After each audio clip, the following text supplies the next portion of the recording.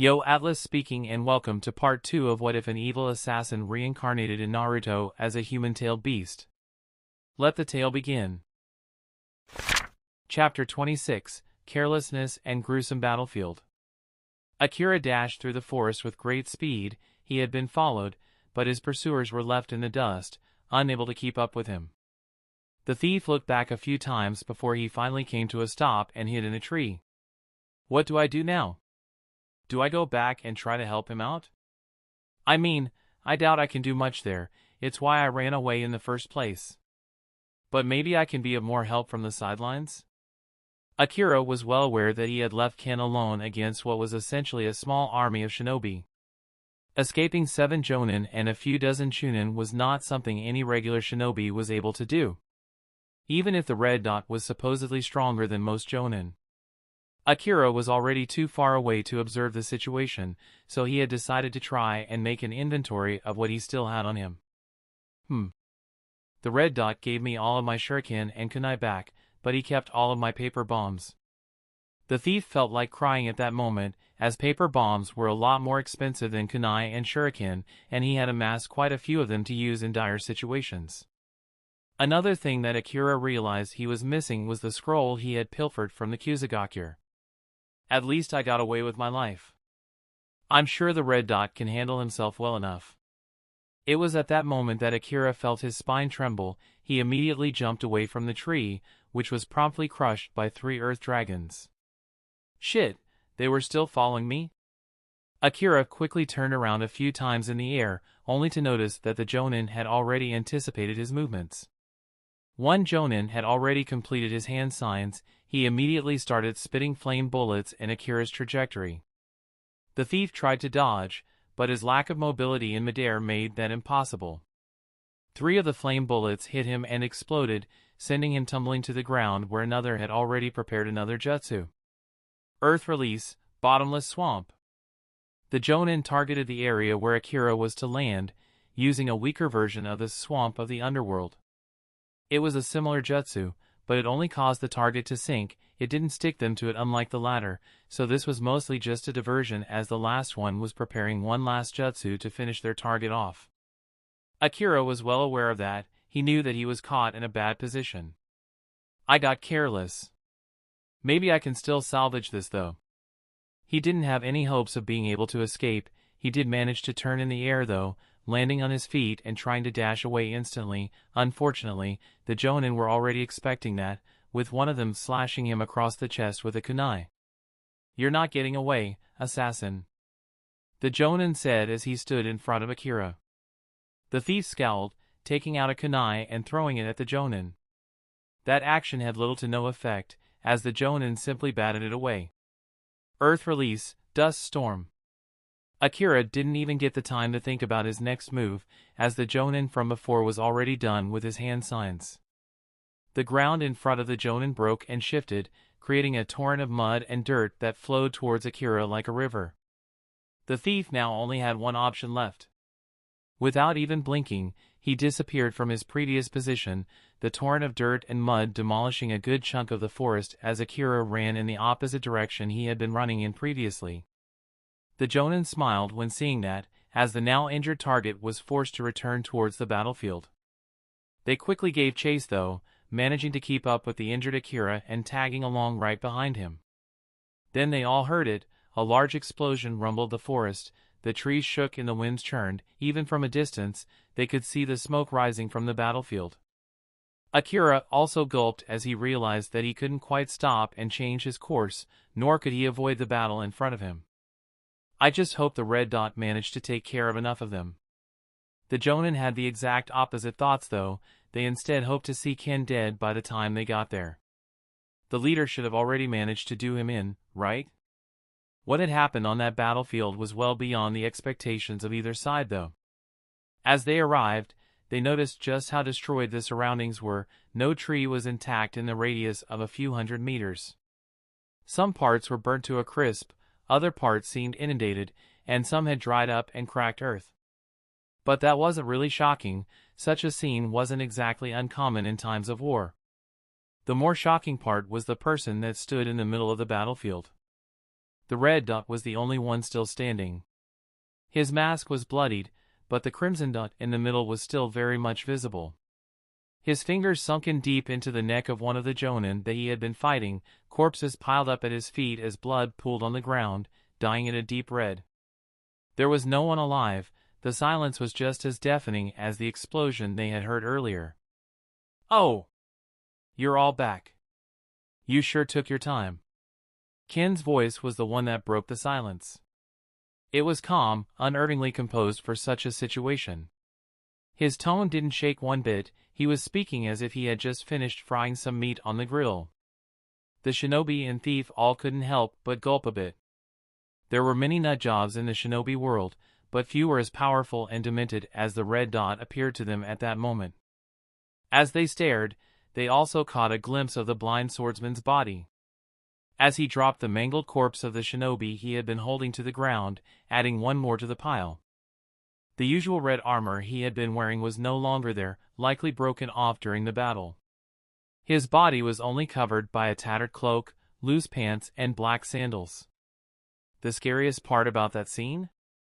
The one that had massacred everyone was completely uninjured. Not even a mark was visible on his skin. No injury or burn, despite the destruction that surrounded him. From the way things looked, it wouldn't be surprising to anyone to find out that none of the blood staining the ground belonged to Ken. It hadn't even been a full minute from that explosion when they all figured the fight was still going on, yet now everything was basically over. The three Jonin immediately thought of turning their tail and running away at full speed, knowing full well that the fight was lost at that point. Still, before running, they could at least complete one of their objectives, so that they could say they hadn't wasted all of those lives pointlessly. They immediately tried to kill Akira. The closest one to him took out a tanto and sliced towards the thief's neck, aiming to chop his head clean off. Akira took notice of that, and rolled away, dodging the slash and dashing towards Ken's position. The Jonin was about to give chase, but the others behind him urged him to retreat, as Ken's figure completely vanished from the middle of the battlefield. The Jonin only blinked, and all he could see was a mask, a bloodied white mask with a large red in the middle was all that he could see. And it also ended up being the last thing he would see, as Ken's fingers dug into his chest and cleanly pulled out his heart. His hands moved swiftly then, twisting his head around and breaking it as the blind swordsman continued to dash towards the other two Jonin. Akira stopped and looked back, almost terrified, as the Jonin that had been trying to kill him a second ago had already had his neck twisted and his heart gouged out. The thief's spine trembled a bit when he saw just how quickly Ken had caught up to the other two.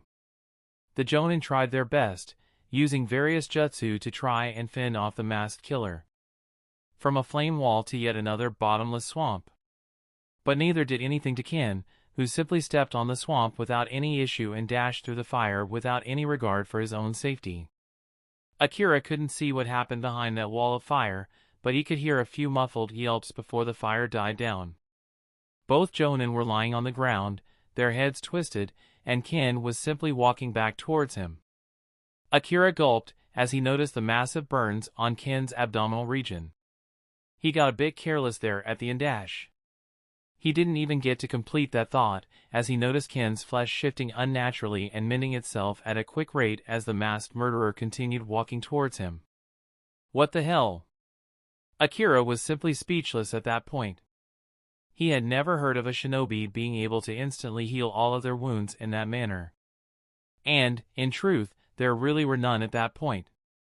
Tsunade, who was to become a Sannin, had yet to create her technique, which could lead to similar effects. Seems you were a bit injured. Unfortunately, I don't have much knowledge of medical ninjutsu, so some bandages and salve will have to do for now. Ken spoke calmly, his voice unbothered by the smell of blood and burnt bodies that surrounded them. Akira wasn't quite as unbothered. He had seen death in the past, but he wasn't quite used to such a gruesome scene. So he was a bit too shocked and scared to speak to Ken for a few minutes, leading to a rather long pause. Ken didn't just sit around and wait during that time. He went around and looked for anything useful on the shinobi that had fallen to him. The fight hadn't lasted long after he had started taking things seriously.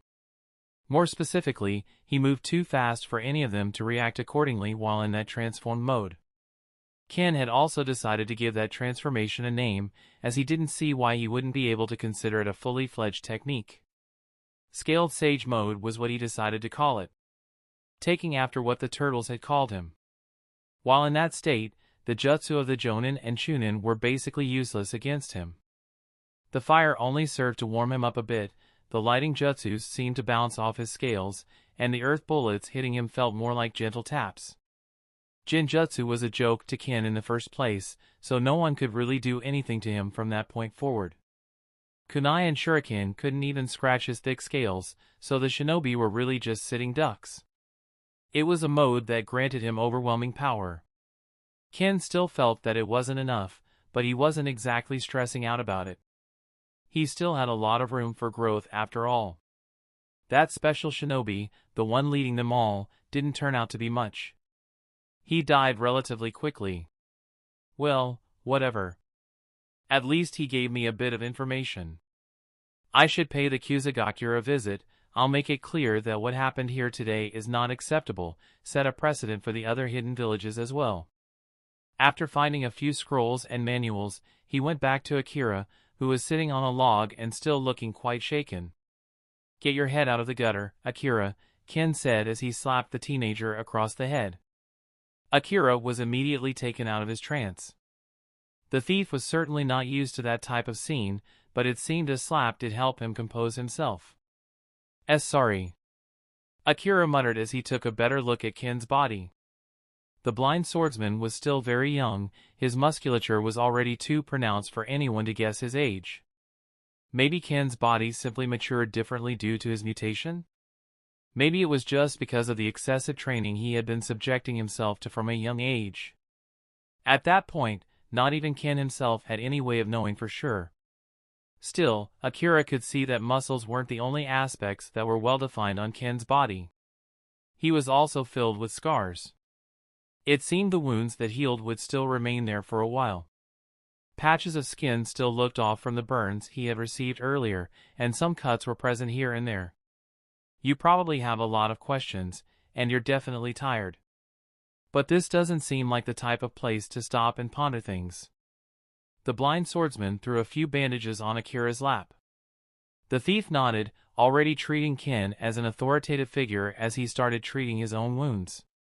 Ken then went and collected his large sword, finding its sheath underneath a few fallen trees and allowing it to disappear in a puff of smoke as he tapped its hilt on his wrist. His arm guards were still intact, so his weapon scrolls were still safe as well. "Let's go. We'll find you a cave to rest quietly. Then I'll head off to the grass village." "You plan to go after them for this?" "You're certainly strong, but all hidden villages are prepared for invasions. I don't think this is a good idea."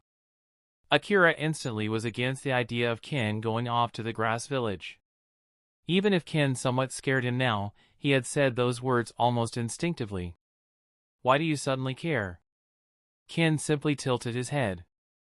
His tone wasn't aggressive, nor was it pointed in any way. He simply seemed curious. The thief was rather flabbergasted by that question. He stopped and blinked a few times. "Well, you did help me out. I wouldn't want the life of my savior to end so abruptly." Akira coughed a bit as he crossed his arms and looked down at the short masked man in front of him. "Fair. But you don't have to worry about me, I can still escape even if I can't fight an entire village by myself." The confident tone that Ken used managed to somewhat sway Akira for a second. It certainly helped that Akira had already seen Ken do something he had thought impossible. Maybe he really can just waltz into a hidden village. Well, even I was able to sneak into this one, but something tells me that the Red Dot plans to do a bit more than that. Well, the fact that I was able to go in and out unnoticed is also a bit suspicious. After what I learned today, someone inside the village likely wanted me to escape successfully and unnoticed. Fine. We should really get moving though. I think you were right, hanging around here can't lead to anything good. The young thief got up and dusted himself, his torso already bandaged. He clutched at his abdomen a bit and sighed. He quickly straightened up and dashed further into the forest. Ken followed suit, keeping up with Akira without any issues. I can't wait to have a chat with the elders of that village.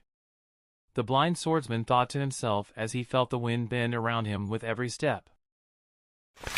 Chapter 27, The Village Hidden in Grass. Finding shelter did not take long. There were plenty of places one could use to hide near the border of Kuzugakure's territory. Akira was the only one that needed rest, as Ken was neither injured nor tired from the previous fight. When it came to endurance, he was already unmatched. The thief didn't seem to have any issues with waiting for Ken in that cave. But it was made rather clear that he wouldn't be waiting for more than one day there. For one, it wasn't safe for him, a wanted criminal, to stay in one place for too long. Especially since they were still relatively close to Kuzugakure. Now, Ken did make a good point in the fact that the hidden village was highly unlikely to send any more shinobi after Akira after 10 Jonin squads were entirely wiped out in one go. It was a relatively big blow to their overall forces. Moving that many people in the first place was likely some sort of power move. In a sense, Ken figured they were simply trying to not underestimate him and sent numerous people trained to fight together. Unfortunately, they had no way of knowing he was damn near impossible to kill as long as he had enough nature energy around him. Simply put, Ken was constantly drawing in his energy from the surroundings subconsciously. His reserves were rather difficult to deplete. It was a bold move on their part, going after me. The more that the blind swordsman thought about the situation, the more impressed he got. In the first place, Akira was likely nothing more than a tool they had used to draw him in. The entire conspiracy with the death of Akage was also weird, but Ken could always just chalk that up to village politics. The clans in the village likely wanted to elect one of their own, and they saw Akira's visit as an opportunity to assassinate the Kage and blame it on someone else, subsequently also using Akira as bait to draw in the elusive Red Dot. Still, Ken was merely hypothesizing. He didn't have enough knowledge, nor did he know why Kuzugakure wanted Akira alive. Time to check things out. And as he started making his way towards the hidden village, the elders had already received a report about the failed mission. It was explicitly delivered by their most trusted shinobi, their village's Umbu captain, the strawman Saburo. He was standing on one knee, hand on his chest as he stared at the ground. His uncovered short black hair was silked backwards, the lower part of his face covered by a mask. His black eyes were completely visible, his white scara had a strange yellowish tint to it. He was wearing dark Umbu garb, regular issue, his belt strapped with a few scrolls, giving everyone the details of the situation after scouting out the battlefield. He had gone there a bit after Ken and Akira had left. He would have been able to track them, but decided against it when seeing the state of their men.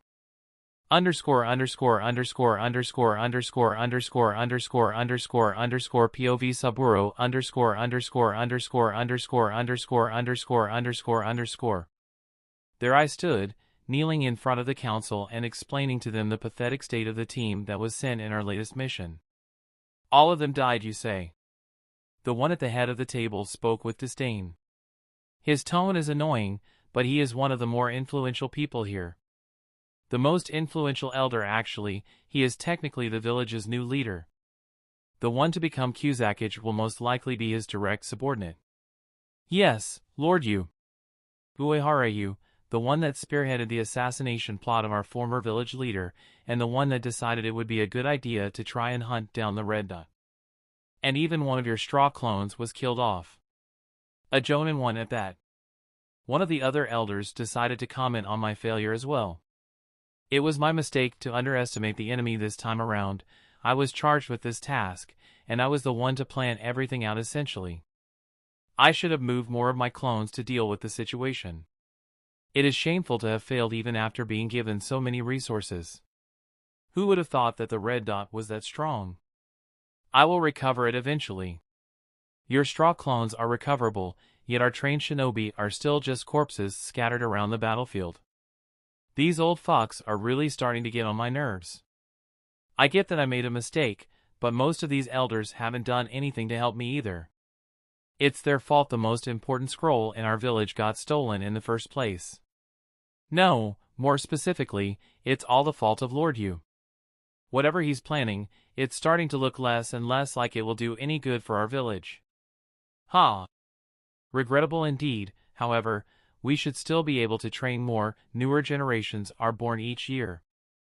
I can at least try to reassure the elders a bit, even if most of them don't seem too convinced. TSK. If this keeps on, we will never enter the ranks of the 5 great hidden villages. Another clan leader spoke up, one of the minor clans in the area. His clan has only recently attained some wealth, and now he has the gall to come here and run his mouth. Someone like him has no clue just how much power the 5 great villages hold. Ignorant old fuck. Now gentlemen. Thankfully, Lord Yu is still here to hold everything together. It is true that we are facing a rather unexpected conundrum, but our village is not in any danger as of right now.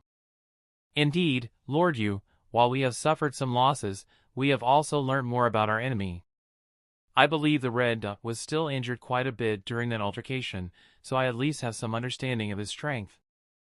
Though I was unable to see the rest of the fight after my straw clone was killed off. I remember the Red Duck was burnt quite severely during that fight while my clone was still there. And by the way, things looked when I visited the battlefield, he probably received quite a few injuries even after my clone died. I guess he isn't quite up there with the 5 Kage as some rumors portrayed him then. A great thing to point out, Lord Yu, not like our village could afford to face off or offend a Kage in its current state. The only Jonin that are capable enough to survive an attack from an actual Kage are mostly indisposed at the moment. Not like we have more than 4 anyway. The former Kuzakage was decently powerful, about as powerful as I am with all of my clones. But he was nowhere close to matching up to people like the 3rd Hokage or the 3rd Reikage. The 5 great villages are the places where the real monsters are born and thrive. They actually have several figures at the level of an actual Kage. Konohagakure currently has the White Fang, for example.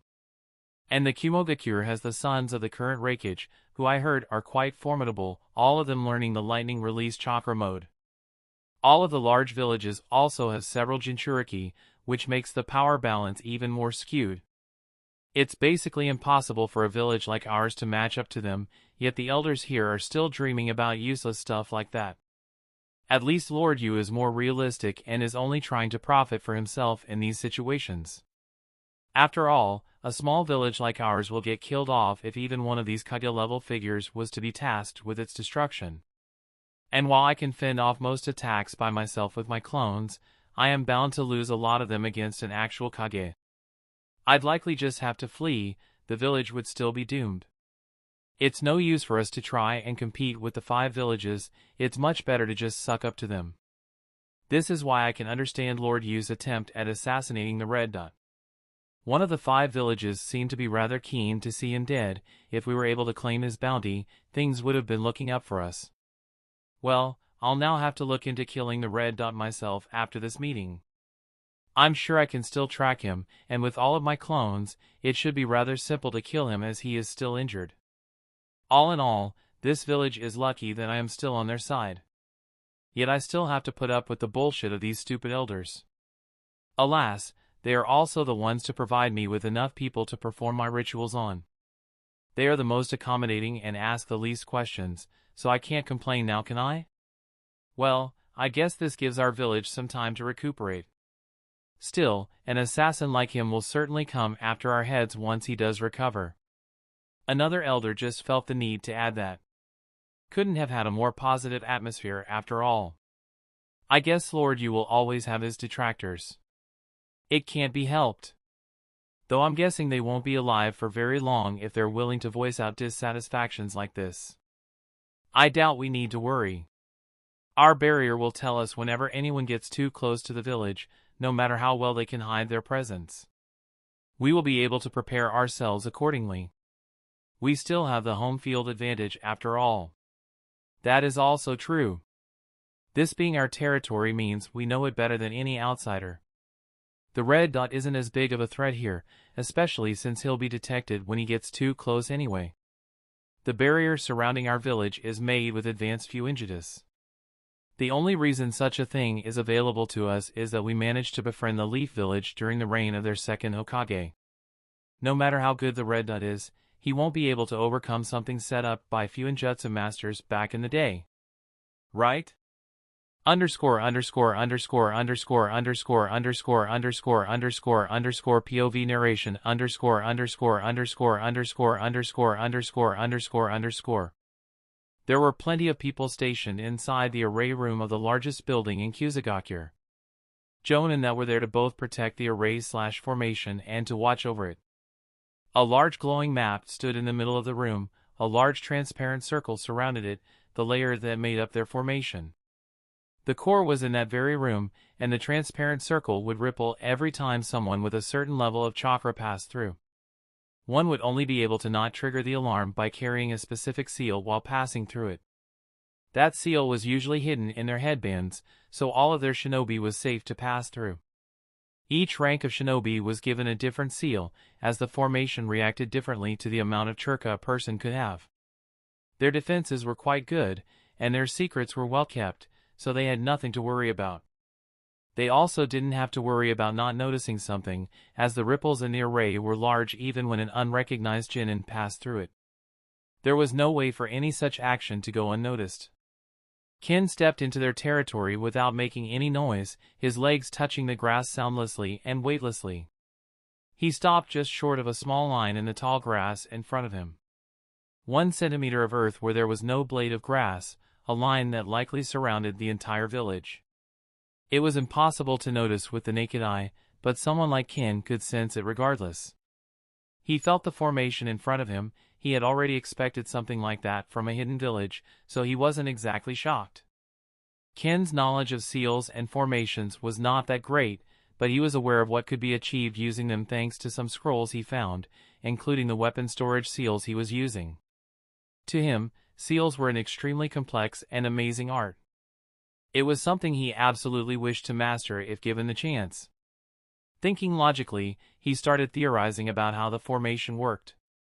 If a regular shinobi's thought process is anything to go by, this formation is likely just an alarm system.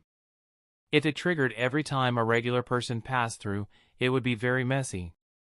So this is likely only here to detect actual threats. People with a certain level of chakra. How it goes around not constantly detecting their own shinobi is something I can only guess right now. This doesn't feel all that complex though. At least nowhere near as much as I expected. Ken simply tilted his head at that thought. After all, if that was truly the case, then the formation was truly quite flawed. Not the type of work he'd expect from trained master assassins. But he was not attacking any large village at the end of the day. This was just a small village, quite weak in the grand scheme of things. I guess I can try to go in undetected. With a deep breath, Ken's form started shifting once more, his skin visibly turning to scales as he pushed out all of the chakra in his body. I don't know if they can detect nature energy. I've yet to meet someone else using it, so I'll just hazard a guess that they can't detect it as easily. Ken used his tail to dig up a small hole, creating a small hill right near the barrier's edge.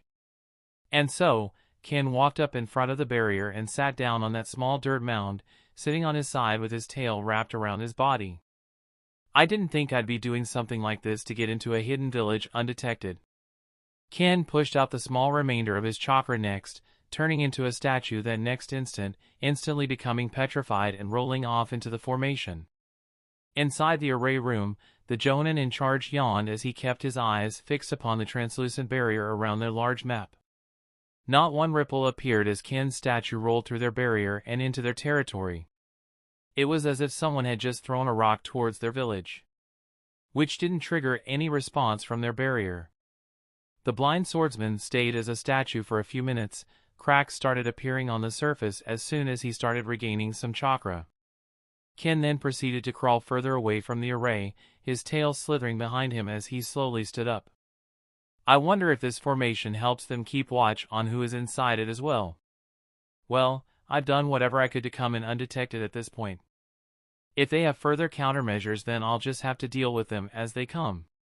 Ken then turned back into his regular form, still controlling his body and suppressing his chakra to the maximum as he walked through the tall grass while not disturbing it in any meaningful way.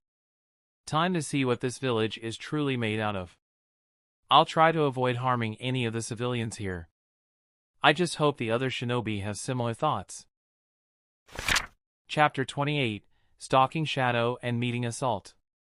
Ken blended into the shadows, his black cloak covering his body, his white mask being the only thing that was standing out. But he was smart enough to keep away from anyone capable of spotting him. He crept into the shadows, flying past their village's small walls with a single leap. Since they've not intercepted me yet, I can safely assume they have no way of tracking me if I didn't trigger the alarm. With that, Ken became a lot more confident, knowing that he otherwise could hardly be noticed by sensor types. He glided through the night, dashing from wall to wall and getting closer and closer to the largest building in the village. The Kage building. Before heading there, however, Ken scouted out the village a bit more, looking for other areas of interest and checking if anything valuable was there. Funds were always an issue, so finding money was not a bad thing. Ken managed to successfully borrow some money, jewelry, and scrolls from the clans in the village. It was surprisingly a lot more than he had managed to gather through his bounty hunting over the past few months. Damn. Making enemies out of a hidden village isn't nice, but they sure have money to spare. The security was surprisingly lax, at least for someone like Ken. But it seemed that wasn't the case for the entire village. More specifically, all of the shinobi seemed to be guarding the Kage building, where Ken assumed a meeting with all of the important people in the village was taking place. The closer he got to the Kage building, the tighter the security was around him, and the more questions appeared in his head. How the hell did Akira even get close to that building? It was obvious at that point that Akira was likely just allowed to stroll in there. Even Ken was having issues sneaking around all of that security. Akira shouldn't even have been able to get close to the village without getting spotted. Now, the majority of patrolling shinobi were merely Jinin and Chunin, but that didn't mean they didn't have eyes. The Kage building had no blind spots from what Ken could feel. It somewhat made sense for a hidden village to be that well guarded, but that didn't mean Ken had to like it.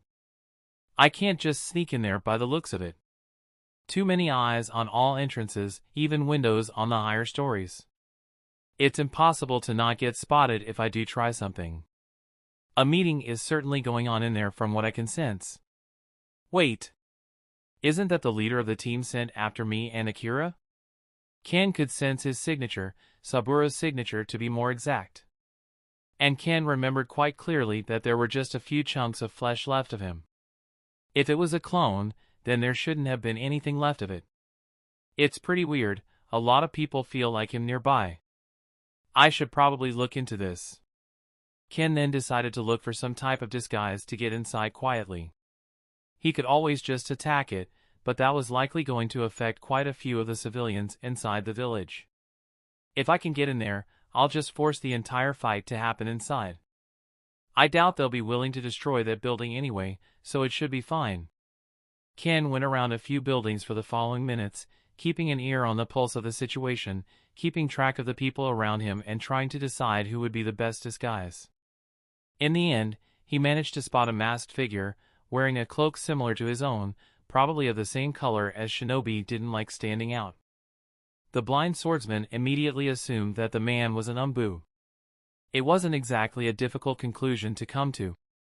It seemed that he was the most obvious choice at the end of the day. Ken only needed to transform himself slightly to match the other person's hair. There was one issue though. What color is his hair color, I wonder? It wasn't like the wind beating in his ears was going to whisper the colors of things around him. He also couldn't just summon a turtle to help, as it was bound to give away his position. Alas, it doesn't have to be the perfect disguise. I just need to get in unbothered. I must only fool a few people, not the entire village. Ken stalked that masked man a bit. It seemed that he was also heading for the building that housed the Grass Council. He was able to successfully predict the umbu's trajectory and rushed into an alley in front of him. The umbu jumped from building to building without noticing anything awry. He had no clue that he was being tracked. And when he jumped over a certain alleyway, he felt something grab his leg, stopping him instantly. He looked down at his foot, only to notice a clawed hand covered in dark scales clutching his leg tightly. He was about to scream, but a tail immediately clutched his neck tightly and dragged him down. Ken dropped into the alleyway, his tail crushing the umbu's neck as he landed. The blind swordsman wasted no time in taking off his mask and coat, putting them in the seal on his wrist. He then took the dead Umbu's mask and coat, putting them on quickly. He judged the other man's haircut for a moment and used the transformation jutsu to minimally alter the size of his hair. He didn't bother altering the color as there was no point in trying to guess it. They were also of similar size, so Ken didn't need to bother with altering his height or build in any way. It was a lot better like that. The less a transformation changed, the harder it was to spot at the end of the day. Ken then contemplated what to do with the body, before sighing and taking out a scroll from the seal on his wrist. I can't leave this here. It's one good way of raising the alarm and allowing things to go to shit. Thankfully, it didn't take long to put the body in the scroll and store the scroll back into his wrist. Ken then continued the Umbu's journey, not bothering to hide his presence as much and allowing quite a bit of chakra to be felt from him.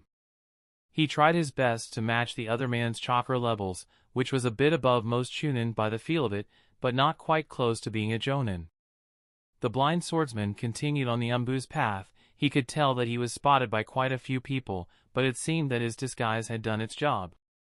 Ken managed to enter the building without anyone stopping him, which was a great success in his mind. Wait a moment. Ken froze in place, a few steps from the doorway when he heard a voice call out to him. Reindeer, are you already reporting? How was your patrol? Another Umbu stood there, looking at him through his mask. Ken pondered on how to answer for a few seconds. He didn't know what voice he could use, and he didn't know if Reindeer was even his code name. Is he testing me? If that's the case, then I should prepare to kill him quickly. Ken waited for a few seconds, pondering whether or not to try and keep up his disguise using a rough voice. That was when the Umbu in front of him made a small mistake, showing a slight tint of hostility. Ken immediately picked up on that and noticed that the man was on high alert. Shit! My cover's been blown already. Immediately he stepped toward the Umbu, who only got to take a step back as Ken's hand was covered in scales and impaled his chest. The blind swordsman had aimed for the heart. Alas, thanks to his alert state of mind, the shinobi was able to slightly shift his body and avoid getting his heart gouged out. Ken then turned around, claws still digging into the man's lung, and kicked the Umbu's face with unrelenting force. His body bent at an odd angle as he did so. The Umbu's mask seemed to crack. As he vanished in a puff of smoke, Ken felt him fleeing, swapping places with a log, as Ken's clawed hand embedded itself into the log as well. The substitution was far from successful though, as the Umbu had still been severely injured.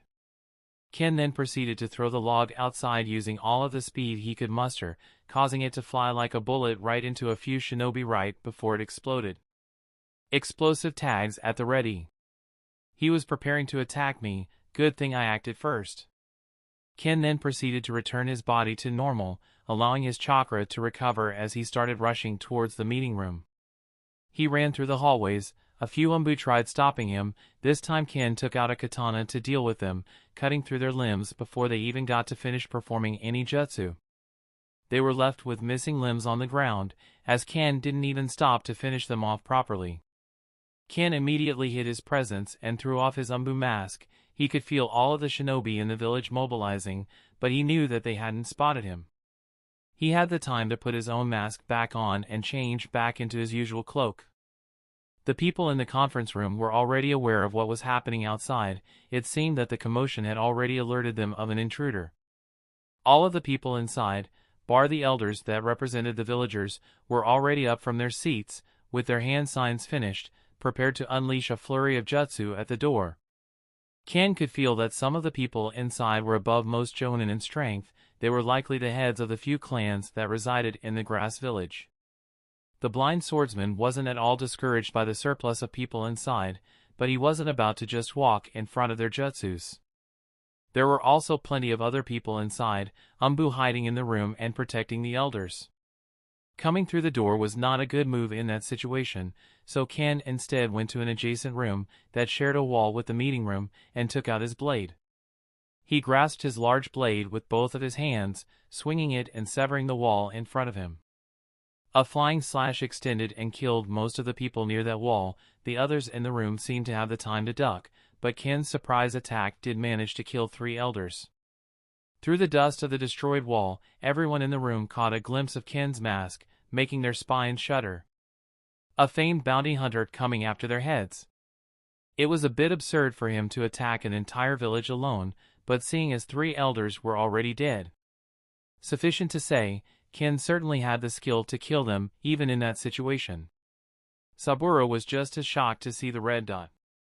But he wasn't afraid, all of his clones were nearby after all. Now! The strawman gave a command instantly, and Umbu dropped from the ceiling, all unleashing a flurry of flame and water towards Ken. The remaining elders also did the same, with only one of them doing something other than a fireball, wind bullet, or water wave. Grass style, grasping rose bush. The elder tapped the floor with his hand, a loud thud resounding throughout the large room as Ken felt the floor underneath him creak. The blind swordsman moved instantly, dodging a few jutsu as he did, and tried to rush towards some of the other elders in the room, only for a few tendrils to rise from the floor in front of him and stop him in his tracks. Ken was about to cut through the rose thorns in front of him, but then his legs were also rooted in place, as the bush rose from the ground and entangled his feet. Spiked tendrils rose from the ground and dug into Ken's legs, forcing him in place as he turned to the attacks coming his way, preparing to at least block the jutsus coming his way. Grass style? I guess the founding clan of this village has that Kekkei Jinkai. What an annoying bunch. Ken spun his blade in front of him at great speeds, creating a whirlwind in front of him as he did his best to cancel out the attacks coming his way. It seemed to work, for the most part. The majority of flames that came in contact with the spinning blades seemed to get dispersed. The blind swordsman could however feel his arms getting more and more burnt as more fire came his way. Each wind bullet slowed him down slightly, and each water jet seemed to force him back a bit, as the thorns in his legs still ripped at his flesh. But Ken was able to hold on perfectly, the pain was nothing to him, and the injuries were still negligible. Eventually, 2 large dragons came his way, one made out of fire, and another made out of earth. Ken's blade wasn't able to turn and cut them in time, so the blind swordsman was hit head-on. The blind swordsman dug his feet into the ground and prepared to block the earth dragon with his blade, keeping it in front of him and bracing for impact. The earth dragon immediately crashed into him, causing him to skid backwards a few meters before coming to a stop. It managed to rip the thorns that had been keeping him in place and injured his legs even more. The fire dragon came in right after. Ken turned and managed to only get halfway through a swing as the dragon came in. The blind swordsman only got to shift his body to the side slightly, only losing his arm to the gigantic fire dragon. Ken wasn't at all panicked though, as he allowed his legs to heal already, and the thorns that had been stuck in him fell to the ground. It was impossible to tell if Ken's legs were healed because of the sheer amount of blood pooling at his feet. The blind swordsman also cut off the burnt-off parts of his now charcoal arm that still remained on his body in order to properly heal it later. To be expected of a hidden village, huh? Decisive enough to destroy their own buildings to kill me. Interesting. I didn't think you would have the guts to come to us directly. You were already injured enough. Saburo walked forward, and the umbu around him followed in an almost mechanical manner. You're the interesting one here. Say, have I killed you before? Ken asked as he stood straight without even a hint of fear. The umbu caption found the red dot's endurance to be quite impressive, even shocking. But the result of the fight was still clear in his eyes. You did kill one of my clones. They are a bit special, as I'm sure you've realized. Not that any of this matters to you, you're still going to die here. Saburo shrugged a bit as he signaled to the umbu behind him. It feels quite weird. Are all of these umbu also your clones? Ken really struggled to understand the jutsu that Saburo was using for a moment, but he was still sharp enough to notice that. The umbu all seemed to have different chakra reserves. It was rather odd. Ken felt as if he was sensing different versions of the same person, instead of clones. You sure are chatty for a corpse. Saburo then raised his hand, and the clones behind him all prepared one last jutsu, to finish off the elusive red dot. I guess I wanted to test the waters a bit, my bad for underestimating you all. Ken's body then slowly shifted underneath his cloak, his muscles expanded as his body once again filled with scales. Saburo's eyes widened in horror as he watched Ken's previously missing hand reappear, veins bulging on his muscles as the arm just reappeared into existence. I hope you have a few aces hidden up your sleeve, otherwise you are all going to die here. Ken grasped his blade in one hand, wielding it effortlessly as his other hand grew a sharp set of claws. Chapter 29, Collapse, Formation and Capitulation. How can someone heal so quickly? Saburo and the elders that had witnessed that scene were all flabbergasted. But they weren't scared, at least not yet. All of the shinobi in the village were already gathering towards the Kage building, so it didn't matter how fast Ken could heal, he'd still die at the end of the day. But those scales are unnerving. Something tells me that I should at least flee with my main body. Saburo's instincts were a bit better though, he could feel his spine shudder at the sight of Ken's transformation. He could also feel the aura in the room had become a lot more suffocating. That type of pressure would definitely make it harder for less experienced shinobi to concentrate.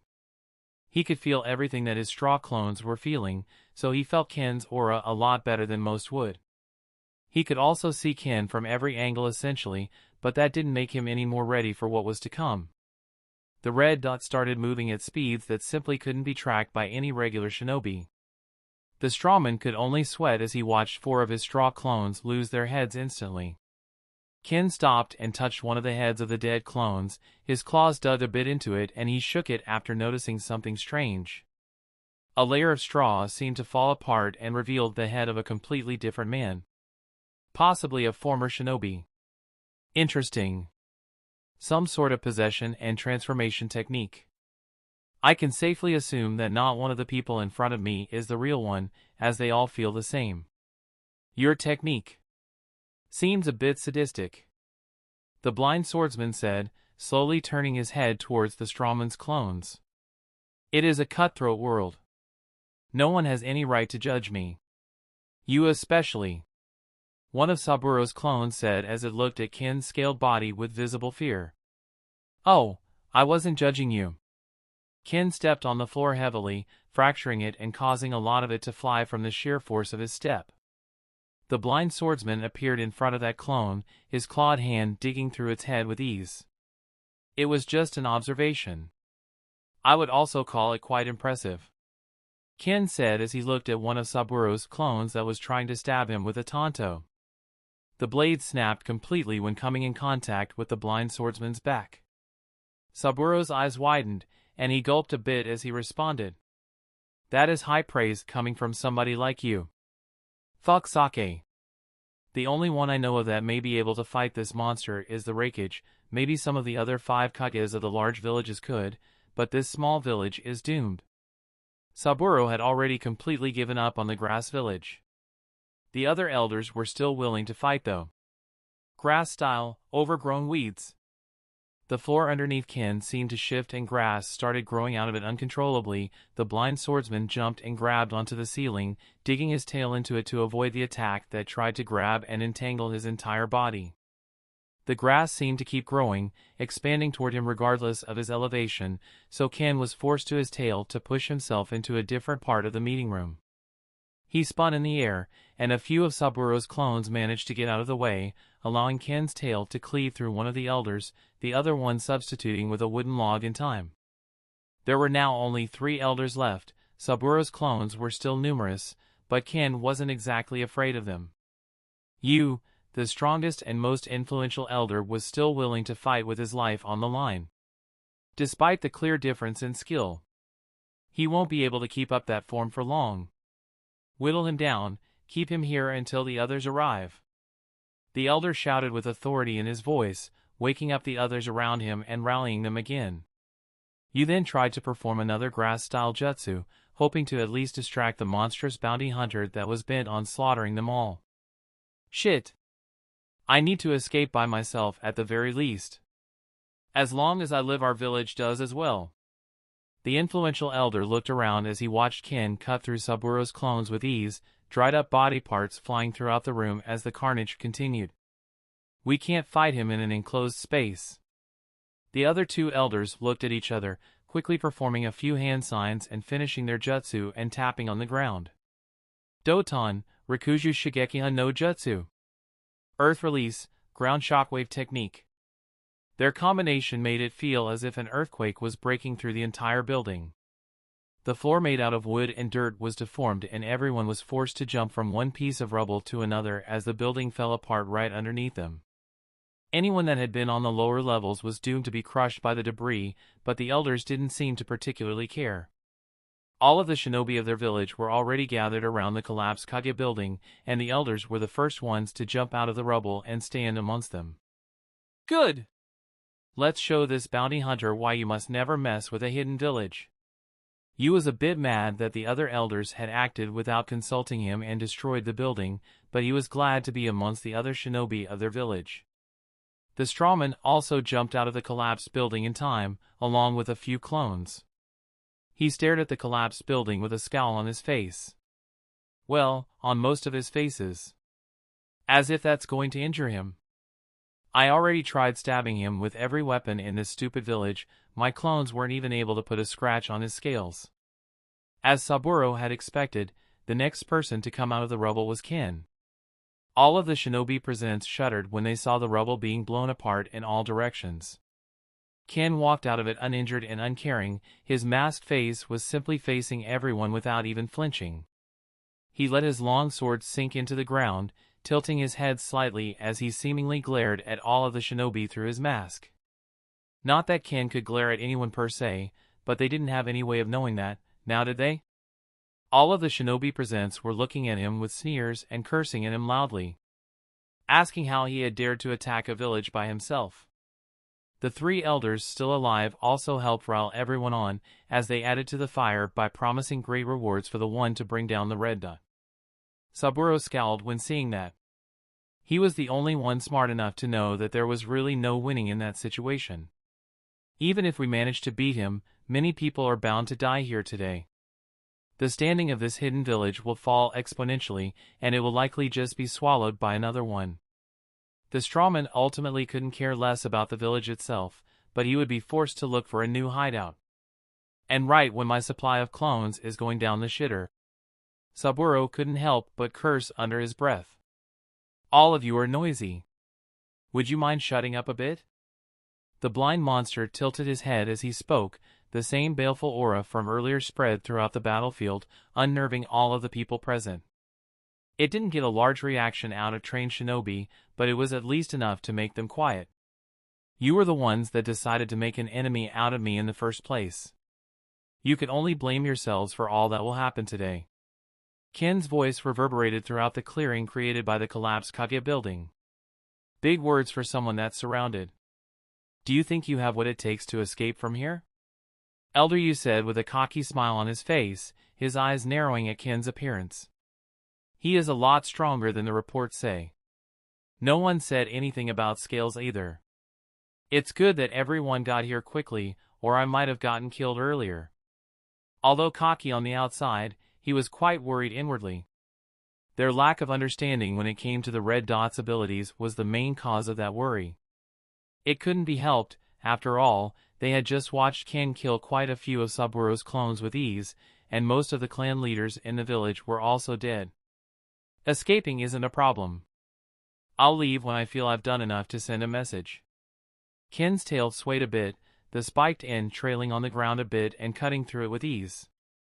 Some of the shinobi presents couldn't help but flinch, but they were all prepared for a fight, and they decided to rush in at the same time. Ken also took off, the debris underneath him breaking instantly as Ken dashed in between the shinobi. Saburo sweated a bit when he saw that. Leaving his blade behind, he's not even using kinjutsu. This means he's not even taking this seriously. This village is well and truly doomed. Saburo sneakily sent some of his stronger clones away. No use losing more of my strength on this village. I'll just pretend to help them a bit then flee. Then, Saburo and the weaker clones that remained all dashed in as well, preparing for a harsh battle.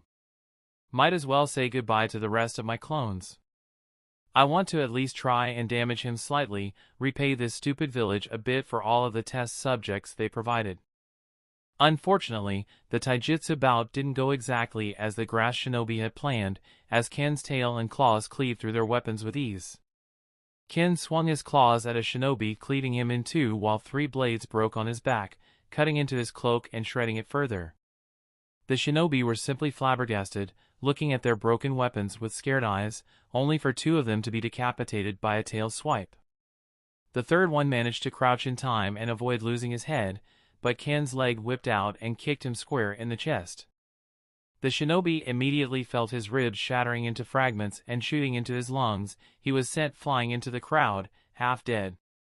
As that was happening, more and more people gathered around Ken, stabbing at him with spears and all types of weaponry, trying to score in more and more hits and whittle him down, as instructed by the elders. Ken turned and grabbed 2 of the spears. Using his superior strength, he yanked them out of the hands of their wielders. He then grabbed both of them with one hand, slightly crushing the wooden parts of both as he started swinging them around madly, cutting into the shinobi with extended reach. Many fell to his swings, while their weapons barely left a scratch on him. One lucky shinobi managed to attack him with a weapon covered in lightning chakra. It left a red line across the red dot's back. The shinobi wasn't lucky enough to escape though. His head was pierced through by Ken's tail at blinding speeds. And the wound he had created was nothing more than a scratch that healed up in seconds. At that point, many realized that getting close to Ken wasn't optimal, so they started bombarding him with kunai, shuriken, and senbo. They didn't seem to be that effective on the blind monster's scales, harmlessly bouncing off as more and more weapons pooled at his feet. Some tried to aim for his eyes, but Ken made sure to shield his mask, so in the end, they weren't able to do much. Ken smiled a bit as he felt the weapons pool at his feet. He immediately blasted his tail into the ground, causing hundreds of kunai and shuriken to slingshot back at the shinobi. More started falling, being pierced by weapons as fear spread throughout the battlefield. Some tried spitting fire at Ken, but the fire seemed to be ineffective. Wind bullets also didn't even seem to make him flinch. Useless fools! They're just like a bunch of cattle waiting to be slaughtered, can't adapt to their opponent at all. All of them would have been more useful as clones. Elder Yu scowled when he saw the way things were moving. He immediately started commanding everyone in a more direct manner, taking control of the situation and spouting orders loudly. He tried grasping Ken in grass, but the blind monster was able to just rip them out of the ground with ease and continue throwing back kunai and shuriken with his tail. Saburo also scorned them loudly, as he instructed all of his remaining clones to scatter and encircle Ken. He immediately started setting up paper bombs and throwing them towards Ken. Ken felt them coming, and immediately swung his tail and spun around in a circular motion, bouncing dozens of explosive kunai back towards the crowd just as they started glowing. Explosions rang all around Ken, and he scowled a bit at the way they overloaded his senses. The charred smell of burned-up bodies and the ringing of the explosions managed to blind his senses momentarily. But he didn't panic at all. He could still easily feel the way that people moved around him, the way their auras manifested. From the way they were revolving, it seemed that they had created a larger clearing around him, clearly preparing for a large-scale combination jutsu of sorts. They're probably taking the opportunity of me being a bit stunted to prepare something big. I don't really have chakra to perform any jutsu to defend myself in this form, so I guess I'll just have to tank it. Ken then slapped his tail on the ground, creating a shockwave large enough that all of the smoke around him was blown away, revealing all of the blown-up body parts and burnt corpses that littered the scorched ground surrounding him. I can't go and heal from large wounds constantly. Regrowing my arm was enough to tire me out. I'm still far from being able to recover from such wounds at no cost. It might be time to flee from this place soon. Alas, the damage was already done. In that short bout, the village had lost at least 100 able-bodied shinobi of different ranks. Meanwhile, Ken was just tired. He had his scales to thank for that, as he would have been dead had he tried to take on that many people in his base form. He was only able to ignore hits and fight recklessly because he knew that he was durable. If he needed to dodge around constantly, then the damage he could have dealt would have been far less. The shinobi around him seemed to have already prepared something nice for him. And Ken turned and smiled a bit under his cracked mask. Fire Release Cooperation Technique, Garuda. Dozens of shinobi finished their seals and started spitting out gouts of fire. The breaths of many combined into only a few gigantic flame dragons. Ken felt that he was surrounded on all sides, but he didn't panic. Instead, he punched at the ground with all of his force, causing the earth around him to crack and raise up, creating a makeshift shield around him just as the dragons were about to reach him. The combination jutsu blasted apart earth around Ken, but it wasn't like he was forced to take the hit. The blind swordsman used the few seconds that the earth shield had bought him to jump over the fire dragons, avoiding the raging explosions with ease. One of the dragons followed him in the air, but Ken managed to cut it apart with a swing of his tail, using the momentum of his jump and spinning around fast enough to cut through anything that came close to him. He could feel more of his cloak burn up, and some small bits of his mask falling apart as it broke further. It was only around his mouth though, and Ken wasn't worried much about it, as he could still fix it. Still, the high temperatures did boil the blood in his veins and heat up his organs, making him use more and more energy to heal up. He was constantly absorbing nature's energy, but that didn't mean he wasn't going to run out eventually. His consumption at that point was far greater than his absorption, so he had to be careful. But he was still relatively safe. He then landed on the ground with a loud thud, slapping it with his tail a few times and blasting away the fire that was around him. Ninja art, 4 flames formation. Just as Ken landed, the shinobi acted once more. 4 Umbu tapped their hands on the ground simultaneously, and a violet, slightly transparent barrier spread out all around them, entrapping Ken in a large formation. Oh! A prison of sorts. How thoughtful, giving me time to rest. Ken laughed a bit at their struggle.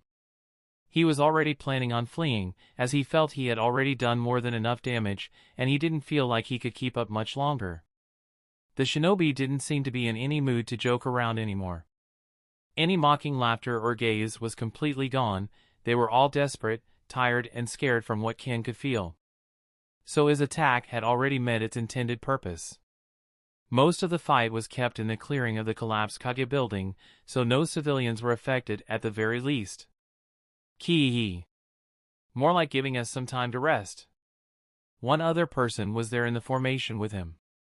One of Saburo's clones, the one that acted as an Umbu captain. Heh. I guess you're still in the mood for jokes since you're not in any danger. Ken smiled widely under his cracked mask, somewhat amused at the little care Saburo was showing for the village he technically represented. Indeed. This village is spent. You've already killed around half of our forces in a few minutes. We obviously give up at this point. I'm not even sure this formation can hold you here honestly. Saburo raised his hands with a wry smile as he spoke about the hidden village essentially surrendering to a bounty hunter. The strawman really couldn't care less. At the very least he didn't lose that many of his clones. The only troubling part was they would likely have to find a new hideout. None of the 5 hidden villages was likely to accept him either, so things were bound to get a bit more difficult for him. So you guys want me to leave, huh? Ken tilted his head as he spoke, smiling a bit under his mask. Essentially, yes. The elders have reached the conclusion that they can't go on any longer. You've won is what we're saying. The village surrenders. Saburo waved his hand around a bit as he explained a few things to Ken. You on the side looked at Ken with absolute hate. He wanted to keep going, but since Ken was not showing any signs of slowing down or being tired, and there was no injury on him, continuing to fight simply felt irresponsible to him. We've already lost too much today. We need to get back on our feet, recuperate our strength, and get much stronger than before if we want to even approach this monster again. We'll have to survive against the other hidden villages first. Heh. Alright then, if you want me to leave you'll have to give me a few things. Ken immediately started negotiating, realizing that the village was basically begging him to leave them alone. Might as well take them for all they got, right? Chapter 30, Negotiations, Departure, and Hate.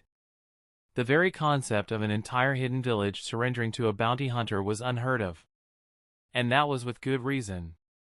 Even the grass village, one of the weakest ones, had around 350 shinobi. Around 40 of them were just Saburo's clones.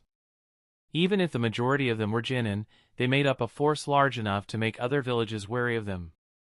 The grass village was by no means strong, but they were stable enough, especially since it once had the support of the leaf village. Village politics were still a difficult thing, and a hidden village would never stick its head out for another unless the situation was dire. So Elder Yu was well aware that the Red Dot would get away scot-free even after killing so many of their shinobi. There were only around 270 shinobi in the village when Ken attacked, the rest were either away on mission or dead. Now, only around 156 of them were alive and in fighting condition. And Ken didn't even seem fazed by the fight that had been happening up to that point. That was why the elders, with you at the helm, decided that it would be better to call the entire fight off. If I had known he was this powerful, I wouldn't have gone after him in the first place. Yu was quite annoyed by the situation, but the fact was already consummated, their losses already materialized.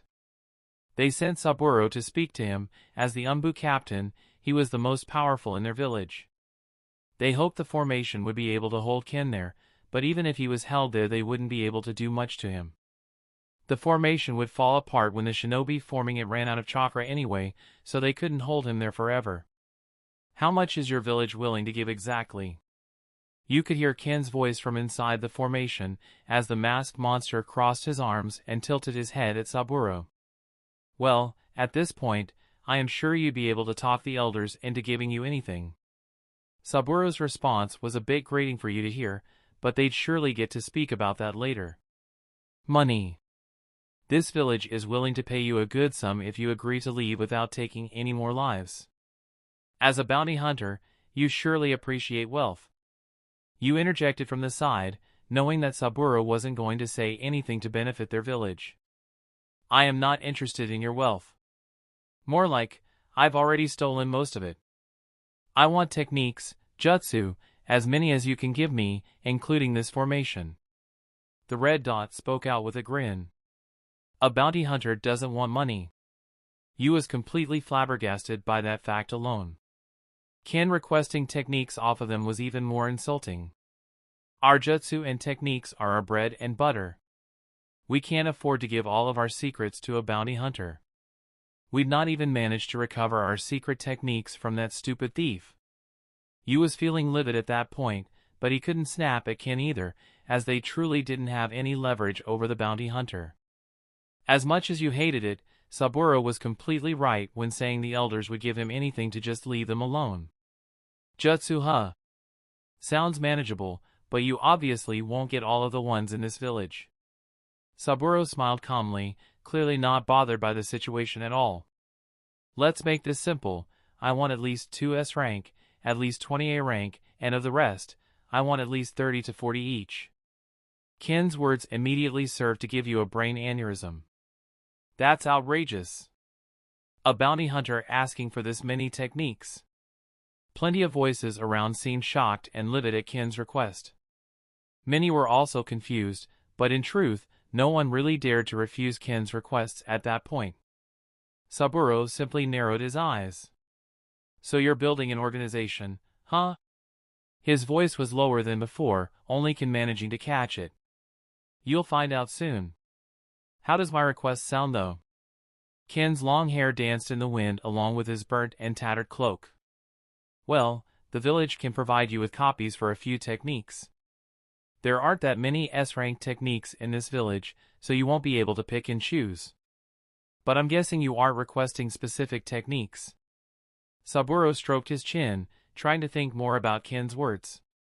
I'll find out soon, huh? This does sound promising. Saburo was already looking to cut ties with the already collapsing grass village. Getting a ticket to join an organization headed by a person on the level or close to the level of the 5 Kages sounded great to the strawman. It was certainly going to be easier than trying to convince another small hidden village to accept him in their ranks. Indeed, as long as they have practicality, I don't care what type of technique I get. The blind swordsman nodded as his body started transforming back into that of a human. Saburo raised an eyebrow when noticing that change, and smirked as he noticed that Ken was indeed not injured in any way. At least we managed to de-escalate the situation. Saburo was also quite glad that he didn't have to lose any more of his clones. The elders could also finally heave a sigh of relief when seeing him change back into a more human form. For 1 second, the thought of trying to kill Ken while his guard was down appeared in Yu's mind, but he wasn't willing to risk it and anger him again. Their losses were already substantial. "Is that all, Red Dot?" Saburo said as he smiled at the bounty hunter. "For now. I will state any further requests after seeing this one fulfilled." Ken crossed his arms as he looked at the barriers surrounding him. "Might as well take this down, since we're now on negotiating terms. Also, bring me my blade, I left it somewhere near the rubble." The blind swordsman tapped his leg on the ground a few times as he wondered how far he could push the village with his requests. It was clear that if he asked for too much they'd just try to kill him again. At that point, the shinobi were trying to get rid of him and cut their losses while they could still recover from them. They thankfully didn't know that he had already visited all of the clan bases and stolen all the money that he could find, otherwise, they would have fought to the death. Ken watched as the shinobi scrambled on the orders of the elders, some going to the library, while others looked for his blade. They were still unwilling to get close to him, but they did stop the formation. In the end, one shinboy came and brought Ken his blade. Yet another one of Saburo's clones. It only took around 10 minutes for the others to come back with a few dozen scrolls and manuals. It was clear that they were trying to just make Ken leave as quickly as possible. Saburo watched on as the grass village struggled to grant Ken's request. He could only sigh in disappointment at the pathetic state of the village he had been working with.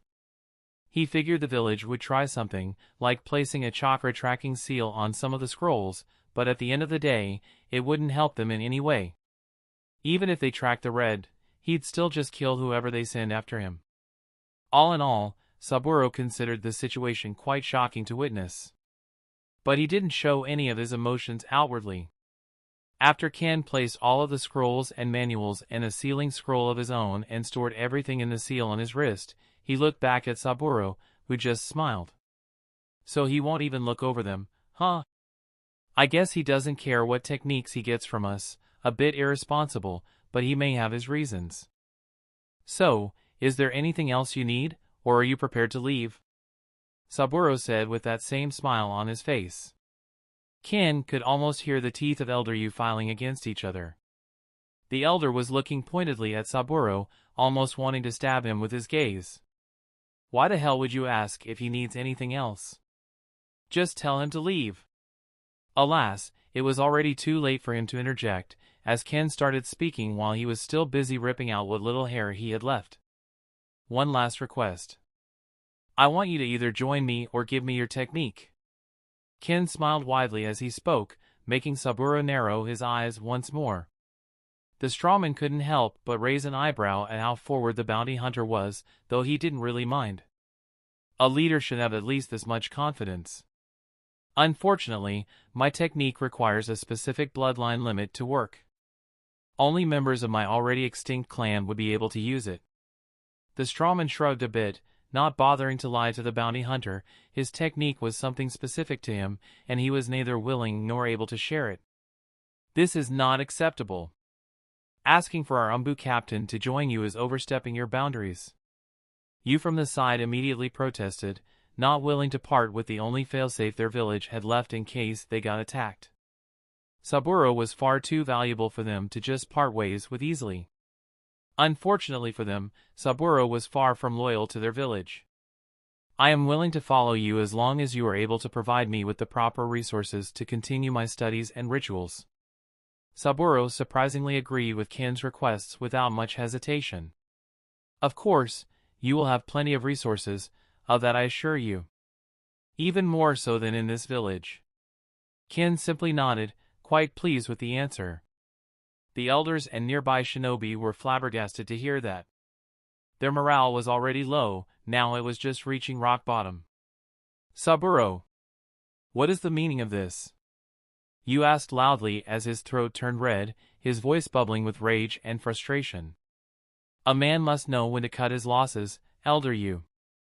No reason for someone that isn't the captain or related to him to hang around a sinking ship." Saburo didn't seem to care about the morale of the village's shinobi at all anymore. Ken couldn't help but chuckle a bit when hearing how cruel he was. But that cruelty helped the blind swordsman assess the strawman's character a bit better. This will be a purely business relationship. This man has no loyalty to give. Alas, I don't need loyalty from him, I just need his services and expertise. The grass village refuses this offer. The elder stared hatefully at Ken and Saburo now, his eyes turning bloodshot from rage as his pulse pounded audibly. At least for Ken. Well then, I guess I'll just cut ties with the grass village directly. Saburo simply shrugged, nonchalantly betraying the village and annoying the elder further. Aumbu Captain. Please reconsider. After everything the village has done for you? Plenty of shinobi started doing their best to urge the strawman to remain. Former friends and acquaintances pleaded with him to remain, to not leave their village in such dire straits. But Saburo knew of no friendship. To him the grass village was just a means to an end. And now that mean was looking like it wouldn't be able to help him achieve his end anymore. Elder Yu was well aware of that. He wasn't stupid enough to think that someone like Saburo treated the friendship and camaraderie they instilled into their child soldiers seriously. You aren't allowed to leave. All troops, capture Saburo and his Umbu Squ. He was quick to try and give an order, but he was immediately surrounded by 4 different masked shinobi, all of them holding blades to his throat and arms, close enough to cut the skin. The close proximity prevented him from performing any jutsu, and it also made the other shinobi present unable to interfere, as they were milliseconds away from killing one of the few elders left in their village. One wrong move and you die here. One of the shinobi spoke in a cold tone, pressing his blade close to the elder's neck without any hesitation. Yu simply gulped a bit as he cursed the carelessness of his troops. Alas, they had no way of knowing that Saburo's squad was just filled with clones. Only a small percentage of shinobi were privy to that knowledge, and most of them were either dead or injured at that point. Yes, all 4 of the shinobi were Saburo's clones. The rest of the clones rushed into the center of the shinobi encirclement and formed another smaller circle, shielding Saburo and Ken. To the others, it looked like Saburo's Umbu squad was also defecting with him. There seemed to be around 24 of them left, but Ken did notice Saburo sending a few of them away during the fight, so their number was likely a bit bigger than that. Confusion and outrage spread throughout the grass shinobi. And Yu was sweating heavily. The veins on his forehead had already popped as the clones seemed to be intent on stopping him from acting. I will be taking my squad and leaving. I don't want to kill any of my former comrades, so don't follow me. Saburo narrowed his eyes as he looked at the surrounding shinobi. The strawman tugged at the heartstrings of the grass shinobi. Ken was a bit impressed by the level of bullshit that Saburo was spewing. Comrades? Bah! Didn't know this guy was also a comedian. Although Ken found it funny, that was just because he had already figured Saburo to be a shrewd and opportunistic sociopath. The other shinobi were still coming to terms with his departure, so they were seemingly hesitant. Saburo didn't look at any of them as he walked past. The grass shinobi seemed to just stand there and look at each other with despair in their eyes. In the end, they could only make way for Ken and Saburo's clones to leave the village. You are quite decent at manipulating others, Ken said in a low tone as he continued to walk, just making conversation with his new member. I'll take that as a compliment. Saburo simply nodded, a calm smile on his face as all of his clones followed suit. It was a compliment, Ken said as he and the clones stepped out of the front gate of the village. The 4 clones that were holding the elder hostage also tried to flee after Ken, and the rest of the clones managed to depart from the village. But the elder wasn't about to just let them leave. The enraged elder Yu immediately trapped them all in overgrown grass and thorny vines, his teeth cracking in anger as he started barking orders again. Kill them! The elder shouted, taking out his rage on the clones that had almost taken his life. The shinobi around him seemed to look at each other for a few seconds, before listening to his orders and burning all of the clones alive using a few fireballs. The clones stood eerily still, not even bothering to protect themselves as they started burning alive. Such a scene managed to further unnerve the people present. The rest of Saburo's clones didn't even bother to turn around and look at them, as they had already left the village gates. Yu, in the end, was just left with 4 burnt corpses that had once been Saburo's clones, an extremely demoralized ragtag group of shinobi, and a few buildings to rebuild. The angry elder took a few deep breaths to calm down. He wasn't stupid enough to pursue Saburo outside of the village. Ken was also with him, so it was impossible for their village to attack the strawman. For now, announce to the world that Saburo is a missing nin, he is to be branded a criminal. Yu spoke in a much calmer voice. He was still confident that the village wouldn't fall, even if they were bound to have to suck up to a higher power. "Yes, sir. The enemy must have brainwashed Sir Saburo. There's no way he'd do something like an injured Jonin to the side tried to plead for Saburo. It seemed that the poor shinobi was likely fooled by the strawman's act. There were plenty of people like him. Saburo had spent a good decade in that village, so plenty of people were able to get accustomed to him and befriend him. Yu was hearing none of it though. Don't kid yourself. Saburo is just a criminal now. I don't want to hear anything else." The elder didn't care to explain that they had all been fooled by a sociopath. He only gave them the orders and continued on with his work. "At least we still have the funds to rebuild. We need to do a quick inventory of everything and recover everything from the collapsed Kage building." Yu was quick to get to work. Unfortunately for him, their funds had just happened to disappear. Well, not all of them. A part of their finances was kept in the Kage building, but the bulk of it was spread out throughout all of the clans in the village. Yu ordered everyone to do a quick check on their resources. He now controlled them since all of the clan heads were now dead, and he was to manage their finances until new leaders were appointed. He received the report that everything was gone rather quickly. Even the funds from his compound were gone, and he had amassed significant wealth there. The last hair on Yu's head fell out when he heard that report. He was left completely shell-shocked by it. But it didn't take long for him to realize where those funds may have disappeared to. Curse that bounty hunter. Not interested in our wealth, my ass.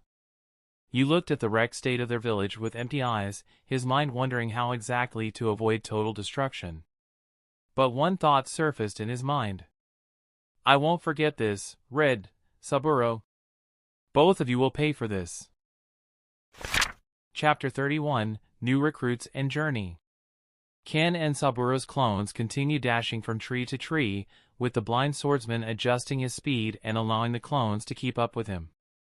They eventually stopped in the middle of a clearing, with Saburo looking at Ken with a curious gaze through many pairs of eyes. "So, now that we are away from that mess, what does your organization have to offer, Red Dot?" One of Saburo's clones stepped forward, who had been acting as an Umbu captain previously. "First off, call me Ken. That moniker is not something I actually go by." Ken sighed as he sat down a bit, speaking in an even tone with Saburo. "Second of all, my organization is still quite new, and growing. It hasn't even made an appearance in the world as of now." Ken didn't bother lying or sugarcoating the state of his organization. "So we're talking about a fledgling group of nameless shinobi?" Saburo's tone sounded a bit less impressed. "We aren't exclusively recruiting former shinobi. Plenty of our recruits are just former orphans that we deem talented enough to learn." Ken wasn't exactly discouraged. He had already decided that Saburo was going to join him, so he wasn't exactly stressed out about impressing the strawman with the state of his organization. He can either prove to be a great asset or a liability. If he refuses to join, or his demands are too annoying, then I will kill him and all of his clones. If he joins, then all the better. His technique does seem extremely useful for reconnaissance. Former orphans? Well, I guess that's certainly a way to build up a loyal following.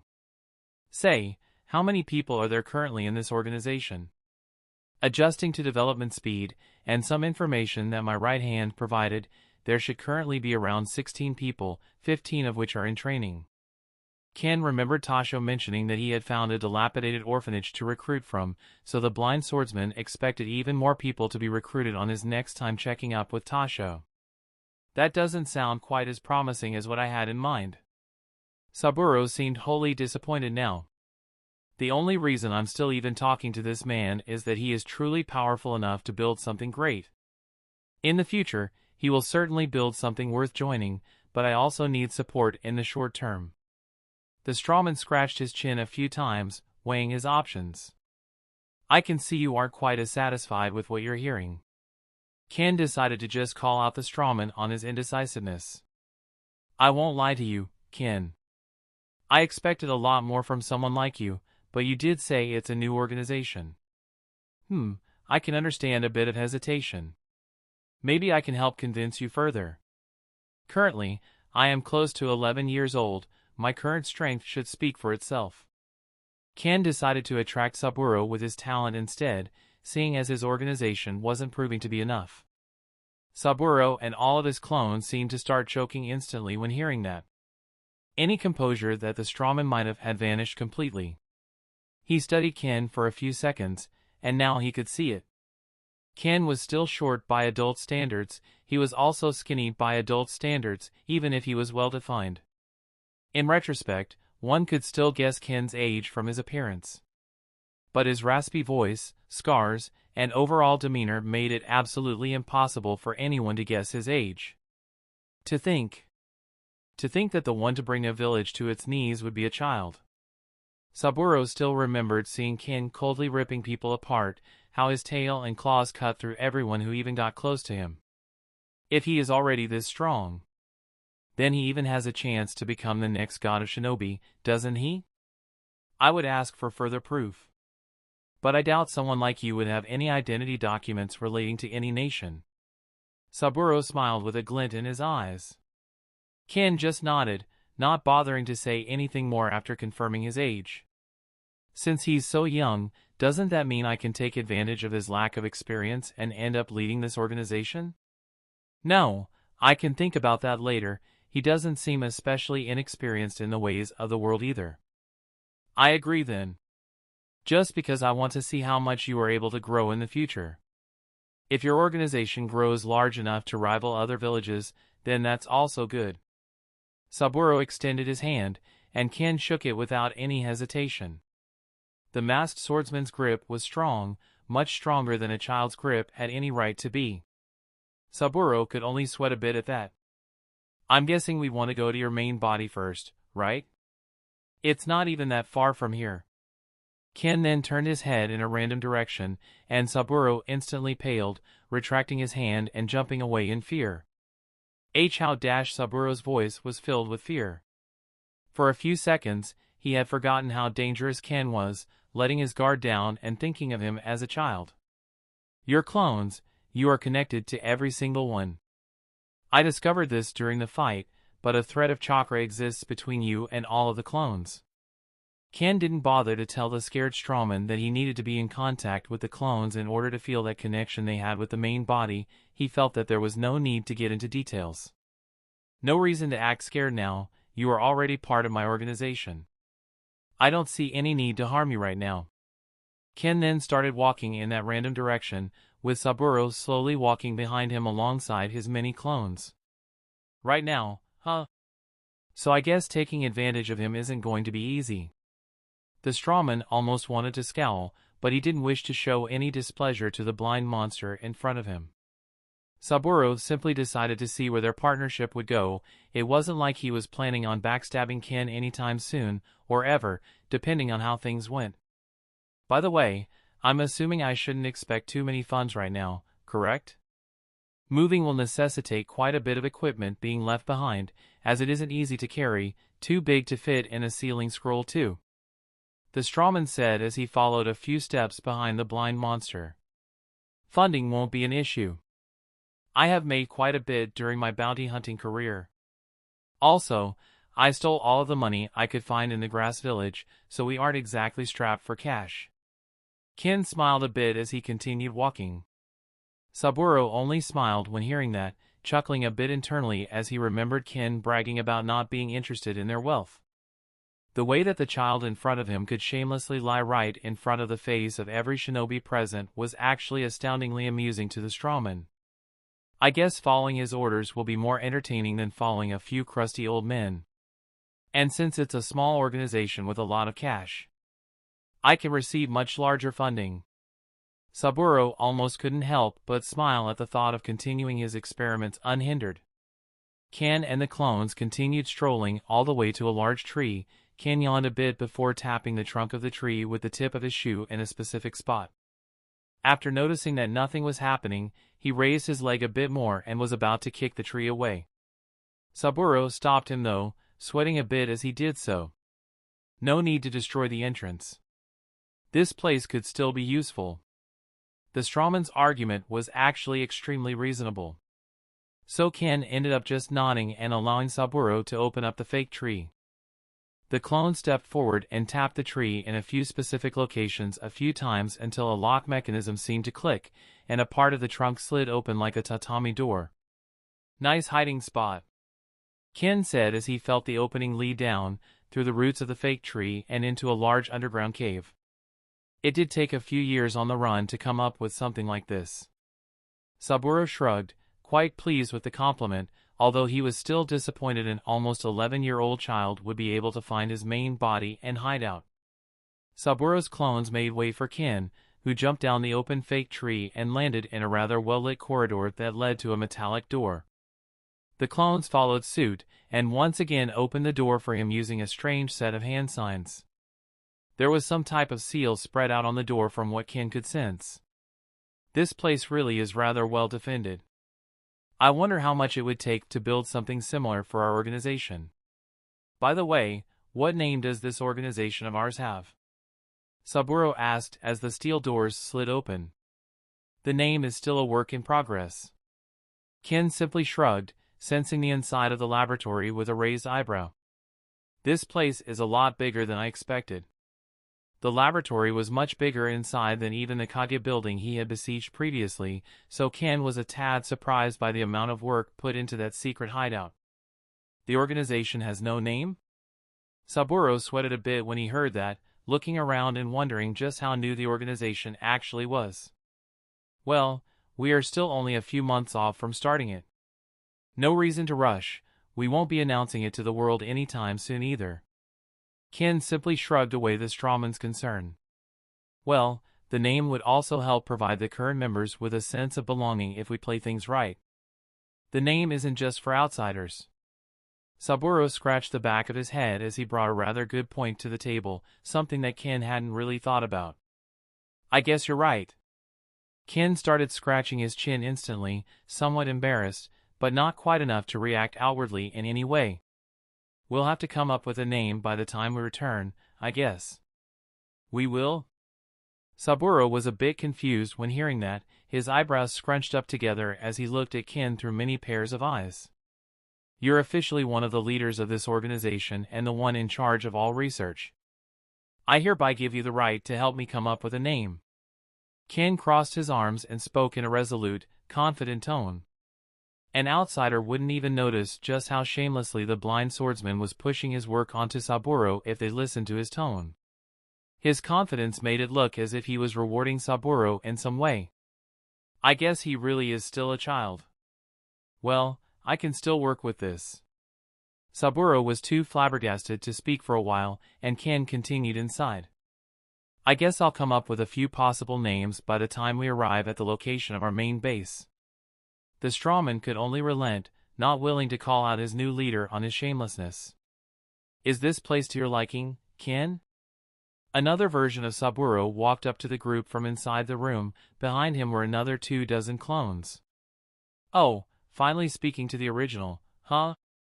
This place is much nicer than I expected, Ken said as he turned his head towards the one that had stepped forward. From what the blind swordsman could feel, the original Saburo looked much the same as his clones did. He was however dressed in casual attire, and not wearing a headband of any kind. The original Saburo also seemed to be about as much chakra as a high-level jonin, though Ken had no way of knowing how good he really was when it came to technique. He could just assume that he was at least as good as his clones were. I am indeed the original, though I didn't think anyone would be able to catch on to my technique so easily. Saburo tilted his head and smiled warmly at his new leader. The strawman instantly decided to start sucking up to Ken. But it didn't seem to be having much of an effect. As well faked as his smile was, Ken still didn't react to it in any visible way. I am just special. I doubt anyone would be able to tell you apart from your clones under normal circumstances. Ken was quite sure that he was speaking the truth. He was also quite sure that the elders of the grass village actually thought that one of the Umbu clones was actually Saburo. From the number of people that had come to greet him at the door, Ken could also observe that Saburo had kept quite a few clones hidden from the village. Special, huh? I guess he truly is special in more ways than one. His talent is quite unheard of. Under normal circumstances, my technique would be flawless. Yet you also managed to find this place with relative ease. That's inevitable. My powers as a censor are a lot greater than any shinobi I've ever met. I would say that is actually my strongest point. Ken nodded his head, looking to reassure the strawman that his technique wasn't exactly faulty in any way. Understood. That is his strongest point? So that transformation, coupled with his skill in taijutsu and kenjutsu, are not even his main powers? Now, let us start heading out. Have you already grabbed everything you needed from this place? The blind swordsman asked as he tapped the tip of his shoe on the ground a few times. He could feel quite a lot of interesting things residing inside that laboratory, including a mound of corpses that Ken assumed were shinobi. The blind swordsman was still quite unwilling to harm innocent. Even if they were civilians, I won't be getting into a fight with Saburo over this. He's too useful, and they're already dead, so it can't be helped. I'll just make sure his victims are criminals and other shinobi in the future. I have already prepared everything that is needed. I don't wish to destroy this place, however. I hope that is okay with you. Saburo seemed happy to leave as soon as possible, but he still wanted to keep the laboratory intact. No reason to destroy it. Seems like it could be useful in the future as well. Ken seemed to be quite okay with it. He had already not destroyed the entrance, so it wasn't like he was going to have a change of heart. Let's get going. We still need to go and get Akira. The thief? Yep, he is also a recruit. And just like that, Ken and Saburo started heading off. Saburo's clones now were somewhere around 50 in total, so the organization's numbers were bolstered greatly just like that. The blind swordsman continued dashing from tree to tree, quite excited to make his way back home and introduce Tasho to the new recruits. Chapter 32, Meeting and Traveling News. Ken and Saburo started making their way towards the cave that Akira resided in without wasting more time. They had sealed the secret lair entrance to keep it hidden and intact, to make sure no one would just accidentally stumble upon it, though that was already unlikely. Ken realized that if a censor as good as him ran by it, they could still spot it, but it was really impossible to plan for all possible situations. Still, the blind swordsman was quite pleased with the way things had developed. With Saburo, we've gained 45 able-bodied shinobi, all chunin or above. Well, 44 to be more exact. I doubt the original body will ever go in any missions. He shouldn't even be allowed to. Losing him would be a lot more annoying than losing a single highly trained assassin. With his help, I can finally jumpstart this organization for good, start hunting bounties on a broader scale. Ken was well and truly excited for Saburo to settle into his little organization. Getting the strawman's allegiance was the greatest reward for all of his trouble with the grass village. Their techniques and money were also good, but he wasn't even sure how much money was in the scrolls he had stolen, nor what techniques he had received. The most valuable thing is the friends we made along the way. Pooh! Ken couldn't help but laugh internally at his own bad jokes, some small chuckles escaping outside as the blind swordsman was not as cautious as usual. The most amusing part was that Ken and Saburo were the furthest apart from friends. They were both well aware that as soon as their business relationship soured, they would be at each other's throats with no hesitation. Ken put no trust in Saburo. And the strawman was not oblivious to that.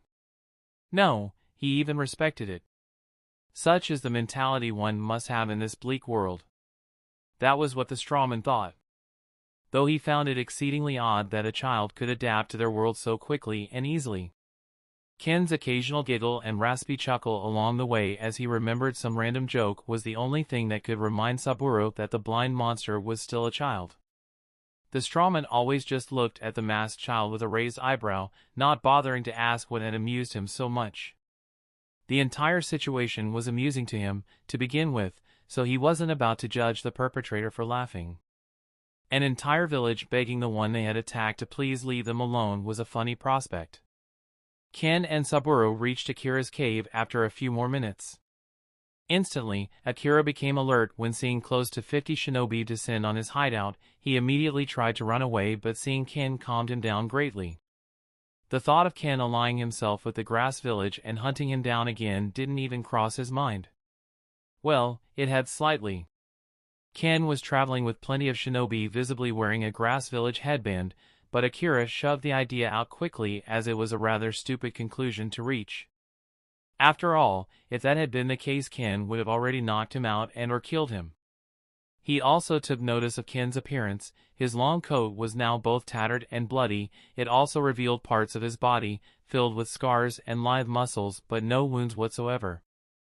"I was about to think you wouldn't make it back, boss." Akira immediately started calling Ken his boss and rubbing his hands together like a shrewd businessman. Seeing him come back unscathed made Akira want to follow him immediately.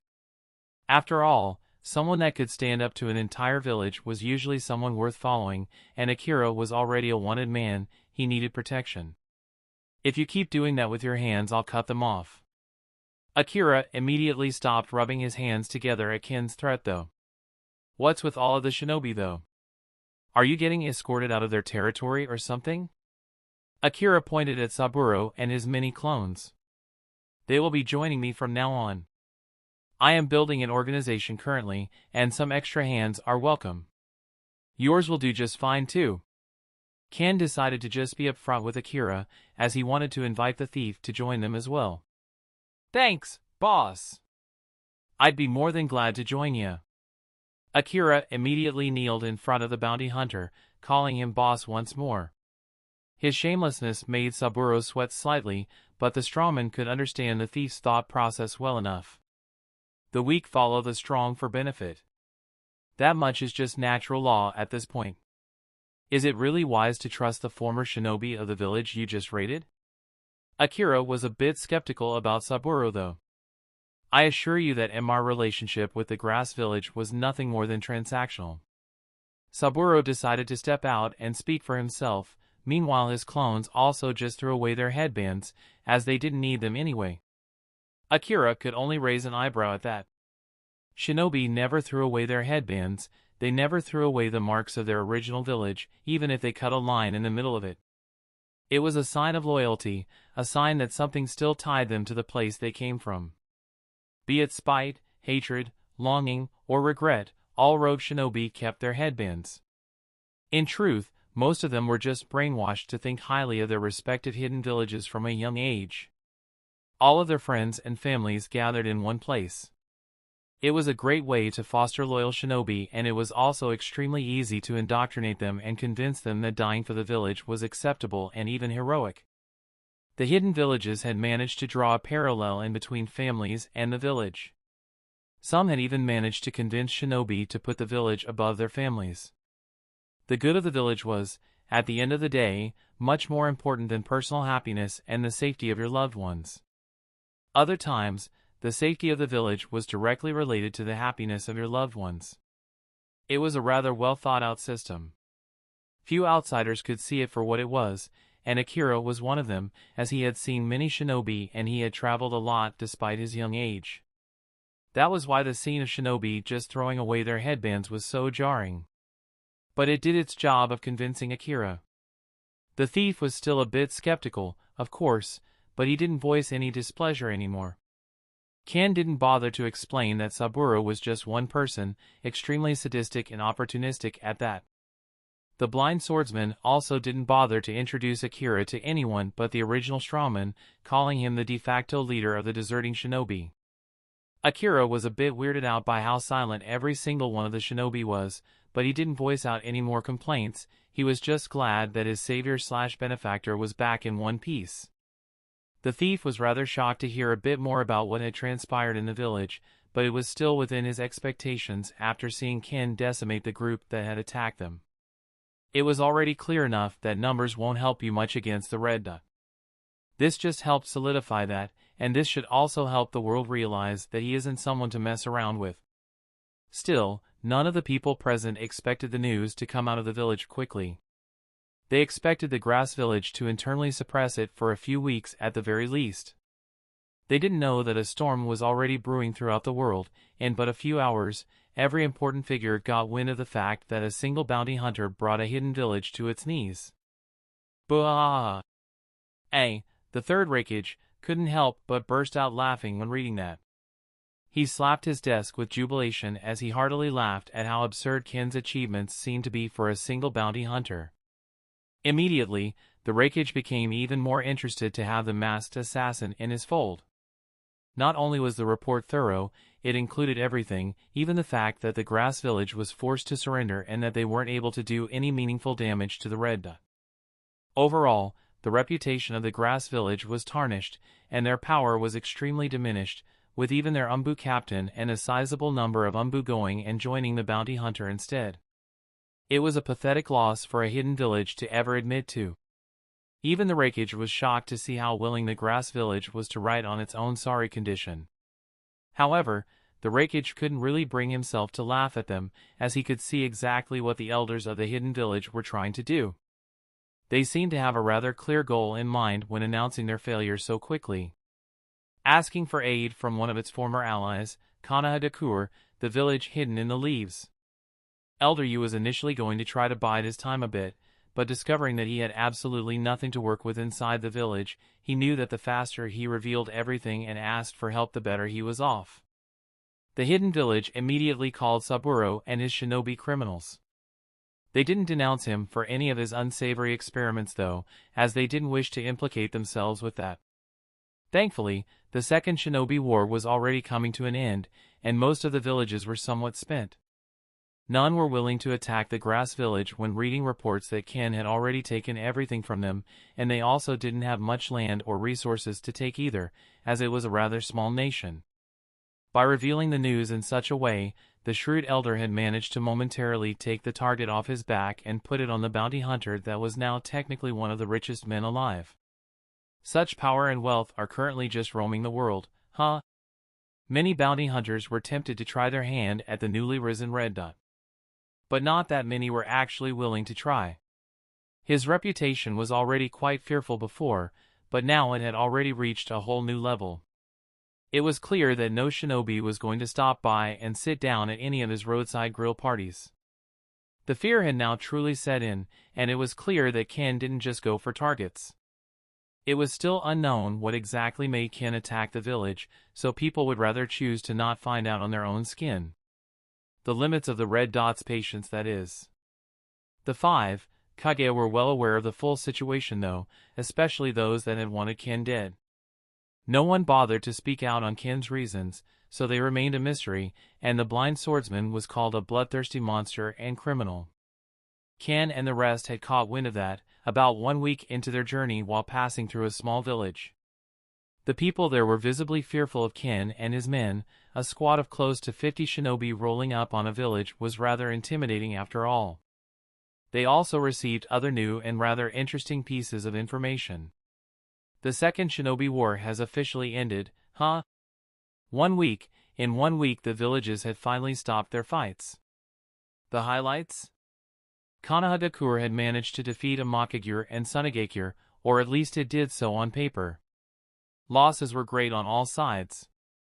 Now, the Leaf Village was the strongest hidden village. It had proven itself by fighting on multiple fronts and having the most powerful shinobi. For one, the Hokage, Sarutobi Hiruzen, the current god of shinobi, is said to have mastered all ninjutsu. There were also his disciples, all 3 of which had become renowned in the war and had gained the title of the Sannin, legendary 3 shinobi. They had gained their titles by facing off against Hanzo of the Rain, who had bestowed the titles upon them by himself during their battle. It was a rather heroic tale, as Hanzo was known for his strength, a man powerful enough to stand on the same stage as the 5 Kage.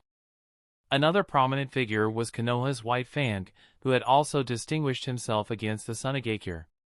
Overall, the village was simply brimming with talent and power. How could it not? Especially with the strong foundation that the first and second Hokage had left them. Still, the end of the war made no difference to Ken. It only meant that he would be able to go about his business while witnessing a bit less bloodshed on the way. The blind swordsman was already lucky enough to have stumbled upon 3 different sites where shinobi had killed each other en masse during his bounty hunting. It was a rather grim scene, and even nature seemed unwilling to grow there for a while, though that might have been because of the scorched ground and cracked earth. Ken and the rest continued their journey without bothering too much to dwell on the news. It wasn't like they didn't expect the grass village to paint Ken as some sort of maniac. That much was so obvious that it hadn't even deserved mention before. The point that the blind swordsman had wanted to make had still come across. That he was a bounty hunter whom one shouldn't be messing around with. That was the reputation that Ken had wanted to build when he had set out in the first place, so in a sense, he could thank the grass village for the help. Ken also remembered something quite crucial as soon as he entered the forest where his hideout was. I forgot to tell Tasho to prepare housing for all of us ahead of time. Chapter 33, The Dark Brotherhood and Compound. When naming an organization, it was important to get across the message of what the organization was about and for. In truth, Ken had no clue what to name it initially. He wanted the organization to be his eyes in that world, but he didn't want to give them a name hinting at his lack of vision. While he didn't care about that fact getting out, he didn't want to put an even bigger sign on his back claiming that he was special. After all, when Ken finally took his mask off and Akira and Saburo saw his face, both of them seemed petrified. Saburo especially, who had personally seen Ken in action. His blindness didn't affect his awareness of the world in any great manner, but knowing he used his senses to see allowed others to find ways to use that as a weakness against him. Just like the explosions had overloaded his senses for a few seconds back in the grass village. If Ken was fighting a powerful shinobi that was already privy to the fact that the blind monster was susceptible to such attacks, they would have used them to distract him constantly. There was a clear fix for that. Ken could always just use his nature energy to sense his surroundings constantly. There was nothing stopping him from sensing others using that, as no living life form could truly hide their natural energy. The problem was that Ken would have to shut off his other senses, making him well and truly blind to the world. He would feel the aura, he would feel attacks coming, but he would not be able to see them. It would be like a normal sensor, well, a sage, fighting with a blindfold on. In the end, Ken decided to keep that part of him a secret in order to avoid enemies taking advantage of it when the time came. So that left him without any ideas of how to name the group he was creating. That was when Saburo came with a few pieces of advice and ideas. Why not come up with something to strengthen the bond between recruits? Make them feel like they belong in something more than just a bounty-collecting business and information-gathering squad. The former shinobi came up with plenty of ideas that Ken liked when it came to strengthening the bond. All of them are greater than the last. He also wanted the name to represent their work. He wanted a name that people would hear once and would understand what type of business they dealt in. But eventually, the name that Ken settled on was something that Akira came up with.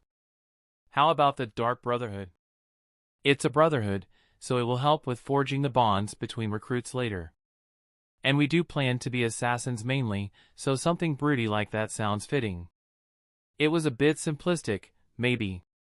But it somehow managed to both give their organization some identity and help with forging bonds between the recruits, which was exactly what they were brainstorming towards anyway.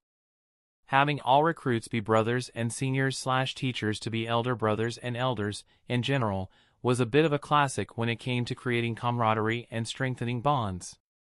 Still, there was really no reason to reinvent the wheel at the end of the day. Saburo also instantly liked the idea. And Ken had nothing to complain about it either. The blind swordsman was more than glad to be able to tell Tasho about their organization now finally had a name. There was still the problem of housing though. Tasho came out with a blade as soon as he felt around 50 shinobi descending on his location. He instantly calmed down when seeing Ken's masked face in front of them all. His situational awareness wasn't so bad that he would attack a group led by his leader. He immediately rushed to greet them. Or more specifically, Ken. Leader! Tasho shouted as he arrived in front of them with impressive speed, shocking Akira slightly. The masked retainer immediately took a knee and bowed his head, much like one would when greeting a king. Saburo and Akira also looked at the compound and the man kneeling before them with a curious gaze. A tall black-haired man dressed much like Ken, a red armor covered by a black coat and a straw hat. The only difference was that his mask had one red line in the middle of it, instead of a dot. Saburo instantly narrowed his eyes when seeing him. His speed, his lack of presence, all of them made the strawman quite wary. This man, Ken's second in command, huh? He feels a bit worse than regular Jonin when it comes to chakra. But he seems to be almost as difficult to detect as Ken himself, so he is certainly a master assassin. Saburo immediately judged Tasho as a dangerous individual. Even if his chakra reserves weren't anything special, Tasho was still the most skilled person in the Dark Brotherhood. With the exception of Saburo himself and Ken, of course. Akira wasn't able to judge Tasho's skills that much, just muttering that he felt a bit sneaky, before finally looking around at their base. It was strangely big and rather homey. About a dozen somewhat large wooden homes and one large training area with targets, rocks, and wooden dummies. All buildings were designed beautifully and spaced out perfectly, the area having clearly been made with great passion. The entire small village was built right in front of a large cave entrance, which seemed to have a sealable entrance, using a wooden gate and an actual airtight seal that Tasho had managed to buy at some point. The sealed cave was the one that Ken had initially carved out for training, which was designated as the main training hall, the cave being expanded to house more interconnected rooms to accommodate more and more recruits. It had been grueling work for Tasho in the past few months, but he was able to recruit 20 people by the time Ken had gotten there. 10 people more than the last time he had reported to Ken. It was a rather great achievement for Tasho, and he was quite proud of himself as well. Ken also felt his surroundings and sighed with a satisfied smile on his masked face. You've done a great job, Tasho. It seems you were preparing for a large recruitment drive with all of the homes. Ken finally addressed his retainer and trusted right hand. Yes. I had first focused on creating the accommodations, only starting recruiting when I felt that the site was ready. Tasho finally raised his head, his masked face looking towards his leader. He immediately started reporting the situation and going into detail about the recruitment process and what orphanages he had approached and paid to do recruitment in. Orphanages were closed to selling children as slaves in some regions, so gaining recruits was really not difficult when one had the budget. Tasho would have had a lot more of them if he wasn't handpicking only the ones willing to join and grow stronger. Saburo couldn't quite tell what emotions Tasho was displaying. But it was clear that the retainer held a lot of admiration and respect for Ken, a child that was likely not even half his age from the looks of things. It was a rather strange scene, but the strawman couldn't really blame Tasho for respecting and or admiring Ken. Akira didn't really look into things in such a detailed manner. He just continued looking around, seeing the 24 children that were training in the compound. They didn't seem to have noticed the approaching shinobi, all focused on their training, throwing weapons, sparring and even doing regular physical training. Saburo also looked towards them with one of his many pairs of eyes. Judging them rather quickly as still fledglings, none even reaching the level of genin currently. It was to be expected of a new organization though. Not many people were as talented and were as determined as Tasho to improve at such an impressive pace. Not only that, even the earliest recruit had only been training for around 2 months, which wasn't much. From Tasho's reports, it seemed that their only real issue currently was the fact that they were nowhere near being self-sufficient when it came to food. They had no one to really handle cultivation, so Tasho always had to leave for food, leaving the oldest in charge for days at a time every month. It was not uncommon for him to return and there to be a recruit less than when he had left. It seemed that leaving orphans unattended on a deserted mountain range was not a good idea after all. Wow, who would have thought? Alas, the ones that remained at least learned not to wander randomly, so at least that was good.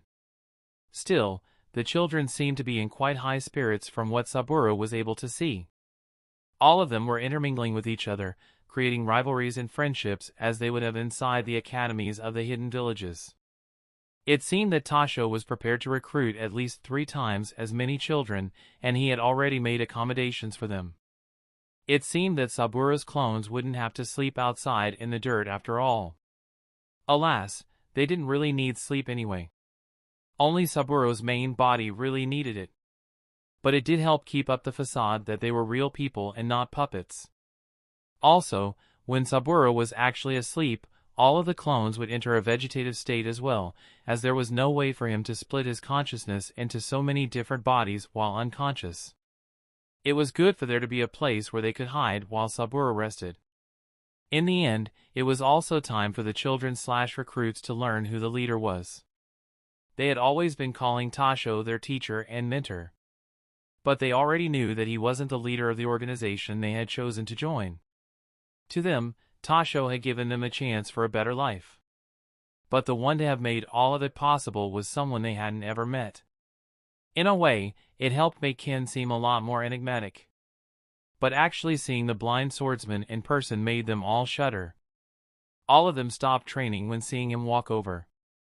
Ken was by no means a tall man, yet, but he had a great presence even to most shinobi, so one could only imagine what the children were feeling when he walked into their line of sight. It was a strange feeling for the children. They could all feel that Ken was not normal. It was as if the world itself was telling them that. That filled them all with both blind admiration and fear. Especially when seeing dozens of shinobi trailing behind him in rows, including Tasho. Ken scanned the children in front of him. He could feel their fear, their emotions hardly hidden, though some of them did try to keep their emotions in check. Children. They immediately flinched when hearing Ken's raspy voice. Saburo found it rather ironic, as Ken was likely not much older than the recruits. No reason to fear me. I am the last person that will hurt you in this life, all you have to do is not betray me. Ken's voice, despite being rough and raspy, still had a calming cadence to it, managing to relax some of the young boys and girls in front of him. Thank you. Thank you all for choosing to join us. From this moment on, you are officially part of the Dark Brotherhood. Those who have joined are now family, whether you like it or not. That was all that the leader said, finally announcing the name of the organization to the children, who were rather excited when hearing it. Family. That was a rather powerful word for war-orphan children. It was something that many of them were tragically denied in that life. But now it was offered to them. They had already started considering each other family, but they didn't know what the future had in store. Officially becoming a family had managed to finally seal the deal for the recruits. Tasho and the rest could see how their motivation became stronger. How the fire burned brighter in their eyes. Saburo simply smiled when seeing that, considering the indictment of the young orphans to be a rather successful endeavor. It does feel good to follow someone competent for a change. I wonder how far he will go. With his talent, I think I will get to climb to the peak in this lifetime. After that, the children continued their training. Their wills were strengthened by their finally seeing their leader and listening to his speech. Now, they could also finally start calling themselves brothers and sisters, something they had longed to do for a long time. As they trained, the rest of the adults, and Ken, also got to work. Saburo put his tireless clones to work instantly, building a few more houses to have spare storage space just in case. They also voted for Ken to get the largest house for himself, as he was the leader at the end of the day. The leader must get a house befitting his status. With our current budget, even making it out of the most expensive materials would be feasible. Saburo was surprisingly the one to come up with the idea. It was a clear tactic to garner even more respect for Ken, as his position of leader would give him his own housing. However, Ken argued that it could also garner some jealousy from the recruits. Though that was quite unlikely with how high their opinion of the blind swordsman had become. Still, Ken simply found the concept rather wasteful. In the end, only his closest retainers were to live with him, each having their own room. By closest retainers, Ken simply meant Tasho, Akira, and Saburo. The newer recruits were not really on the same hierarchical level as Tasho, at least Akira wasn't. But Ken still trusted them enough. Saburo especially became the head of the research department. And Ken promised to build him an underground laboratory in the village after they settled in properly. Then, Tasho, Akira and Saburo all received a task. Sorting through everything that Ken had stolen and categorizing their spoils properly. Saburo didn't think much of it at the time. But it seemed that Ken had gathered quite a good amount of resources and quite a few sealing scrolls. This might take a while. The strawman could only sweat when seeing the piles of books and scrolls that lined the table in front of them. Ken wasn't helping them, by the way. Akira tried to complain, but Ken simply waved his palm in front of his eyes and basically told him to fuck off. Chapter 34, Development, Structure, and Techniques. The compound of the Dark Brotherhood quickly grew in the next few months, and their budget also suddenly grew as they were able to finally count the amount of wealth Ken had actually stolen. Several Saburo did actually burst out laughing at the same time when he realized that Ken had somehow stolen the entirety of the Grass Village's funds that had been gathered for over a decade.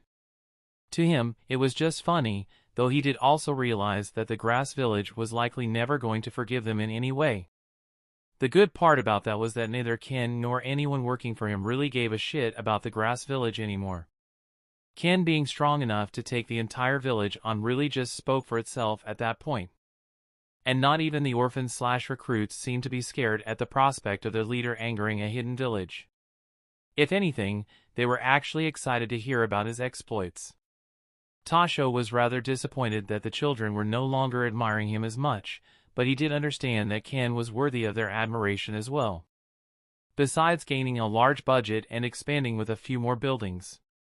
This time, they even managed to invite an actual good construction crew to remodel and make adjustments to the current buildings as well.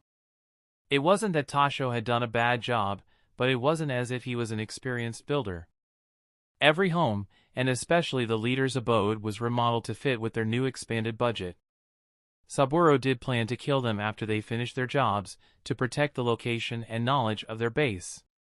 But Ken made it clear that Saburo would follow them to the grave if anything happened to them, which took that idea out of the strawman's head. In the end, they decided to simply pay the men for their silence. It was likely only a temporary fix, but the blind swordsman was okay with it.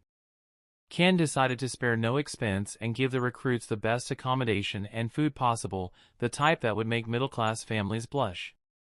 The blind swordsman only really cared about training being harsh after all. He didn't believe that his recruits also needed to sleep on the hard floor or eat weeds. Though he did incorporate sleeping on a stone floor as training, at least 1 week per month, he believed it would be good for the recruits to get used to sleeping in any environment. The Dark Brotherhood was advancing more and more, with more orphans gathering than before, now at the prospect of joining a brotherhood instead of a nameless organization of assassins.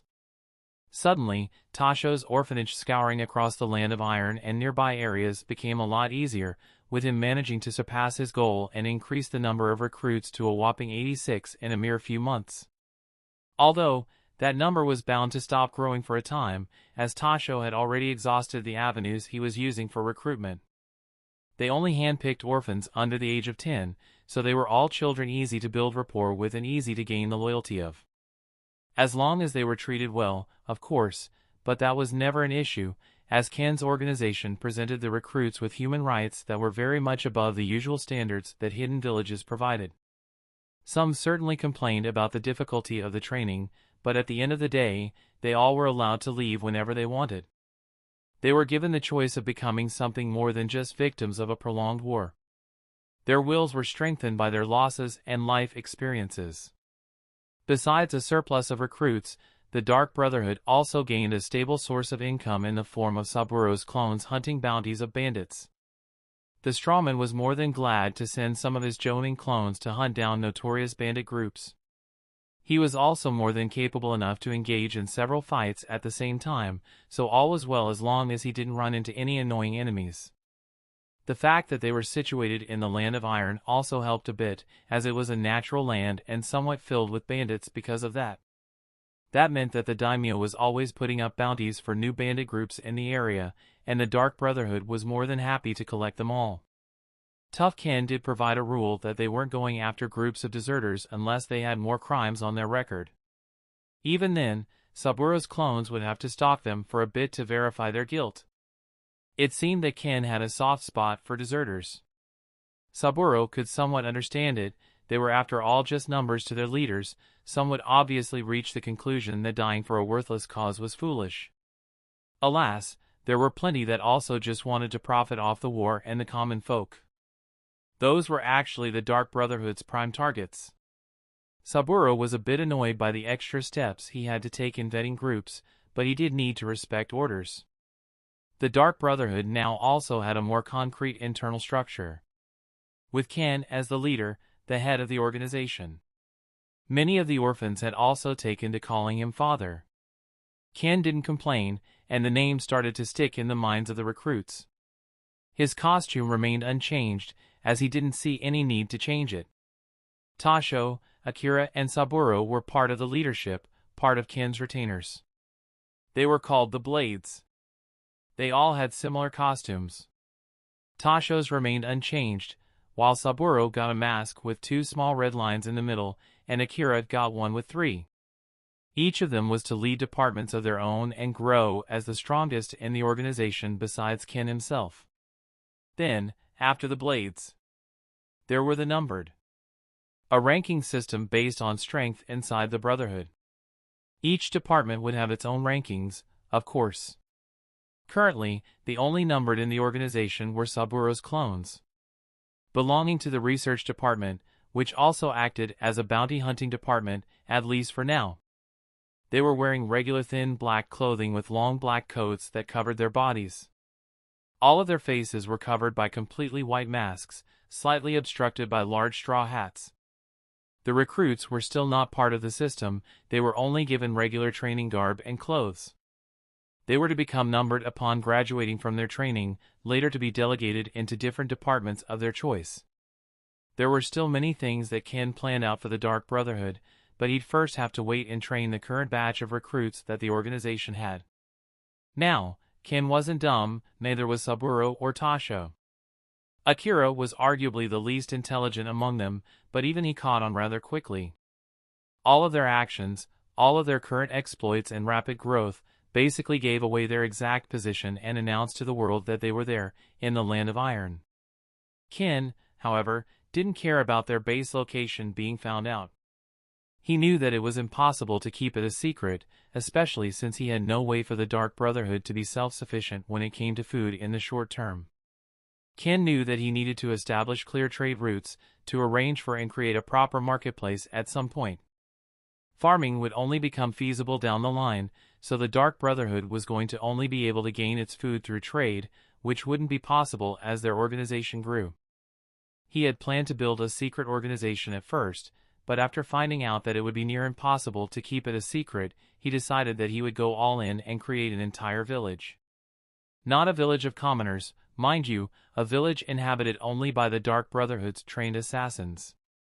Every merchant that came and went would be from the Dark Brotherhood. Every farmer would also work part-time as an assassin. All of them would be adopted and raised inside the Brotherhood, and all of them would learn and develop as assassins first. As their talents developed, they would get the chance to go into different fields. It was going to take a long time, but Ken was sure that it was possible. He slowly started putting a framework in place. His end goal? Well, that was a bit more complicated. Ken wanted at first to have eyes in the world, so it was going to act as an informational network. But there was also something else. Seeing the damage of the war on those orphans, Ken grew more and more disappointed in the world he found himself in. But he also knew that it wasn't possible to change it, to change humans in general. So, he would have to at least provide a safe haven for all of the children affected by the war. To all those willing to join him and grow stronger. Talented or not, they all had a right to a better life, and Ken was going to provide it for them.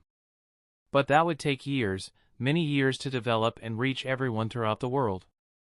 For now, Ken needed to focus on the present as well. Akira was actually the first one to point out that the daimyo of the Land of Iron would certainly send his men to check out the place and probably even collect taxes. Even the construction company was only aware that they were helping build a village, so Ken expected the daimyo to treat them like a new community at first. Saburo seemed to also be a bit curious about how Ken would decide to interact with the daimyo, as it was definitely going to be crucial to the future of the Dark Brotherhood. If he does agree to pay taxes, then the Dark Brotherhood would essentially become the Land of Iron's hidden village. But if he doesn't, then even a war could become a possibility. Ken may be strong, but facing off against 10,000 trained samurai and retainers isn't feasible. At least not yet, maybe in a few years. The strawman had already judged Ken's power and didn't know where exactly on the scale to put him. He was simply on the level of an actual Kage. Someone from the large villages. When it came to power and fighting strength, he seemed to be weaker than the Raikage in both speed and defense, but the two of them seemed to have similar styles. It's hard to tell how a fight between them would end though. Ai is still stronger than Ken, by a rather large margin as well. He is more durable and has more power in general. But Ken's potential for growth is much larger. At least, that was the conclusion the strawman had reached after the incident in the grass village. Ken sensed his retainers and could feel the worries seeping from Akira, as well as the curiosity emanating from Saburo. I don't plan to pay any taxes to the Land of Iron. This village is built in a deserted and rather inhospitable mountain range, and all of it was made using our own resources. The leader made his stance clear, and Saburo couldn't help but nod. Agreeing with the decision and the logic behind it, still, he hoped that Ken was prepared for the repercussions. Alas, Saburo was prepared to turn tail and run at any moment if the situation looked truly unwinnable, so he was okay with whatever choice Ken made, as long as he could continue getting support on his research. Though, his research was postponed for a bit as his laboratory was still under construction. Still. Doesn't that mean that they'll try to kill us all? Akira decided to simply voice out his worries once more, being the more honest of the ones present. Akira still felt like he owed Ken a lot. The blind swordsman was really the only reason he was even alive. He had already decided that he'd stick with him till the end. To him, Ken's fate was his fate, so his worry was well justified. The daimyo will certainly try something, but I will first have a talk with him.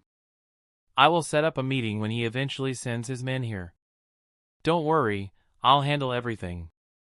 Ken, once again, didn't seem very concerned about the daimyo. He simply relaxed and stretched in his chair a bit, pointing at some reports on the table as Akira helped him read them. The situation with the daimyo was bound to end in a bad way regardless of what Ken chose. So the blind swordsman was going to have to do what he knew best and make sure that his village was well protected as it grew. After reading a few reports, Akira eventually reached the subject of techniques. The reserve that the Dark Brotherhood had was still rather pitiful when compared with a hidden village, but they did thankfully still have plenty of jutsu to teach to their younglings. They even had the secret techniques of the grass village. Though those also required a bloodline from what Ken was able to hear, so they turned out to be pretty useless for now. Saburo himself was also able to impart a few techniques to them, which certainly helped. But it wasn't for free, of course. Everything that Saburo did was a transaction, so in exchange, he was taught the technique that Ken used to hide his presence as well.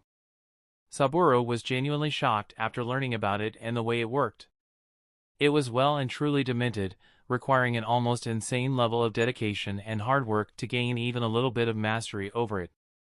It involved gaining absolute control of one's bodily functions, of every sense and organ in the human body. The technique consisted of slowing down one's heartbeat to an unnatural extent, lowering the body's temperature down to dangerous levels. The training involved rapid and constant changes in the environment. Oftentimes jumping from heavy training inside saunas to training under a cold waterfall or inside a cold ice bath in the span of a few seconds. Such changes would oftentimes cause a high risk of cardiac arrest. It was bearable for already trained shinobi though.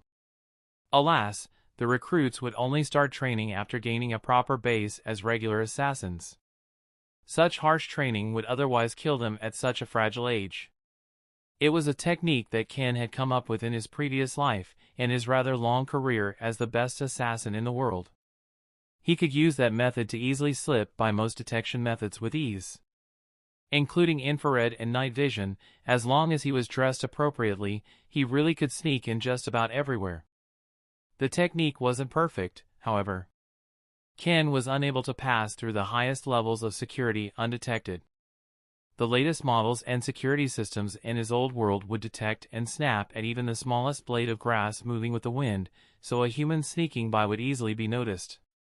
Still, Ken was able to do every job thanks to his fighting skills as well, killing countless people and going through a lot of hardships to hone his skills.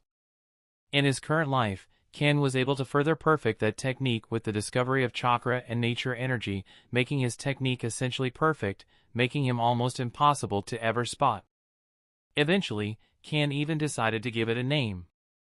Simple and self-explanatory. Presence control, through mastery and constant training, allowed the user to have a near-perfect mastery over their presence.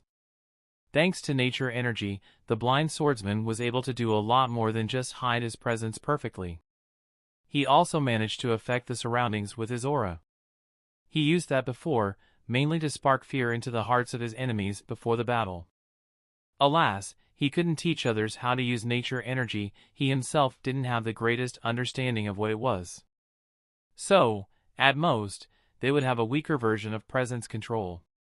That was what Tasho learned was still training in and what Akira was currently struggling to learn. Saburo was excited to get to learn it as well. But he became disappointed that he likely would have difficulty using it with his clones as well. The technique involved exact control over one's own body. The amount of concentration it would take would be too much for it to be done on multiple bodies at once. The strawman was on his own there, as Ken was not all that familiar with the clone technique he was using. As Saburo stood and pondered on how to use presence control alongside his clones, the door to Ken's office swung open, and Tasho walked inside in a rather hasty manner. "Sorry for intruding, leader. But there are people outside insisting to speak with the leader of the village." Tasho sounded a bit annoyed, probably having gotten into a bit of an argument with said visitors. "The daimyo's delegation has already arrived? News sure travels fast." Chapter 35, Delegation and Invitation. The daimyo of the Land of Iron, Harada Yuichi, didn't simply sleep on the news of a strange village popping up in the middle of a mountain range in his territory. Even if it was on the border, it still fell under his jurisdiction. He did learn that the ones that helped build it were paid handsomely. Upon interrogating one of the workers, he learned a bit more about the people occupying it. Shinobi, as well as children that seemed to be victims of the war. It was a concerning situation for the Land of Iron. The first thought that came to mind was that deserters from the Second Shinobi War had decided to create a new village in the Land of Iron to provide a home for the ones that had their lives ruined by the war. Yuichi couldn't quite bring himself to respect deserters and shinobi, but he actually found the idea a bit heartwarming. However, he didn't want to get involved in a dispute with any of the hidden villages regarding the shinobi that had taken refuge in his country. That was why Yuichi had decided to send a delegation to the sprouting community, to see what exactly was their deal and understand what course of action he should take. As much as I like the idea of war orphans having a home, I don't want it to be done at my expense. I need to find out where this village gets its funding and whether or not it's a threat to national stability. If it isn't, and they manage to help our country, then they should at least pay taxes like any other village. That was the thought process of the daimyo. At the end of the day, if the community was to contribute to the country, he didn't care if they were former shinobi. He would be willing to tell the hidden villages to fuck off if the need arose.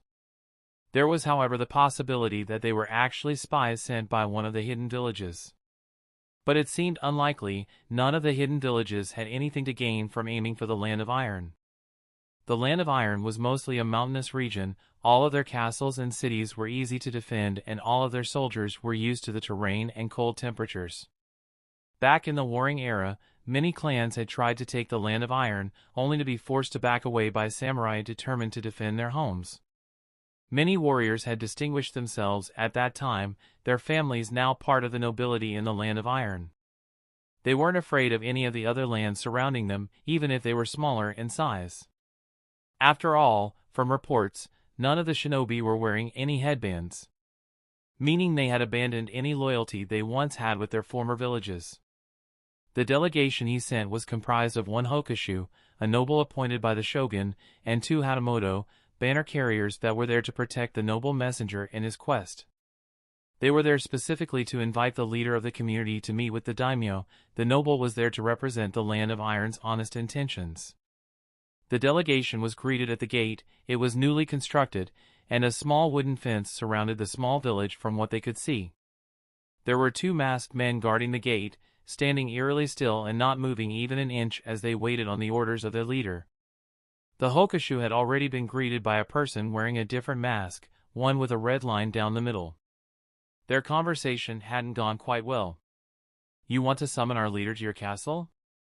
Of course, it's only customary that a landowner greets the true ruler of the lands he occupies. True ruler. Huh? Tasho said mockingly as he shook his head a bit. The delegate scowled a bit when sensing the disdain in the masked man's voice. "Watch your mouth when speaking of the daimyo. You are currently in the Land of Iron. You shall treat its ruler with respect." The Hokushu spoke with a confident and accusatory tone. He didn't appreciate his superior's name being taken in vain, nor did he appreciate Tasho's disrespectful nature. Alas, Tasho, who had lived as a poor peasant for the better part of 2 decades, didn't have much respect for the rich ruling class. "Whatever. I'll inform our leader of your presence. You can speak to him yourself." Tasho simply waved his hand and turned around. The Hokushu wanted to admonish the masked retainer when hearing his dismissive tone. Tasho's back disappeared before he had the chance to. The Hokushu and the Hatamoto wanted to enter the village then, but the two guards simply raised their palms. "We shall escort you to the leader's compound," one of the masked guards said as it gestured for the delegation to follow him. At that point, the Hokushu simply nodded respectfully. He was displeased with the fact that this leader hadn't come out to greet them, but he appreciated being escorted inside nonetheless. The inside of the village looked quite beautiful, even by the Hokushu's standards. It was clear that it was built with quite a large budget. And in the distance, he and the Hatamoto were able to see dozens of children happily training and walking around, watched over by masked men that looked similar to the guards. The delegation immediately became tense, as they realized a rather chilling fact. They're training children to become shinobi? They knew that they needed to report the matter to the daimyo with haste.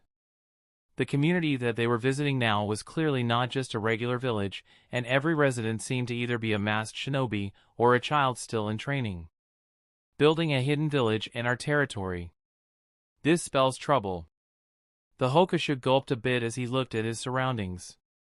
The guard leading them was just as quiet as before. In fact, none of the adults seemed to be talking or conversing in any way. It was as if they were just wardens. At least the children don't look to be mistreated. That was the one redeeming factor in all of that. The Hokushu noticed how they all seemed to be wearing new clothes, and all of them seemed to be well fed. Even better, to the side, he could see one of the masked guards cooking a large pot of warm stew. The Hokushu could clearly see that there was a lot of meat inside that stew. At the very least, these are people we may be able to talk to. Overall, it gave both the two Hatamoto and the Hokushu a decent impression of the village. That didn't change the fact that they all detested how the shinobi started training their young though.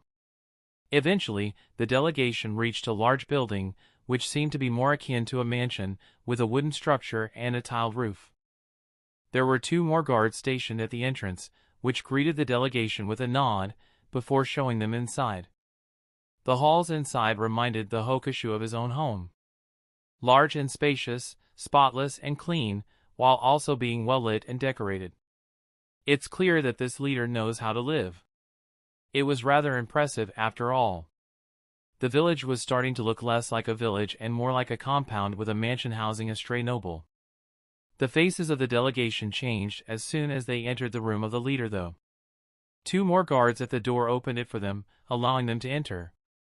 The leader sat in a chair, his spiky long black hair flowing behind him as he sat down with his legs crossed. The man wore a black coat that covered most of his body, just like all of the other adults in the compound, but the delegation instantly noticed something different. His white mask had a large red in the center, one that sent shivers down their spines. Shit! Why is this man here? The short man was currently the most famous bounty hunter. The madman had attacked a hidden village unprovoked and brought it to its knees. He was both dangerous and unpredictable.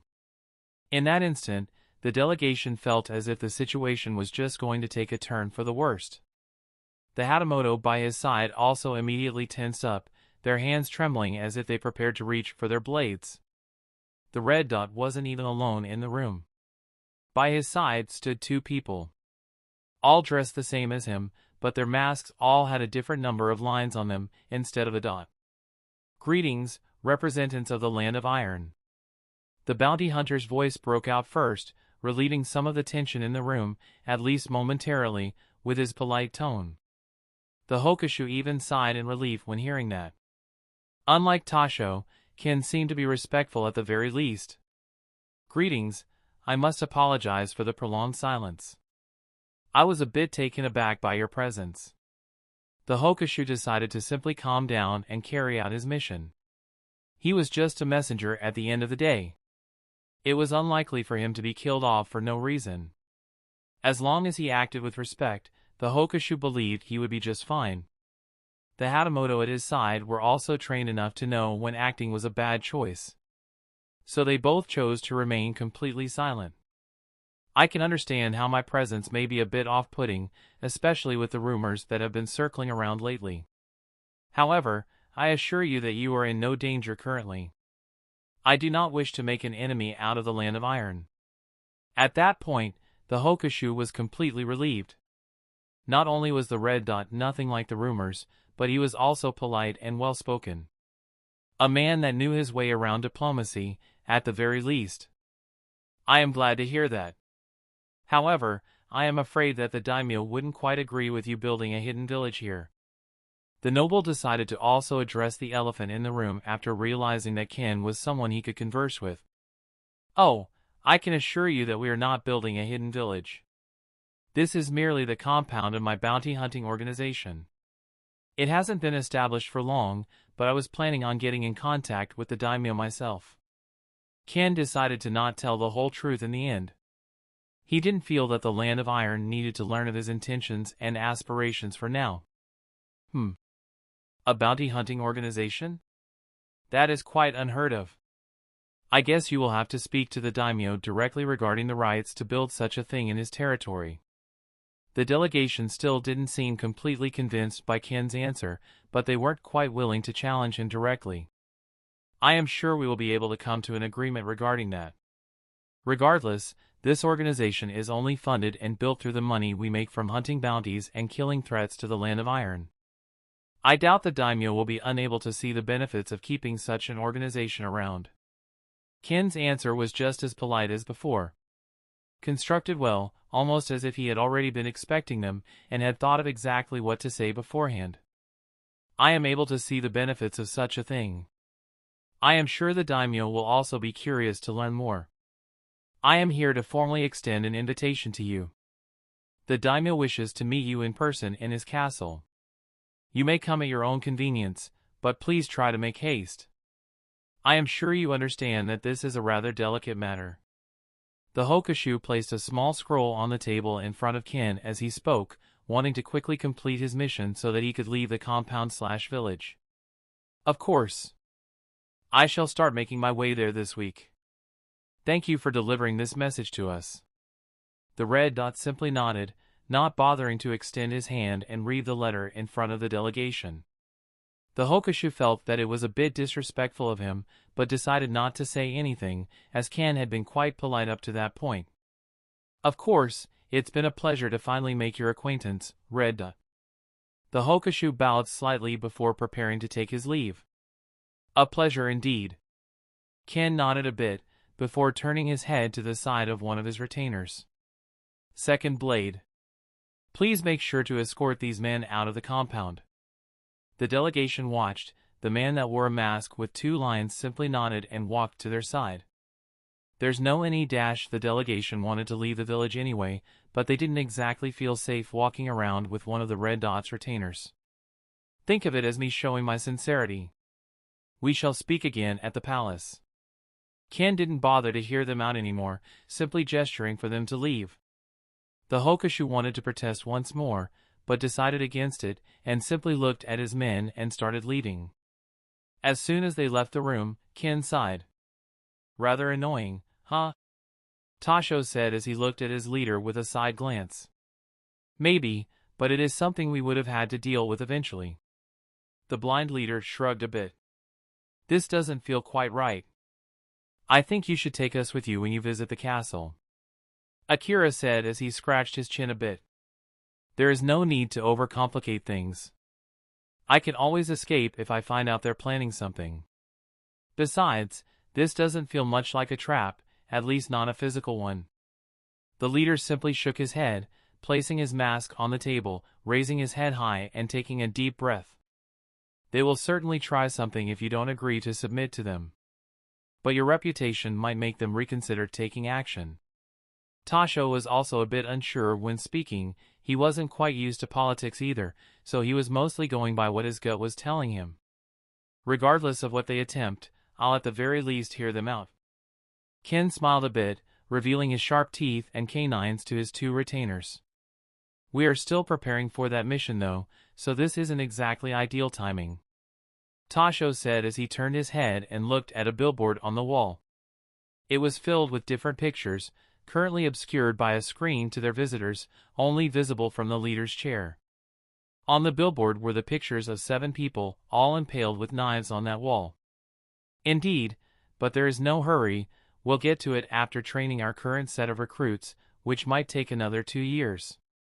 Ken simply shrugged. Indeed, I guess you'll really have to reach an understanding with the Land of Iron then. Saburo also walked back in at this time, already knowing what the discussion was about from the clones that stood at the door. I doubt it'll be that difficult. This compound is sure to have left a rather good impression on the delegation. It was a good choice for you to give the children a break from training and to start cooking with the windows open when they arrived.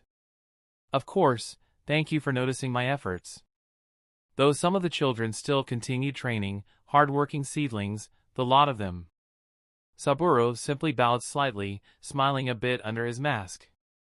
I guess you can't really hide anything from this child's eyes, huh? As a reward for your carefully planned presentation of our organization, I'll make sure to put a bit more funding into the laboratory. At the very least, hurry its completion so that you may be able to restart your research. Ken didn't seem to pay any mind to Saburo's thanks. He instead decided to just give the man a tangible reward.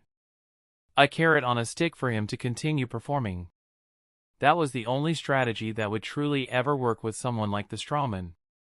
Saburo was aware of the way Ken thought about him, and he was pleased that he didn't need to bother hiding his intentions around the blind child. The strawman simply smiled and nodded when hearing that he would be able to restart his research sooner. After all, he had placed everything on hold in order to help Ken with the Dark Brotherhood. Of course. They then continued going over a few papers, including the invitation from the Land of Iron's leader. Tasho also went to train the children. There were a lot of them now, so Saburo's clones were assisting him with the training as well.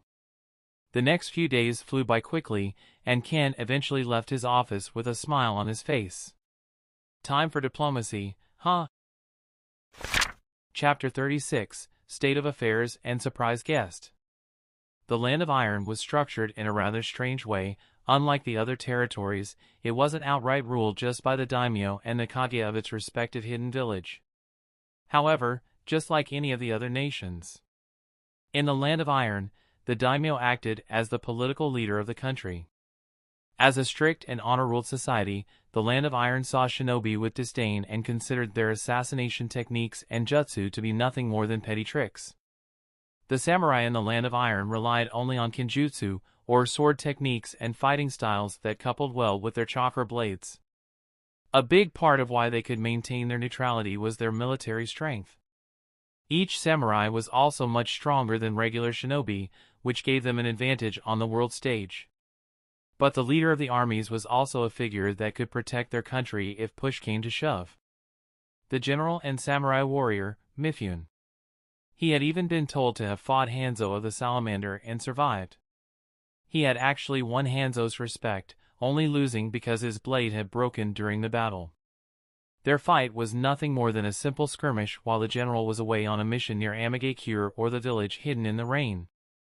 Even if he lost in the end, that fight had cemented Mifune as a powerful samurai, and had proved to everyone once again that the Land of Iron was not to be trifled with. This was all the more reason why the daimyo, Harada Yoichi, was having trouble understanding why shinobi had decided to set up camp in their territory.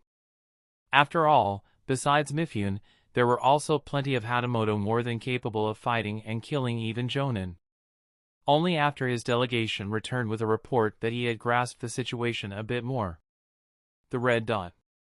He was basically the only person in the world that could pull something like that off.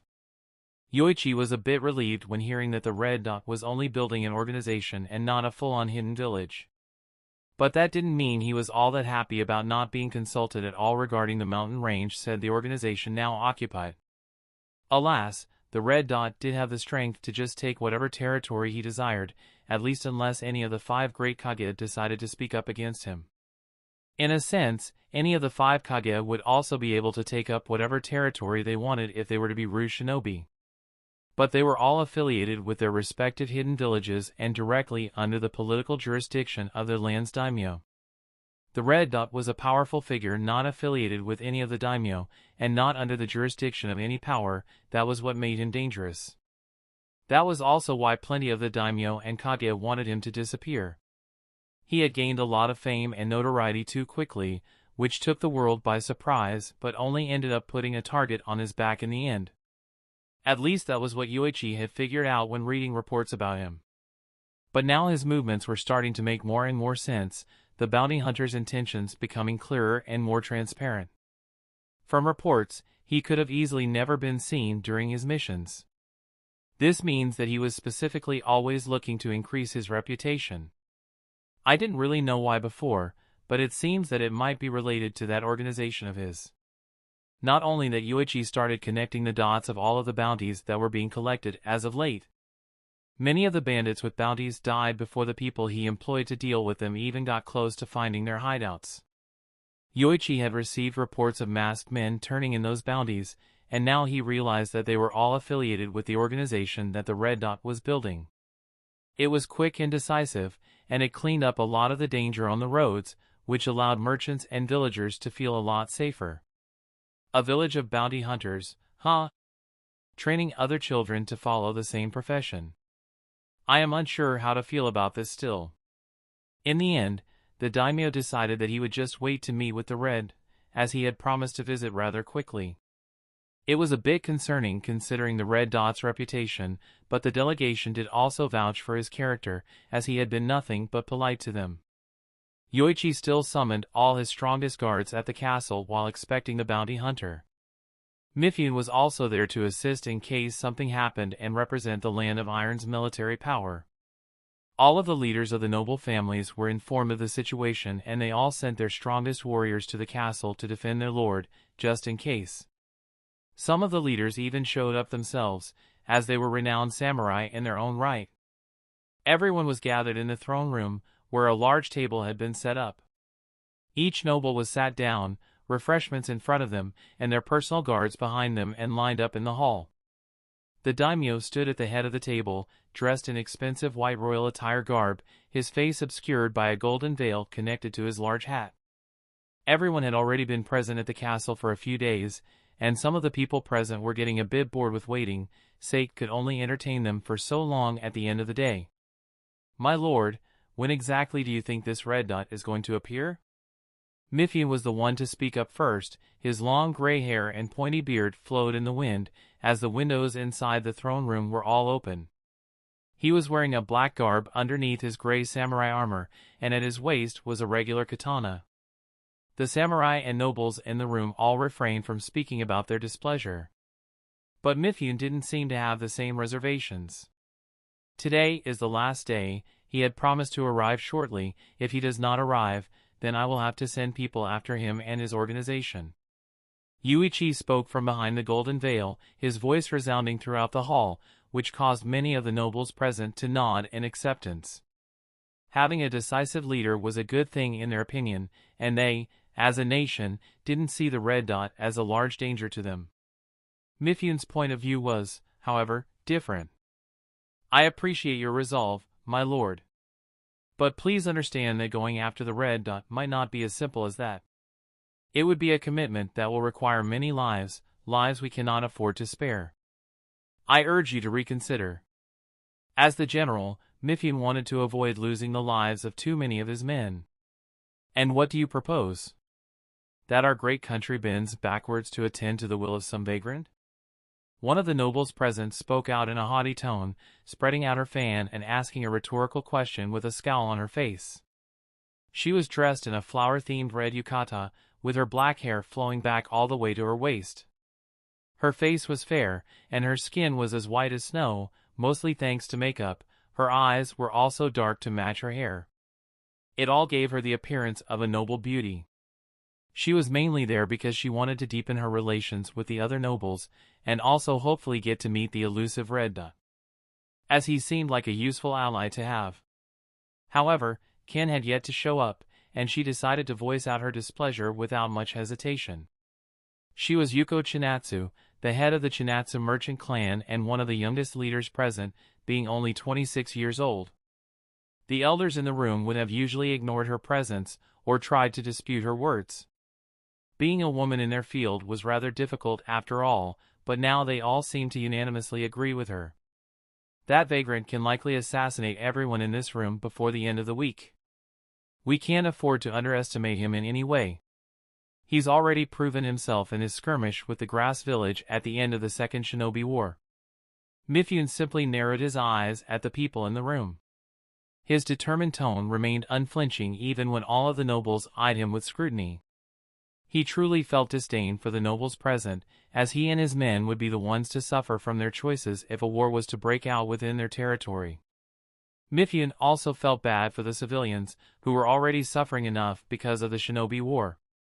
Their country relied on exports as well, so the constant fighting in nearby territories directly hampered the lives of the regular honest living folk.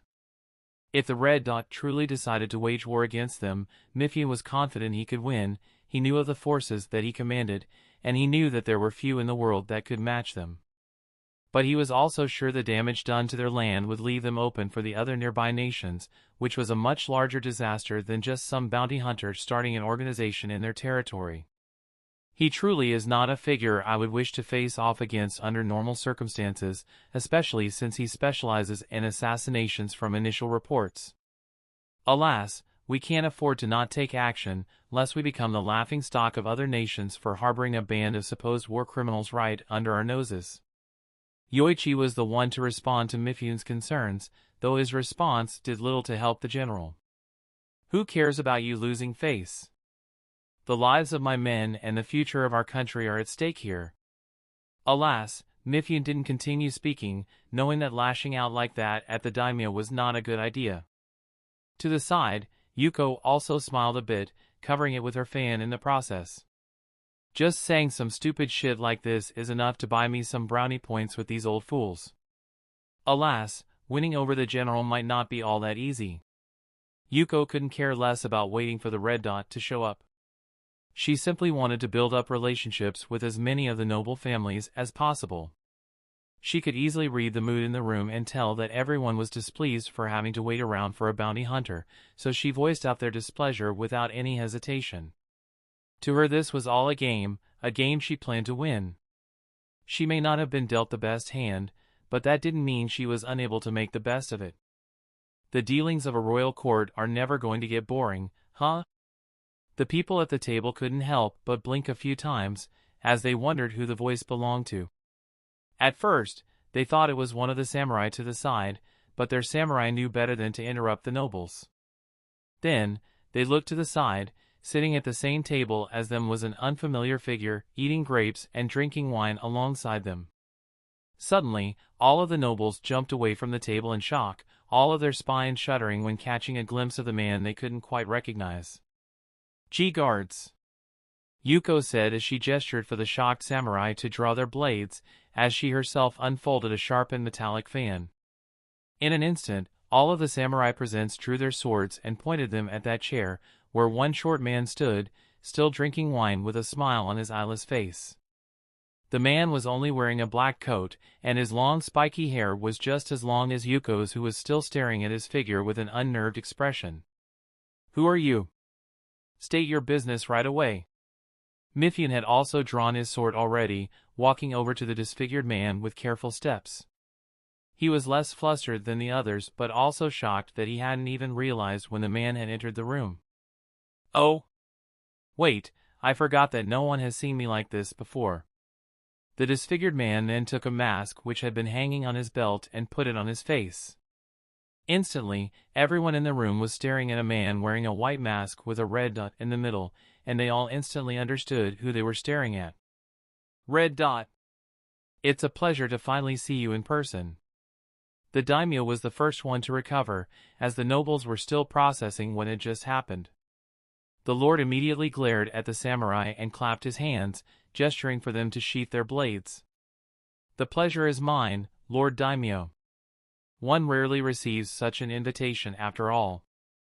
Also, please call me Ken, feels a lot more natural to me." The blind bounty hunter spoke out with confidence, not even bothered by the fact that dozens of samurai were aiming to kill him seconds before.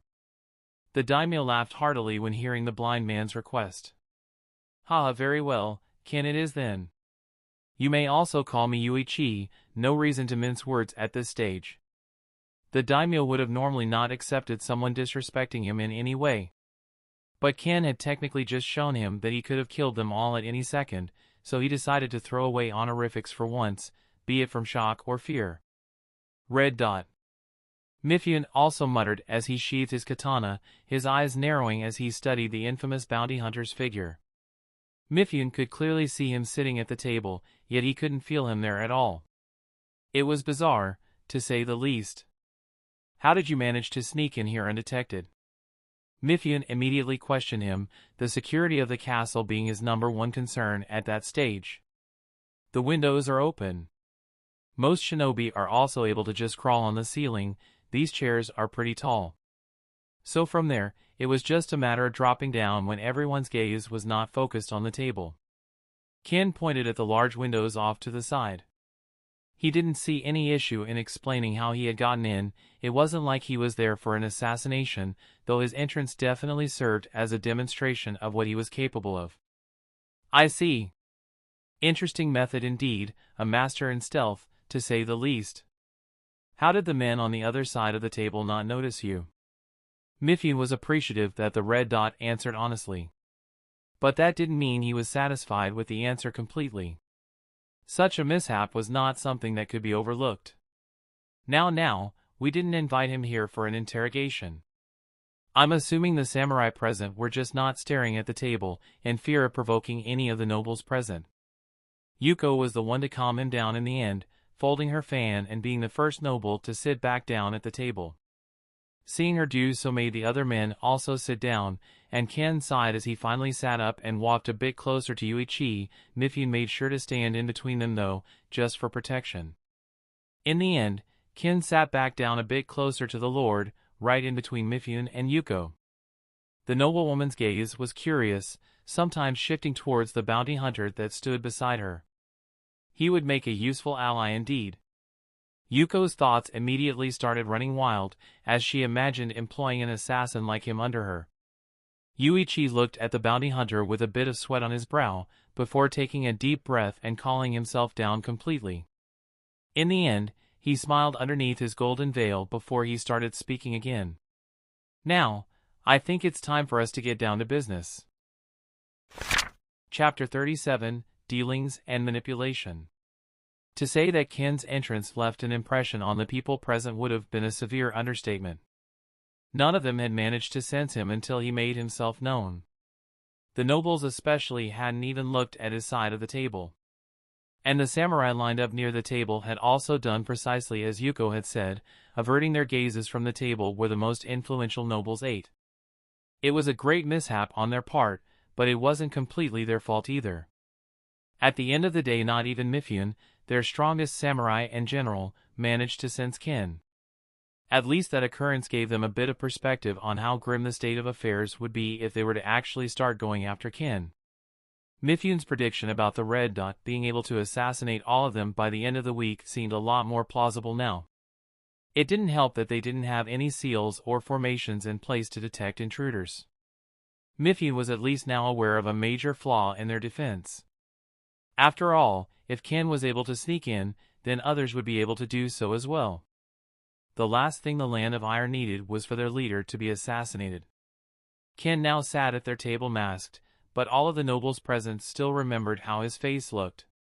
Or rather, lack of face.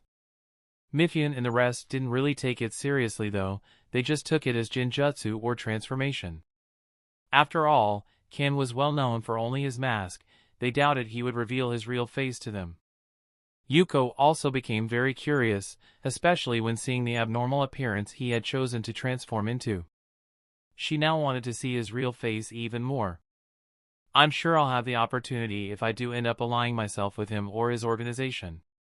Yuko smiled mischievously underneath her spread-out fan. With precise and careful movements, she inched a bit closer to the bounty hunter at her side. No one besides Mifune noticed her actions. The general simply scoffed at the fox-like noble lady. Scheming types are always the most annoying to have in a court. Ken proceeded to ignore her presence completely. Now, Lord Yuichi, I'm glad you wish to get straight to the point. The bounty hunter nodded and crossed his legs, interlocking his fingers above the table as he turned his head towards the daimyo. Of course, I'm sure you are a busy man after all. Yuichi smiled underneath his golden veil, now finally calm. He was still planning on punishing all of the samurai in the room for letting a renowned assassin just sit at the same table as them unnoticed, but that would come later. I heard plenty of reports from my delegation, as I'm sure you were expecting. Yuichi brought up a small scroll, opened it up and started looking through it right in front of Ken. Of course, I assumed the daimyo would be interested in what happens in his own territory. The assassin simply nodded, his stature remaining the same. Indeed. Especially a land such as ours. I was not expecting to find out that you are building an entire organization right at the borders. Yuichi didn't bother mincing any words, he also wasn't putting on any airs of superiority while sitting at the same table as Ken. He was simply lining the facts, listing everything that he had found and that had been reported to him. Alas, I was never trying to hide it anyway. Rumors spread quickly even when silence is bought.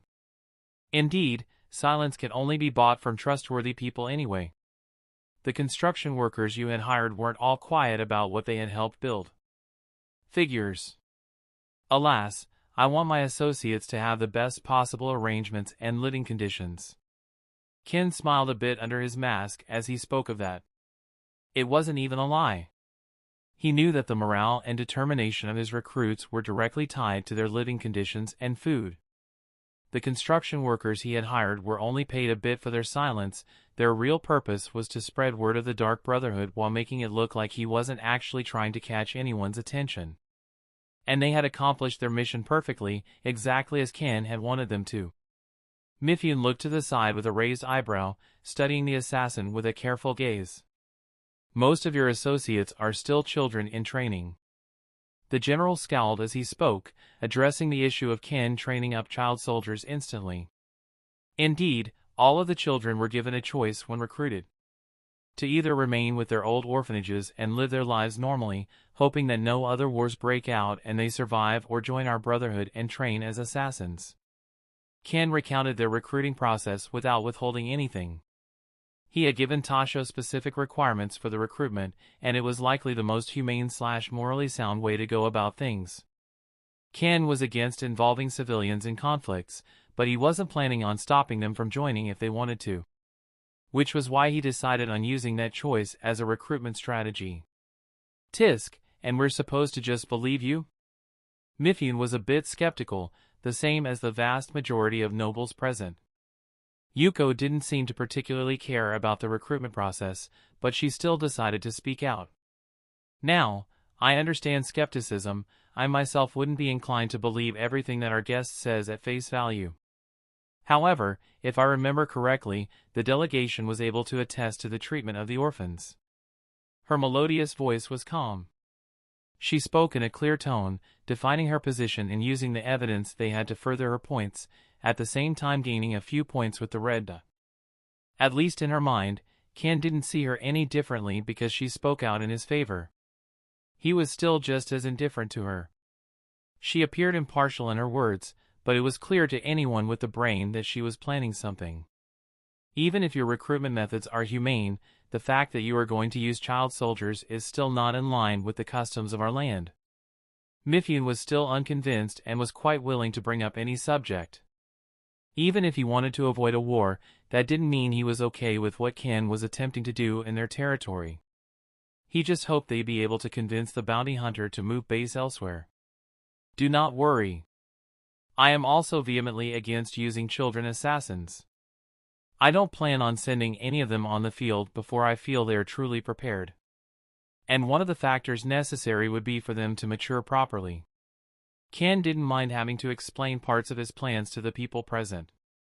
His organization already had people working as assassins and bringing in revenue in the form of Saburo's clones. Their organization was still sitting on a lot of wealth stolen from the grass village, but that was not going to last them for the entirety of the recruits' childhoods. The clones were genuinely the only reason they were able to recruit so many people at once. So Ken considered Saburo a very important ally, so he needed to treat him with care. I understand. If that is truly the case, then ethically speaking your organization is indeed not unaligned with our policies. The daimyo nodded as he spoke, rather pleased with what he was hearing. However, these claims do still need to be verified. Yuichi looked toward Mifune as he spoke. The general seemed to get the message. I would like to propose for one of my men to stay within the compound and report the status of the recruits to us on a regular basis. Mifune looked at Ken with a serious gaze, his eyes narrowed. Unacceptable. The Dark Brotherhood is a personal business, it has nothing to do with the Land of Iron itself. Ken didn't even take a second to think about it. He turned his head towards the general with a scowl underneath his mask. This Dark Brotherhood of yours is still within our territory. You can either move camp or accept our demands. Mifune was quick to hint at the possibility of Ken moving his base, but the swordsman was having none of it.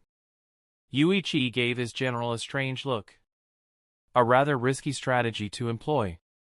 But I can salvage this.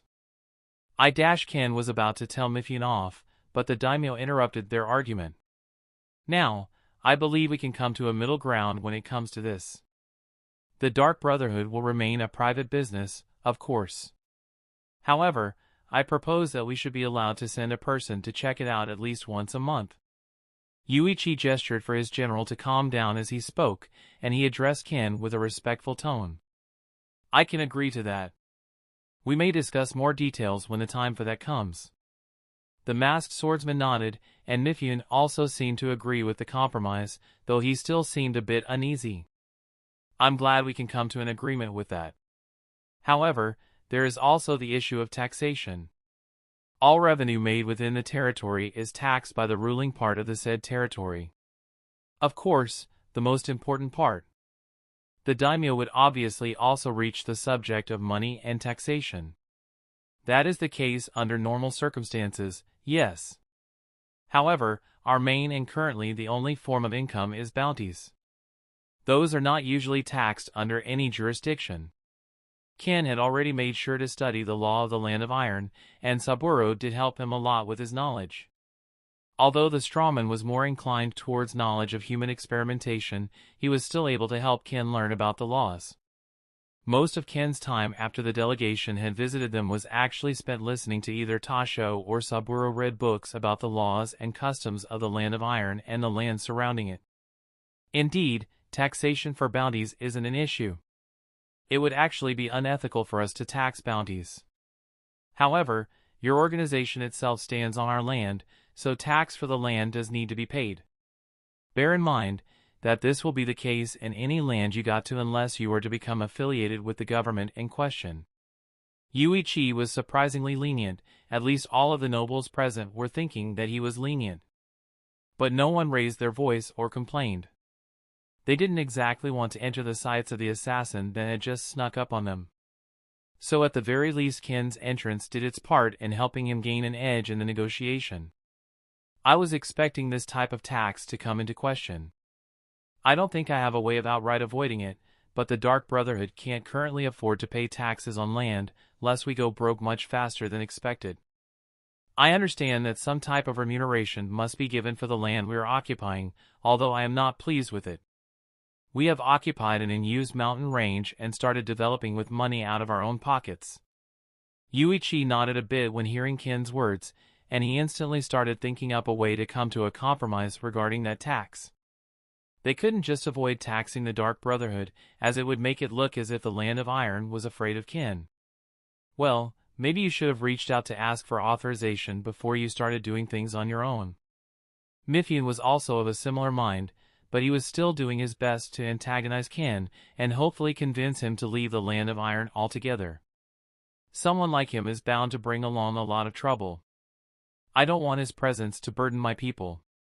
This time, Ken seemed to ignore Mifune's jab, only scratching his chin a bit as he started speaking again. Well, I understand your stance on this. I believe we can come to an agreement regarding taxation as well. For instance, my Dark Brotherhood can make sure that the streets are clean wherever we can. That in itself should boost your income as more and more merchants will start frequenting the safer areas. The daimyo nodded when hearing Ken's explanation, but it seemed that he wasn't fully satisfied with it. That is true. However, that is merely an after-effect of your main business, which is collecting bounties. Yuichi didn't hold back at all, immediately pointing out the thing that was displeasing him. Of course, that can also be argued. However, you cannot deny that such a thing wouldn't happen without the presence of my organization. A lot of the members of bandit groups don't even have bounties, and we are taking care of them as well. Outlaws like that are bound to become less and less eager to set up their business in the Land of Iron due to our spreading influence. Overall, I think you have a lot more to gain from keeping us around than driving us away. The nobles in the room seemed to nod when hearing Ken's explanation. They all seemed rather pleased with it. Even Mifune seemed to be contemplating it seriously. Yuko at Ken's side once again hid her smile behind her fan. His answers are too careful. He definitely prepared everything beforehand. Either that or he is a really good speaker. Not only that, but instead of following up on his arrival and threatening us with our lives, he is genuinely debating the daimyo, proving he wishes for a partnership, and that he isn't hostile in any way. Either way, a business venture with him is starting to look more and more like a necessity for my clan to become more prosperous. The noblewoman's eyes narrowed as she started seeing Ken as a capable man. One worth keeping around at the very least. You do make a great point. It does seem that the benefits of keeping you around are far greater.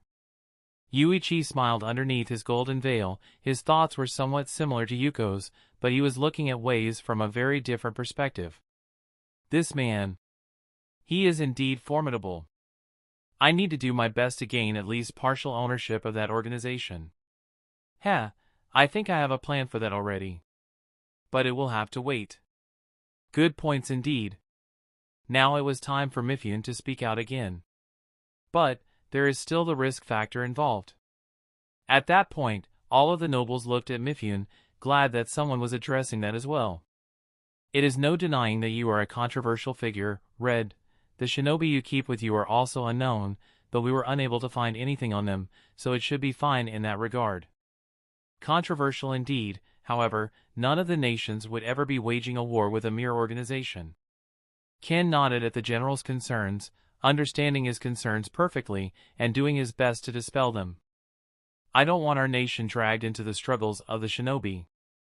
This is my main concern. Please don't drag my people into a bloody war. The general's voice sounded tired by the end, and this time Ken turned his head towards him again. I understand. I assure you that I don't want your people, or my organization, to ever get involved in the wars that shinobi are constantly fighting. In the first place, sending children that were mostly orphaned by war into a war would be exceedingly cruel.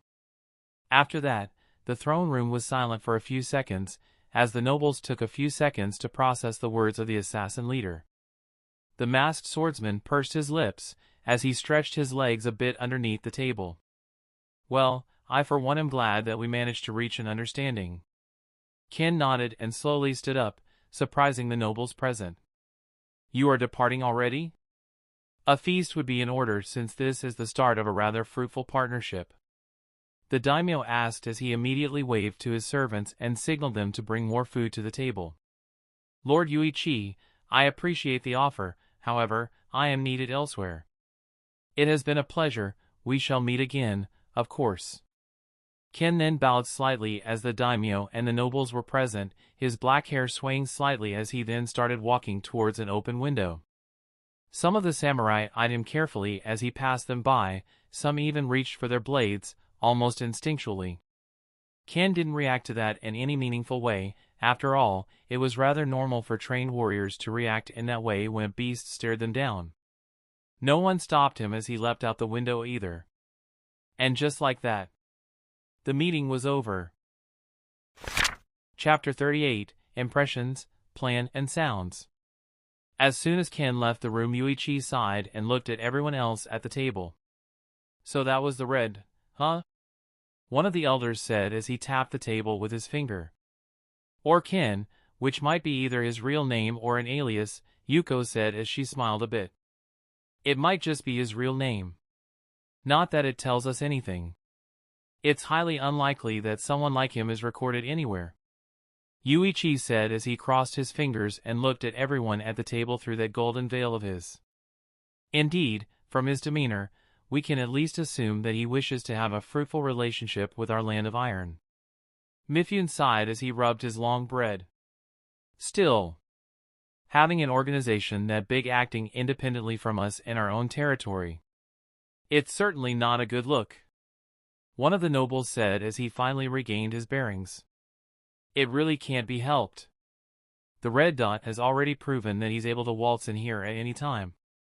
At this point, we're lucky he didn't make any outrageous demands.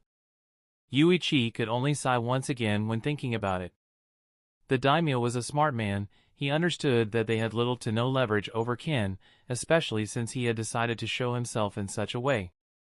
It was obvious that the daimyo would now be forced to tighten the security around his castle. Maybe even look into hiring a few shinobi guards to keep by his side. Mifune was also already thinking about hiring the Uzumaki clan to create a few seals around the castle. It was certainly going to be needed at the end of the day. He won't be able to waltz in here like that again. We'll make sure of it, Mifune said as he pondered on his idea more and more. The land of iron was certainly a rich country, so they could afford to hire the shinobi. The only issue was whether or not the shinobi were willing to help them in such a way. There was also the issue with the fact that the Uzumaki clan was being targeted by everyone currently, and it was only a matter of time before the forces that feared them banded together to destroy it. Mifune was only aware of it because he had connections with the shinobi world, but there was really nothing that he could do about it. He'll find a way. Even if we do detect him, are you confident in stopping him, General Mifune? Yuichi had clearly lost all trust in the capabilities of his guards to defend him, and Mifune couldn't really blame him. Well. If more of my men were here, then we would certainly be able to stop him, or at least root him. Mifune was still rather confident in his answer, though he had stumbled a bit at the start when finding his words. It is not normal for a daimyo to have an army raised in his palace at all times. Yuichi simply shook his head. He understood that just a group of samurai wouldn't be enough to stop the red dot from taking his head. Well, we don't need to have the army in the castle at all times, but it will be a necessity if we do decide to antagonize him eventually. Mifune was well aware of the logistics of housing an army inside their castles. The resources needed would also cause a bit of a drain on the capital, so it would likely remain as a last resort when or if they decided to wage war against the Dark Brotherhood. You're really thinking about antagonizing him after this stunt? Yuko asked as she once again unfolded her fan and started slowly fanning her face. We need to prepare for every possible outcome. Miffy nodded as he crossed his arms and narrowed his eyes at the fox-like woman in front of him. There might be no need to antagonize them though. The daimyo spoke, reaching underneath the golden veil with one of his hands and scratching his chin. Mifune looked at the daimyo with quite a bit of confusion. Oh, you have something planned already? Yuko smiled as she spoke, immediately perking up. Indeed. You see, the Red Dots organization only has one source of income currently.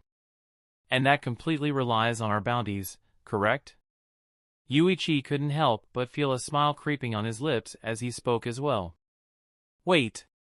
You don't mean... Mifune immediately became uneasy. No.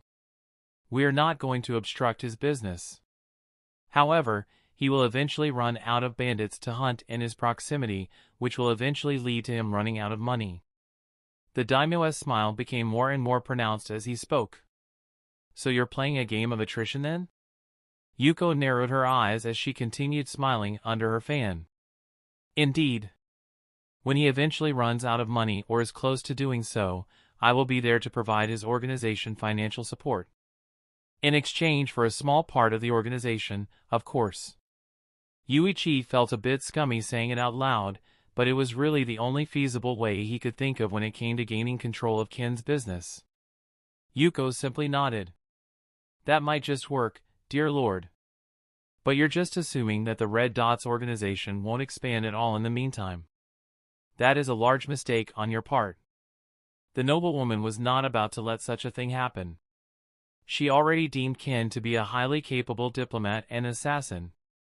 His sense of business was not something she was privy to, but she already decided to look for ways to ally herself with him. That alliance was bound to bring more funds to the Dark Brotherhood, and Yuko was well aware of that. But she didn't tell Yuichi or anyone else at the table. It's an interesting idea.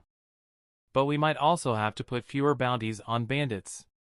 We just need to not make it noticeable. One of the nobles at the table felt the need to add that, and most of the other nobles seemed to agree. I don't think that's a good idea. We're already playing with fire, trying to stick our hand in it doesn't seem like a good idea. Mifune was firmly against it. He didn't care if Yuichi attempted his scheme to buy out the Dark Brotherhood, as it wasn't something that directly harmed them and could antagonize the Red Dot. But actually hampering their one source of income would 100% cause the Dark Brotherhood to come for their heads. Mifune wasn't scared, sure, but he hated even thinking about the chaos that would ensue afterwards. Many civilians would have to suffer if all of the nobles were to die. They were, after all, the one thing that upheld the law in their own cities and neighboring villages. If they were killed systematically and quickly enough, then crime was bound to run amok in every village. Well, we are already taking a risk with this entire situation. I say we wait for now, wait for them to naturally run out of resources, and then our delegation can offer our help. Yuichi also seemed to be against the idea of lowering Ken's revenue manually, as he also wanted to avoid a conflict. The nobles seemed to be discouraged, but they couldn't argue with the daimyo, so they just stopped speaking. One person was not scared to argue with the daimyo though. The plan is indeed good, Lord Daimyo. Yuko's melodious voice rang throughout the throne room, causing everyone to look at her with confusion. However, what are we going to do if the Dark Brotherhood aims for bounties of other countries as well?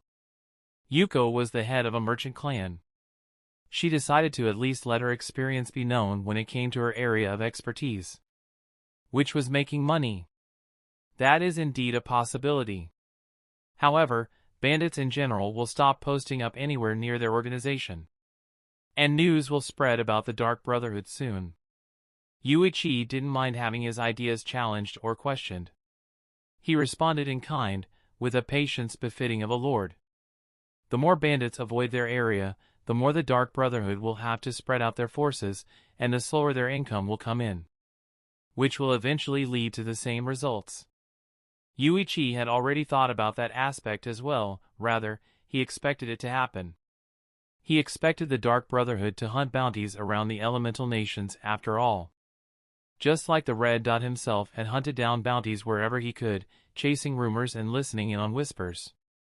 Yuichi was still confident that the Dark Brotherhood would eventually still reach the point where they would no longer be self-sufficient. To him it was just a matter of when. Understood, my lord. It seems you have thought of everything already. Yuko smiled and bowed slightly towards the daimyo. A few nobles could be heard muttering about the noblewoman, saying that she once again spoke out of line. Alas, being a young woman among a group of old men was rather difficult. Yuko somewhat struggled to have everyone treat her like an equal. I thank you all for gathering here. I shall start making arrangements for the inspectors that will visit the Dark Brotherhood monthly from this day onward. The rest of you can continue business as usual. I shall summon you all if something requires your attention. The daimyo waved his hand and all of the nobles and samurai present bowed and left. Mifune remained, as the two of them would still need to discuss the security of the castle. And while all that was happening, the person that was the cause for all of that stir was simply strolling around the city without any stress. Ken lazily walked around in the capital of the Land of Iron, having just left the meeting. It had gone much better than he had expected, but he had also prepared for it. It was clear that his entrance had a lot more impact on the nobles present than he had expected. Ken was a bit reluctant to do it at first. But at the end of the day, it was a subtle threat of sorts, a form of manipulation that he needed to use in order to tilt the scales in his favor. Petty tricks like those were his bread and butter at the end of the day. Though he had never been too used to diplomacy, especially the state of affairs in what he considered a medieval/backward society. Even then, the Land of Iron was a lot more modern than the surrounding lands, as they absolutely abhorred using child labor or child soldiers. Their techniques and powers were also impressive. From what Ken had felt in that throne room, just the few dozen samurai lining the hall would have been enough to burn the grass village to the ground. Ken only gathered that from the way they had carried themselves when he had made his presence known. Most of them had already placed their hands on their blades. There was no hesitation and no wasted movement. All of them were prepared to fight Ken to the death at the flip of a coin. It was rather commendable. Mifune himself was also powerful. The general of the Land of Iron had an aura of his own, but Ken was still confident if he were to face them. I might need to train a bit more. Everyone in that room could have likely injured me even in my scaled sage mode. Trained samurai were always able to coat their blades in chakra, and their cutting power usually differed on ranking, but every samurai there gave Ken the feeling that they would be annoying to fight. Normal ninjutsu and jinjustice are quite ineffective against me. Fighting an army of samurai might actually be more difficult than 3 grass villages at the same time. That small meeting helped give Ken some perspective, so now he simply strolled the streets, listening in on some interesting news and just casually studying the defenses of the capital. The capital itself was a rather large town, with the castle being built in the center of it. It was built in a rather scenic spot, being right in the mouth of one of the Wolf Mountains, the 3 large mountains that formed the 3 wolves. The city itself was covered by snow thanks to the strange shape of the mountain, which almost acted like a roof against the rain and snow above. The mountain itself was massive and stable, so there was no danger of it falling either. Everyone walked on the streets with smiles on their faces. No one even recognized the Red, as he was really only well known in the shinobi world. This is rather peaceful. Ken took a deep breath, moving his mask slightly to the side to uncover his mouth as he exhaled a small cloud of fog and smiled a bit. The sound of children playing in the distance. The sound of merchants doing business. The sound of drunkards singing, it was all so pleasing to the ear. But there was one sound that didn't sound like the others. The sound of blades clashing. Ken immediately turned his head in that direction, tilting his head slightly, before instantly disappearing from his location, shocking a few of the people nearby that had been looking towards him. Might as well check it out. Chapter 39, Clash, Favors and Awakened Desires. Now, Ken wouldn't have been shocked if he had heard blades clashing in the Land of Iron of all places. But the fact that it was coming from a random alleyway instead of a training ground was a bit interesting. There was also the fact that the smell of blood permeated the area, though it was faint. Who would be so bold as to start killing in the middle of the capital? Ken honestly had no clue, but he was about to find out. When reaching that alleyway, he was faced with a rather intriguing scene. 3 people dressed as ninjas and 2 dressed as samurai cornering a single samurai who was doing his best to protect what Ken assumed was a young noblewoman. She seemed to be dressed in rather expensive clothes, but Ken couldn't really tell much else about her features. She was wearing a rather strange veil, which covered most of her face. Near them were the corpses of 2 other samurai, looking like they had been backstabbed. Ah, the usual tomfoolery between murderers. Infiltration and backstabbing, true classics in our line of work. Ken could somewhat appreciate decent work when it was in front of him. But they had made a major mistake. The samurai they're cornering. He looks a lot stronger than them, but he's likely stuck protecting that girl, so he is unable to go all out. The 5 assassins should have aimed to finish this as soon as possible. Alas, it already attracted unwanted attention after all. The assassins and the stronger samurai, who Ken assumed was a Hatamoto, seemed to be stuck in a stalemate for a few seconds. The assassins knew that getting close to the Hatamoto would definitely lead to one of them being killed. Ken had ample time to intervene.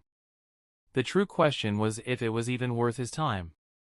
Nobles being assassinated is not exactly uncommon, though I don't see how a young girl like her deserves such treatment. The blind swordsman stood there for a second, crouched down on a rooftop and studying the situation a bit more. Surprisingly, the assassins then started speaking. "TSK. Hatamoto. Stop resisting already, you know it's futile. The 5 of us can easily kill you. Hand Lady Harada over and we may even share the ransom with you." Ken raised an eyebrow when hearing that. So, not assassins, kidnappers. Still, they made a rather elaborate plan to catch whoever this Lady Harada is. The Hatamoto simply stared at the 5 men with hate in his eyes. The young girl behind him trembled a bit in fear. "Heh! We'll even let you play with her as well." One of the other kidnappers also tried to entice the Hatamoto, but he only received an angry shout. "You dirty animals! She is but a teenager." The Hatamoto scowled deeply, grasping his blade tighter in his hands. Okay, they may have planned this out well, but not all of them are smart. Ken shook his head a bit when hearing the exchange. "I guess I could kill them, it would be as easy as breathing. But I could also track them down for a while, wait for the lady's father to pay the bounty, and steal the money from them afterwards." Ken was seriously contemplating that, before a realization hit him. Wait a moment. Wasn't the daimyo's family name Harada? Ken smiled deviously under his mask. Yes. Yes, it is. I guess getting involved in this suddenly became worthwhile. The blind swordsman stepped along the rooftops without making any sound. He smiled as he walked with carefree steps. It was extremely worthwhile to get the daimyo to owe him a favor. A favor like that was worth a lot more than any amount of money. Ken didn't interfere immediately though. A good farmer always knew to wait for the fruit to be ripe enough for picking. Instead, Ken watched the righteous Hatamoto fight with honor. The 5 kidnappers quickly closed in on the Hatamoto when noticing they couldn't bribe him. The second they stepped forwards, the Hatamoto's blade was already gunning for one of the men's necks. Even injured, he was more than capable of defending himself.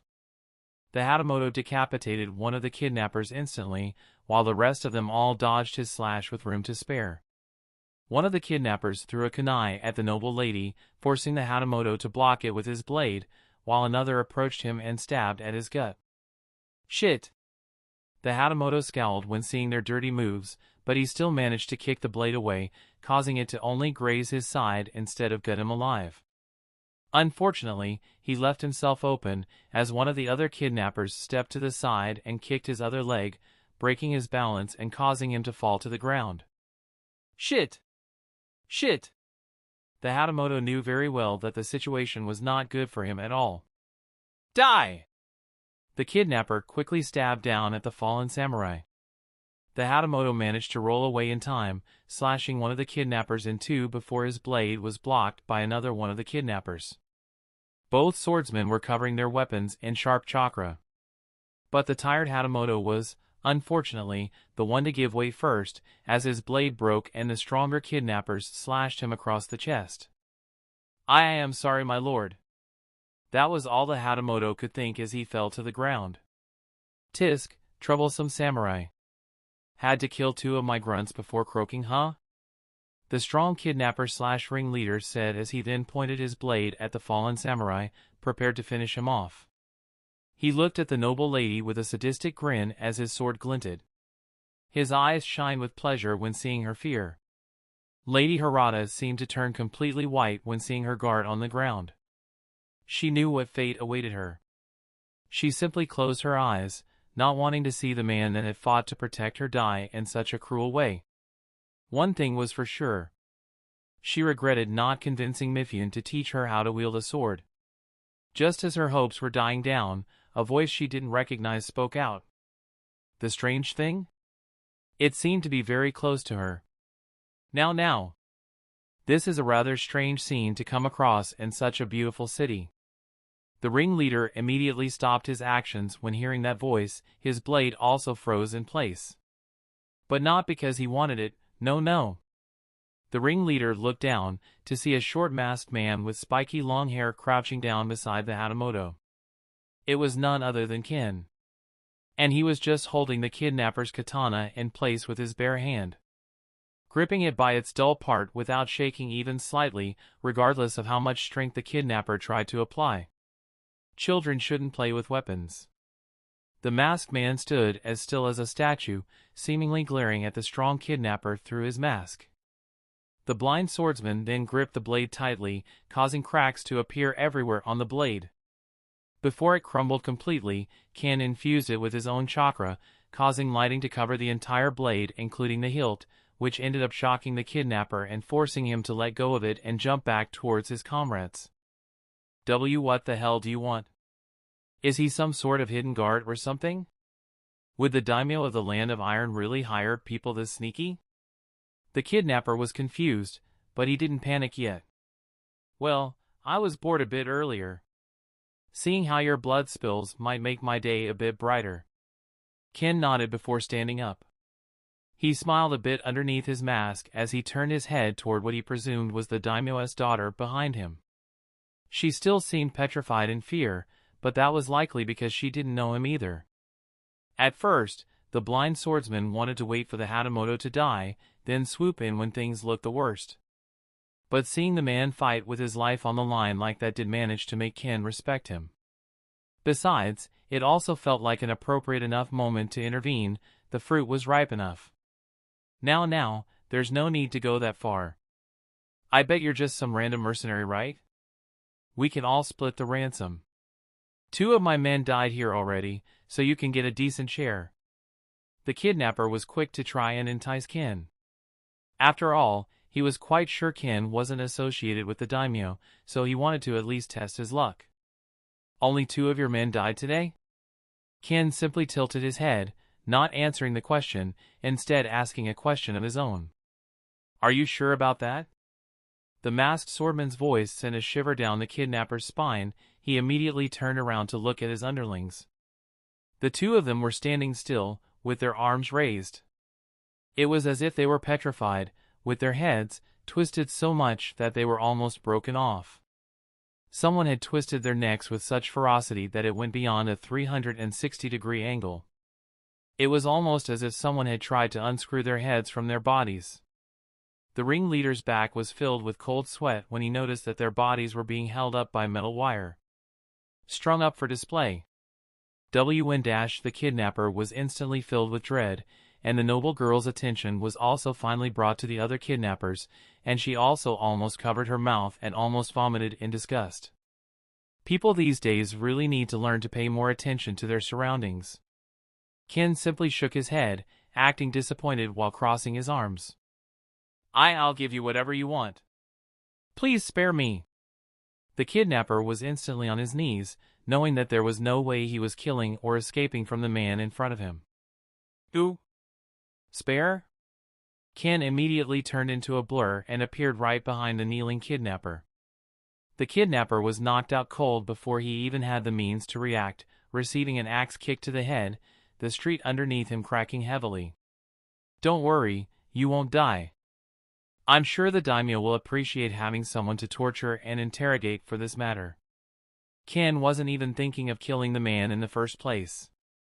If he had wanted him dead, then he would have been dead before any words were exchanged, much like his comrades behind him. Who are you? Are you hired by my father?" The noble girl finally mustered the courage to stand up, looking at Ken with wary eyes. "Lady Harada, right?" "Heh. I am not under your father's employ. But I am an associate of his." Ken walked towards her slowly, approaching her carefully in order to not scare her in any way. It seemed to work, as the noble girl composed herself and calmed down a lot more now that she knew the man in front of her was related to her father. I see. Thank you for your help, sir." "Ken." "You can call me Ken." The blind swordsman then turned his head up and threw a small piece of paper in the air. The paper proceeded to explode. It was a small explosion, but it was enough to echo throughout the entire city. "Why, you can call me you. Thank you for alerting the guards." Yu was a bit spooked by the sudden explosion, but she thankfully figured out what it was for rather quickly. "No problem. I could walk you over to the castle myself, but I just left from there, and I don't want to make things awkward." Ken nodded at the young girl in front of him. Yu's smile trembled a bit when she heard that. "You're worried about awkwardness in this situation?" "Well, from how the other kidnappers look, I guess this isn't all that special for him." Yu sighed a bit internally as she remembered the sight of the two kidnappers standing with their heads twisted. It was still a chilling scene for her, one that was sure to follow her into her nightmares. Although, the fact that the person that was capable of doing such a thing saved her was certainly going to help her sleep at night. "I'll gladly invite you back to the castle. I'm sure my father would love to reward you handsomely for your service." Yu bowed slightly in gratitude when speaking. "I appreciate the thought, young lady, but I'll be fine. Just tell your father that he owes me a solid." Ken just waved his hand dismissively, smiling a bit under his mask as he started walking away. But dash. You might want to reward the samurai that protected you before I came here. Were it not for him, you would have been long gone before I even arrived at the scene." Ken was apparently not bothered by interrupting what was essentially the princess of the Land of Iron. Yu was a bit taken aback by that. She was used to people treating her with respect, but seeing the masked assassin's back getting further and further away gave her a strange feeling. I guess some people can go about in the world without any fear. Yu's eyes shined, and now she looked at the strung-up corpses of her to-be kidnappers in a different light. It now looked more like a morbid work of art, rather than the barbaric scene she had seen beforehand. "I want to be like that someday." The young girl clenched her fists and smiled underneath her veil, looking once again in the direction that Ken had left in, wanting to go after him, only to notice that he was already nowhere to be seen. "I'm sure I'll meet him again. I want him to teach me as well. I need to become stronger." Chapter 40, Reactions, Concerns, and Target. It didn't take long for Yuichi to get word of what had happened. Mifune could feel the rage radiating off of him. It was clear that someone was going to get executed. Yu was after all only a 12-year-old girl. She had not even gotten any training when it came to fighting, as Yuichi had wanted her to stay away from that world as much as possible. It seemed that had been a mistake on his part, though. In truth, there wouldn't have been much for a 12-year-old girl to do against 5 grown men, but at the very least she could have tried to escape on her own and call the guards. Mifune was quite mad that the kidnappers had also somehow infiltrated their forces. Such a thing was unacceptable. He immediately launched an internal investigation, and all of the corpses were recovered and were to be identified. The guards were perturbed when coming across the bodies, more specifically the 2 that had been strung up for display in the alleyway. Yuichi was immediately worried about his daughter's mental state when hearing about the state of the bodies. It was certainly the work of a bloodthirsty maniac, but it seemed that the bloodthirsty maniac was the one to save his daughter's life. Yuichi wanted to seek out the man and recruit him at first, but then his daughter told him his name, as well as the fact that they were apparently associates. The Red Dot. It wasn't surprising that Ken would be capable of such brutality. He had already gone on record ruthlessly hunting down bandits and even attacking a hidden village. The more important thing was the fact that now Yuichi owed him a favor. I think my plans to acquire the Dark Brotherhood will have to be postponed for now. He was still going to take the opportunity if it arose, but now Yuichi needed to look into different ways to integrate the organization into their systems. Mifune was off to inspect the bodies and to personally question the one survivor whose head had been embedded into the ground. While all of that was happening, Yu was having a rather tiring time, as she was now stuck in her room for a while. She had done her best to tell everyone what had happened and went into detail to describe how the samurai that had protected her fought valiantly, deserving of his title. Yuichi was dissatisfied that the man had failed, but the odds were stacked against him, so he decided to reward him for his efforts anyway, as his daughter was safe thanks to him. However, she also described Ken in a concerningly positive light. She seemed excited to explain how he had easily dispatched the 3 remaining kidnappers before she could even react. Yuichi was a bit concerned by her enthusiasm. Yu herself, for some reason, was a lot less bothered by the mutilated corpses than the patrolling guards that had found the scene. She was actually found staring at them from reports, though they did claim that she seemed petrified. Out of boredom, she started playing with some kitchen knives, throwing them at the wall with a smile on her face. In her mind, she imagined metallic wires connected to all knives as she continued playing around. The little princess had found a new passion. It was debatable whether it was cute or morbid though. She had somewhat steeled herself. I'll ask Dad to let Ken teach me. He said they were associates, and Dad did seem to know him. Needless to say, Yuichi was going to have quite the headache to handle in the future. Ken wasn't thinking about any of that though. He didn't bother to consider how his actions would affect the young impressionable mind of the princess, nor did he care. He instead started making his way home after dodging the patrolling guards. He left the city easily despite the lockdown, blending into the surroundings and even transforming himself into a spider and crawling on the city walls and above them. The transformation jutsu became a whole lot more useful to him after Tasho taught him a few tricks, like the fact that he could transform into inanimate objects and animals. That part was something that hadn't been covered in the small booklet that one of his dads had gotten for him. Ken hadn't gotten around to using it often. It did have one rather obvious downside. To use the transformation, he'd have to continuously channel his chakra, which would make him easier to detect a sensory-type shinobi. Fortunately, it seemed that the Land of Iron didn't have many sensors at the part of the wall that Ken picked. Not that it would have mattered. It wasn't like Ken was at war with the Land of Iron, he was just testing their defenses and preparing for the future.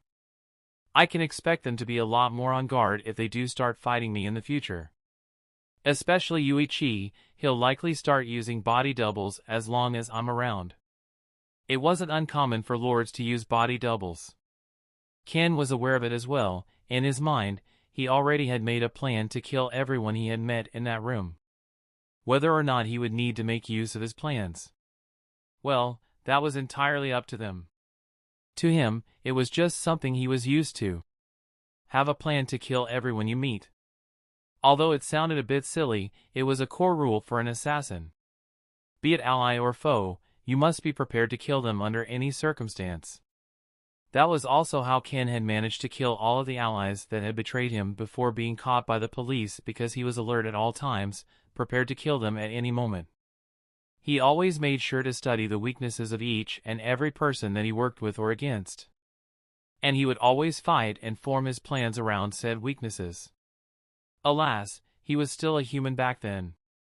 He may have outskilled them, but he was still outnumbered and injured badly.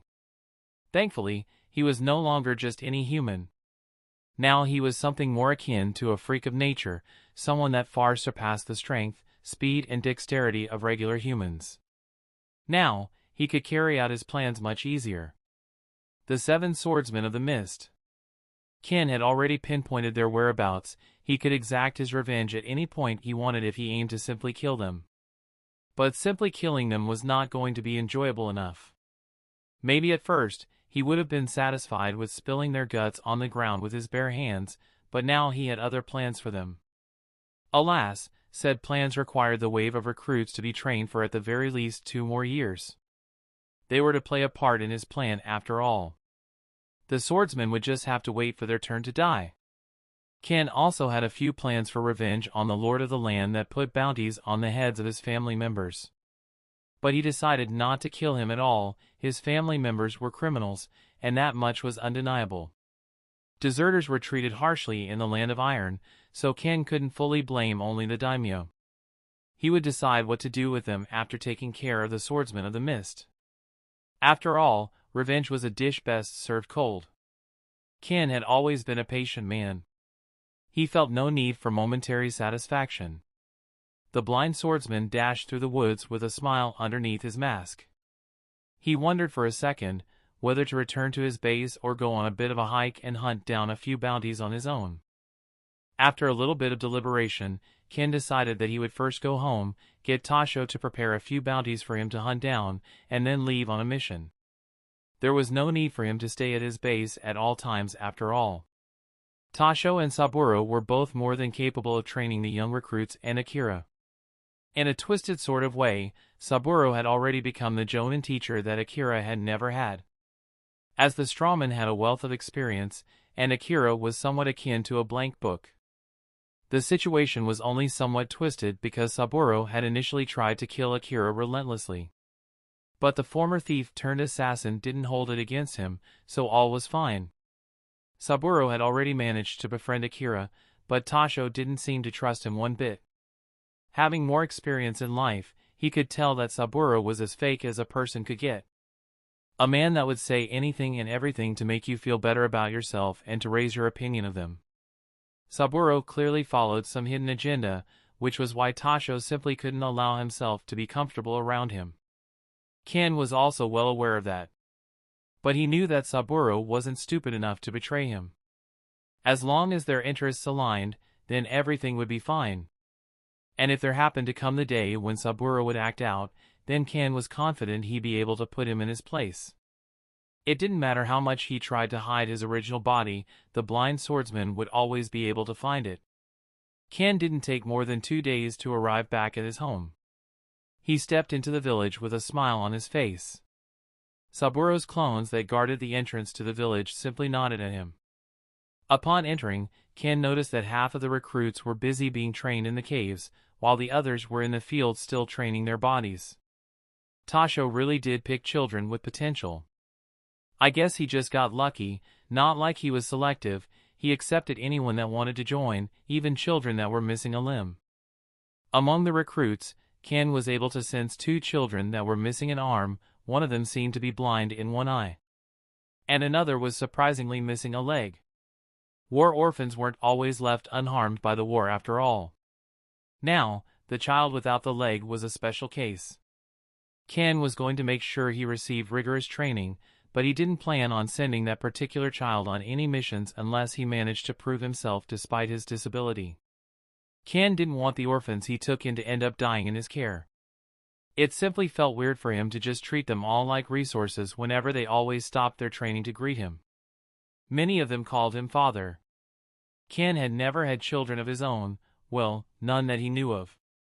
But in general, he was a loner for all of his first life, and his only family were his father's in his second life.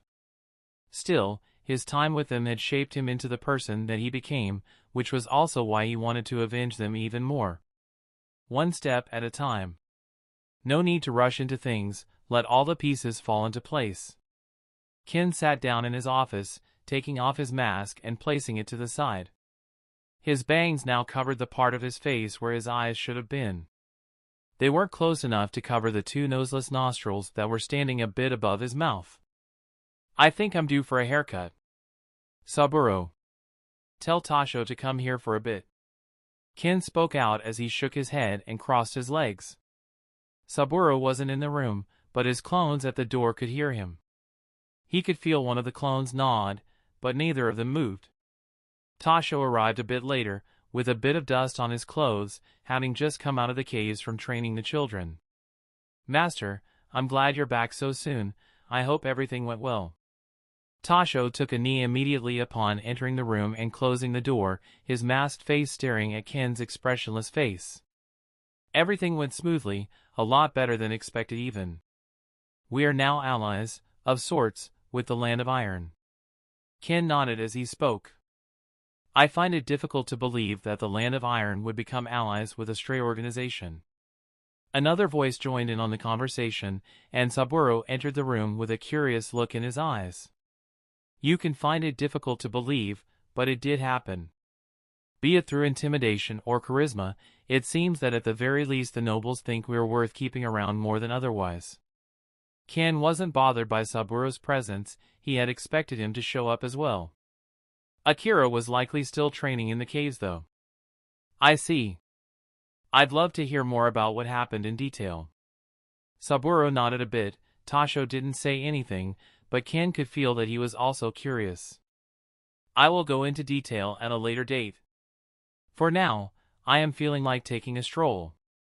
Collecting a bounty or two in the process. Tasho nodded as he finally stood up, dusting himself off and walking to his leader's side. I will select a few interesting targets for you, sir. I actually had my eyes on one myself. Ken turned his head towards Tasho, smiling a bit as his curiosity rose a bit. You found something interesting among the bounty posters? Saburo also seemed a bit curious about what his associate had found. Not among the bounty posters. But I did find a personal request directed at us, asking us to investigate something called the Cult of Jashin. Tasho took out a small unsealed letter and placed it on the table. Cult of Jashin?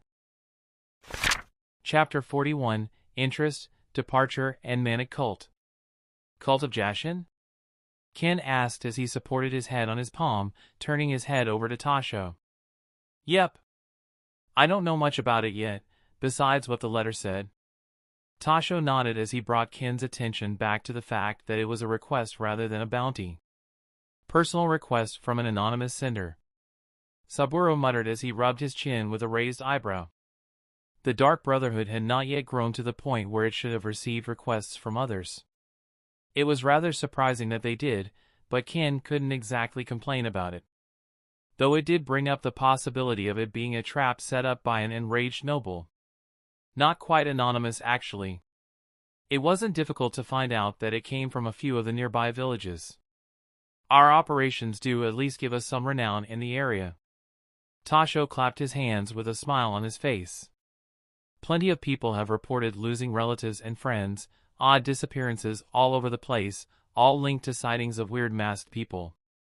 With the local nobles not bothering to do anything about them, the villagers figured it would be worth it to pool together some money and hire our organization to look into this. Tasho had already done his research on the situation. He was glad to share his findings with his now interested teacher/master. So we're talking about an unknown group of people kidnapping others? How did they get their name? Ken rubbed his chin and tapped on his mask, which still lay on the table in front of him. Some of the villagers heard hushed whispers, talking about some religious group looking to convert more people to their belief. They believe they are the ones tied to the kidnappings. The blind swordsman nodded when hearing that, his head tilting slightly as he pondered on whether or not to personally go after the strange religious group and investigate more about it at the very least. What do their beliefs consist of?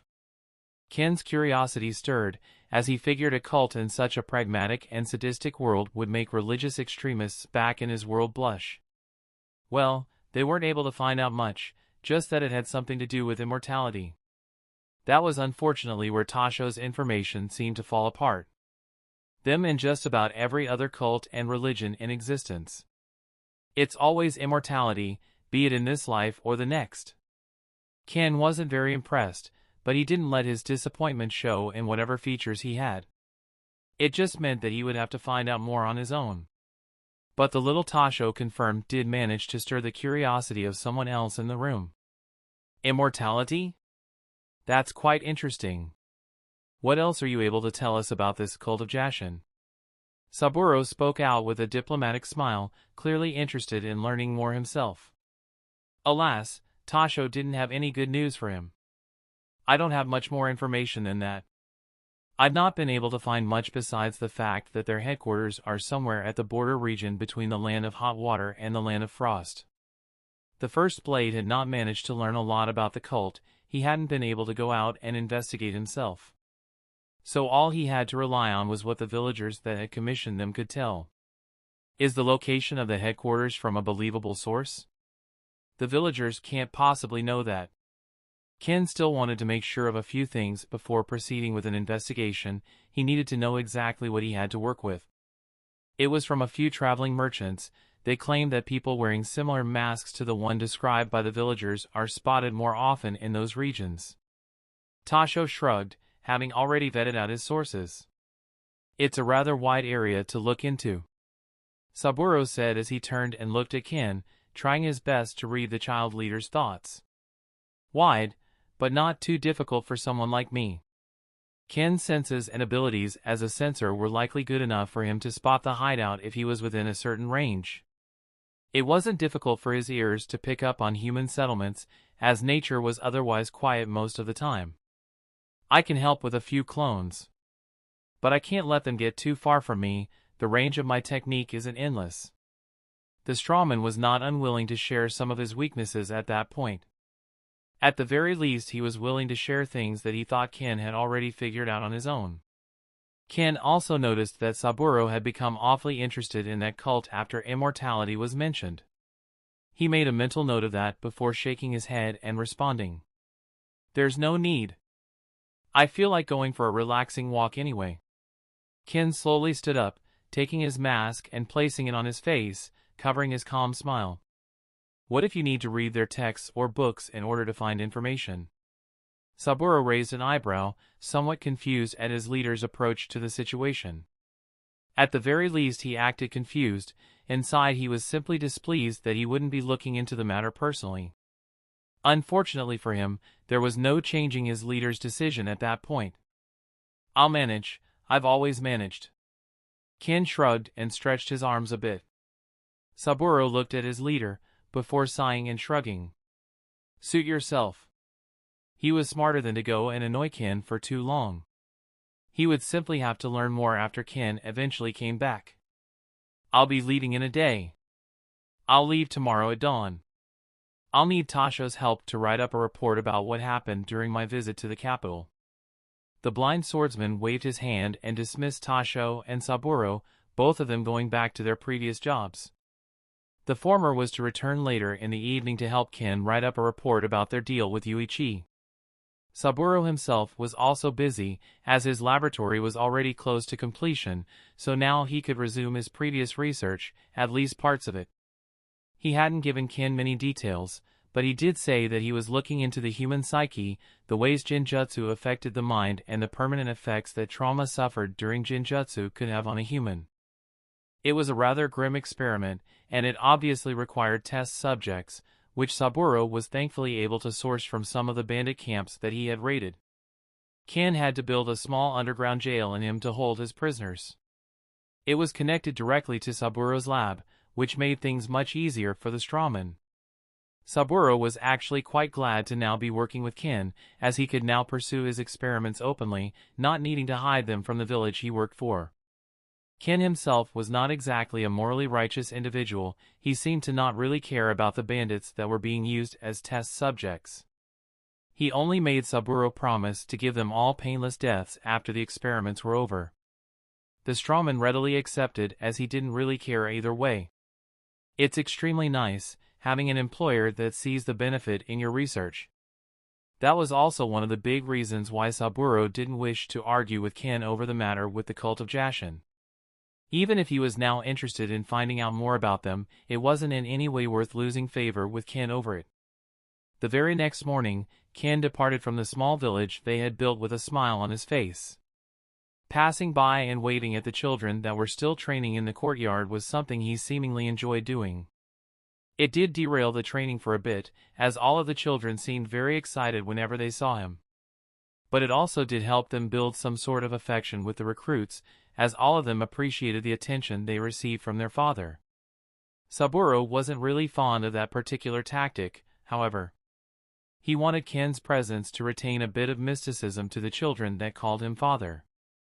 That mysticism would inevitably lead to the children looking up to and revering Ken more over time. Alas, Saburo didn't really have a say in the way the recruits were being trained, so he didn't ever speak out of turn regarding the matter. He merely watched through his clones as Ken waved at the children as he passed through the village gates. As soon as he stepped out of the village, Ken's hand fell to his side, and he immediately disappeared, taking off into the forests, not leaving even a full afterimage behind. Ken's departure was quick. He headed down beyond the border and into the land of hot water, hiding his presence as he didn't want to bother encountering any shinobi along the way. He leapt from tree to tree, his steps not shaking the branches he walked on as his speed made him more akin to a blur. The blind swordsman stalked the border between the land of hot water and the land of frost for the following days, keeping his ears peeled the entire time as he silently advanced with his search. Rest was not really an issue for the natural-born sage. He could keep up his stride for what felt like an eternity. After all, one that could casually regrow limbs wouldn't have much of an issue with sprinting. Eventually, Ken could hear it, the sound of a crackling campfire. He had run into a few before, merely travelers and peddlers. But this one felt different. It felt bigger. It also brought with it an odd smell of burning flesh and smoldering bone marrow. Though, it might have been just an animal being cooked up. Ken didn't want to just jump to conclusions too quickly. Instead, he got closer and closer until he could clearly feel the situation. There it is. Ken crawled on top of a tree, settling his attention on what felt like a large gathering in the middle of the woods. Dozens upon dozens of what felt like masked men were gathered around a campfire, kneeling with their foreheads on the ground as the large campfire. On the bonfire was nailed a woman. Her guts seemed to be spilling down on the fire, as she was already burnt beyond any recognition. Ken couldn't see her state, sure, but he could easily tell from the smell after getting close enough. He was quite familiar with it at the end of the day. I guess they really are a mad cult, huh? If that woman was one of the people they forcefully converted to their religion, then I can't really expect any one of them to be alive still. The blind swordsman was left pondering on what to do next. Should I try to observe them a bit more? Should I just kill them all and interrogate whoever survives? They all seemed to be huddled around the campfire, but behind them was a cave that Ken couldn't really feel into. Likely some sort of seal. Ken could still feel a few humans inside that cave thanks to his nature energy, but he was completely unable to tell what level of chakra they had. There were bound to be some shinobi among them though. The odd part was that the people down below didn't feel like fighters or shinobi to Ken. They didn't have any chakra, signaling that all of them were civilians. Well, at least most of them were. However, one thing was for sure, every single masked person had an aura that Ken was very familiar with. Bloodlust fueled by a sense of crazed determination. They're all bloodthirsty maniacs. I should have expected this. The bloodlust he could feel from them reminded him of some of the maniacs he had fought in his past life, killers for hire. It was a playground for the mentally diseased. A playground that Ken ruled for the better part of 2 decades. I guess I'll watch them a bit longer. See if anyone more concerning appears out of that cave. Ken simply crossed his arms and sat down on the tree that was at least 5 kilometers away from the large bonfire that the cult had created. Whatever this cult is, I'll make sure to burn them to the ground since I'm already here. Chapter 42, A Strange Cult and Assassination Attempt. And as we knelt and prayed, we watched the woman's body before as it burned. I believe she was one of pure heart and body as well. A great offering to our Lord and one of our most important rituals. Offering a heretic to our Lord in hopes that we will finally be noticed like our leader was. Thankfully, there's no shortage of offerings. We are able to easily lure in more and more people to provide as offerings to their Lord. Some were kidnapped from faraway villages, some were coerced into coming there on their own, and then drugged into submission. Most of our offerings are comprised of women and children. However, children sometimes get the opportunity to join us as well. The children were akin to a blank slate, still pure enough to be converted to our beliefs. Our church is ever growing, unbeknownst to anyone else. Some of us had tried to spread the word of Lord Jashin to some villages, but they never did manage to receive many recruits from that. Blasphemous pagans that live without any purpose. Just thinking about their filthy existence makes me mad. I can barely wait for the day when we would finally be able to grow strong enough. Strong enough to spread chaos and death to this dirty world and its residents. Thankfully, we receive strength directly from their Lord, should he notice our efforts. Varying degrees and ranks within our religion receive different gifts from Lord Jashin. It is said that our leader has even achieved a state of semi-immortality. Lord Jashin only grants that gift to one person each generation. He truly is fit to be our respected leader.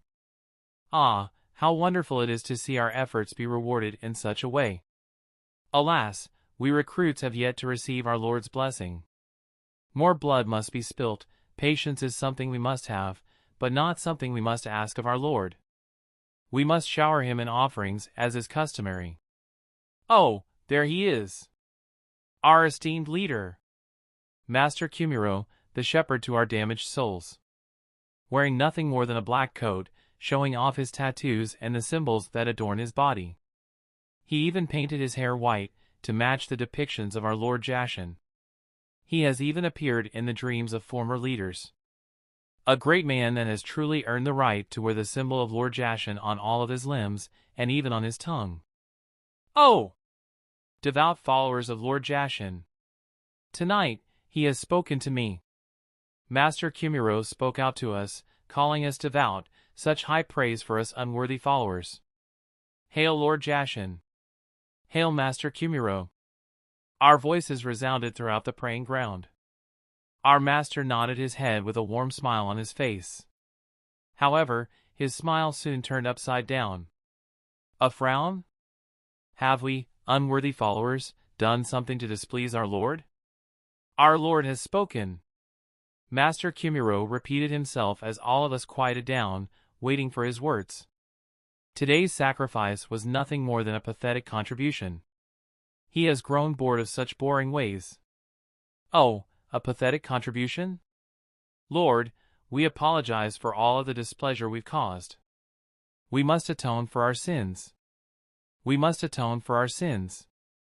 All of us moved in a trained manner, already knowing our customs. We unsheathed our knives, placing a palm on the ground. We all stabbed into that palm, impaling it on the ground. The ground started turning red, as all of my brothers bled for our collective sins. It is necessary to pay in earnest when displeasing our Lord, for he has given us so much, yet we can only provide him with so little. Such a way of praying for forgiveness. My devout followers, I commend you for your readiness and praise you for your unwavering faith. Master Kumiro's words rang like a psalm to our ears, as we bore through the pain.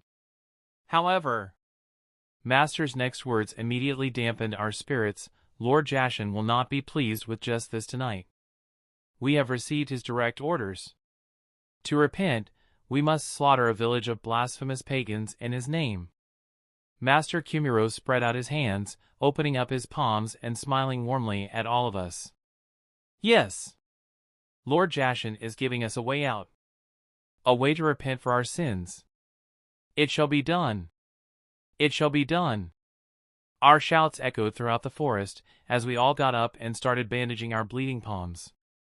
Tonight we shall lead many wayward souls to our Lord Jashin. Praise be! Underscore underscore underscore underscore underscore underscore underscore underscore underscore underscore POVkin underscore underscore underscore underscore underscore underscore underscore underscore underscore underscore. Crazed cultists, the lot of them. Seeing them burn up a woman was crazy enough. Seeing them all plunge a blade into their own hands is something else entirely. People are always much more open to causing pain to others than to themselves. These people are too far gone. And that man leading them. Master Kumiro. I don't know what his deal is, but it almost feels like he is dead. For some strange reason. It's almost as if nature energy just doesn't stick to him for some reason. All living organisms must have nature energy inside of them, but for him, it seems to be constantly spilling out. One thing's for sure, he feels dangerous. He gives me a strange feeling of uncertainty. I'm not sure if I can fight him on my own even. Maybe I should have brought Saburo with me. Too late for regrets. But do I even need to fight this weirdo? The commission was not worth much money, to begin with. At least nowhere near enough for all of this trouble. I do have a choice to make though. Letting these crazed cultists roam the world freely will definitely lead to a lot of innocent lives being taken. I wouldn't really give a shit if they only targeted shinobi, but civilians didn't sign up for their lives being put in danger. Huh. Well, I guess I can deal with this branch at least. I'm assuming they have more, but I'm not going to search the world for cultists. I'm not that big of a busybody, though things might change if I get paid enough. Anyway, since I'm here, might as well give these cultists a bit of a lesson on brutality. In the first place, I don't have to fight this weirdo in any way. I just have to kill him. Kill him in such a fashion that I strike fear into the hearts of all of the other dregs that are near him. With his death, they are bound to scatter like rats. After that it'll just be a game of hunting down as many rats as I can. In my past life, there were plenty of people stronger than me, but they all still died to me. This situation isn't all that different. I can see that they're starting to head in one direction. Probably going for that village they want to sacrifice to their Lord Jashin or whatever. Better get some traps ready, just in case. And so, the blind assassin got to work, easily tracking the large group of fanatics and realizing the route they were taking. They were headed for the third closest village to their base, one that was obstructed by trees. A great spot for a slaughter. Unfortunately for the cultists, the ground would only be painted red with their blood. Ken quickly got to work, setting up as many traps as humanly possible halfway to the village. He didn't have the time to warn the villagers and evacuate them. But he didn't need to. At the end of the day he only needed to kill the cultists, and that would be the end of it. Once the leader is dead, they're unlikely to continue with their march towards the village anyway. Ken used all of the metallic wire inside his bag, setting up trap after trap, throwables and nets, even resorting to pitfalls filled with sharp sticks. The holes were dug up in a hurry using his tail, but they were going to hold up. After all, the rest of the cultists were mostly regular humans, not even shinobi. Only 2 or 3 people besides the leader of the cult even had any chakra above Genin levels, so Ken wasn't really concerned about them. The leader himself seemed to be wielding a weapon, a large 2-bladed red scythe that was tied to his wrist by a long chain that was wrapped around his arm. The blind assassin stalked the group for a while. He had also managed to count them finally. There were a total of 87 people. Ken knew that he needed to kill them all. Leaving even one of them alive would just lead to the cult rebuilding itself. Eventually, the time came for Ken to kill their leader, as they were reaching the place where he had placed traps. Ken stalked the trees until he was directly above the madman. With a flick of the wrist, a puff of smoke appeared and a large windmill shuriken unfolded itself in his hand. A nice toy he had managed to buy at some point in his bounty hunting journey from a wayward shinobi. He even had a few of them custom-made since he found them particularly useful. Ken's chakra immediately flared up, and the windmill shuriken buzzed with life, spinning in his hand as it radiated lighting. With another flick of the wrist, the shuriken flew towards the leader's head, aiming to decapitate him outright. Just as the shuriken was about to cut into him, Kimuro raised his hand and turned his scythe at an angle, blocking the projectile with relative ease. The shuriken slid off to the side, causing sparks as it came in contact with the mad leader's weapons. It then embedded itself deep into the ground, creating a rather sizable hole as it only stopped spinning after a few seconds. "Oh my! It seems we've got a rat!" Kimuro shouted as the Jashinists behind him all took out their weapons, consisting mostly of tontos. Kimuro looked up, only to raise an eyebrow as he didn't see anyone there. He turned around a few times, scowling as he prepared to disembowel whoever got too close to him. Above, on the branches, Ken had already moved his position. He moved his mask to the side of his head and quickly made a few hand signs. His speed was decent, but it was not all that great when compared to Jonin. Thankfully, he wasn't in any hurry. As he finished his hand sings, his chest flared up, and he brought his head back, before opening his mouth and spitting forward a gigantic fireball. Fire release, Great Blaze Ball. One of the techniques he had gained recently, it was extremely flashy and just as deadly. The fire immediately caught Kumiro's attention, who raised his head and looked at it with a scowl. "You worms! Quickly form a wall around me." He quickly ordered his men, who followed suit, protecting their leader with their bodies. The fireball hit the ground in front of them, and the ensuing explosion shook the entire forest, as the trees around them fell to the side. Ken landed on the ground and wiped his mouth a bit, before placing his mask back on and tapping his wrist once more, taking out his long blade in a quick motion, already unsheathed. Was that enough, I wonder? Ken walked forward carefully. The smoke was hindering his sense of smell, and the crackling of the fire was somewhat annoying his ears, but he could still feel that a lot of people had been burnt to a crisp thanks to that jutsu of his. Just as he prepared to blow the smoke away with a swing of his blade, a scythe rushed towards him from behind the smoke screen. The blind swordsman wasn't taken by surprise at all. He simply leaned to the side and batted the weapon away using his blade. As expected, cockroaches don't die that easily. Ken then swung his blade in front of him with a lot of force, causing a large gale that blew Kumiro away and revealed the area to everyone that was still to the side. There were dozens of burnt corpses, cultists turned to charcoal. Still, just as many had survived, not being close enough to the explosion. Kumiro already had his scythe back, having used it to slow himself down. Now he was standing right where he had been when the attack had started. "TSK. You dare kill my devout followers? Lord Jashin will not forgive such transgression." Kumiro shouted in anger, as the cultists that should have been cowering in fear were only emboldened, all rushing towards Ken with their weapons out. As expected. You can't scare away madmen. Ken thought to himself as he parried a few knives, before swinging his blade and cutting into their wielders with ease, bisecting them as he dodged a red scythe from the side. The scythe lodged itself into the heads of one of the cultists, but no one seemed to care. They all continued rushing Ken with crazed expressions. "Stop moving around, you pest!" Kumiro shouted as he tried to pull back his weapon from the head of the cultists. Ken just scowled underneath his mask, before he turned and made a quick hand sign. The ground underneath Kumiro shifted as the cult leader had just managed to pull back his weapon, grasping the handle in his hand. Alas, he only had time to look down before a clone of Ken impaled him through the chest with a chakra blade, pushing his heart out of his body and onto the dirt in front of him. The clone then exploded into a burst of lighting, further frying the cult leader as he was dying. The windmill shuriken that Ken had thrown earlier had just been a lightning clone. The fireball had been nothing more than a distraction to take Kumiro's thoughts away from the shuriken. And it seemed to have worked. I guess he wasn't much after all. The blind assassin thought to himself as he jumped up and dodged a few slashes from the fanatical cultists. The 40 or so cultists that were left didn't even notice that their leader had his heart gouged out. They simply continued attacking Ken with fervor, waiting for him to land.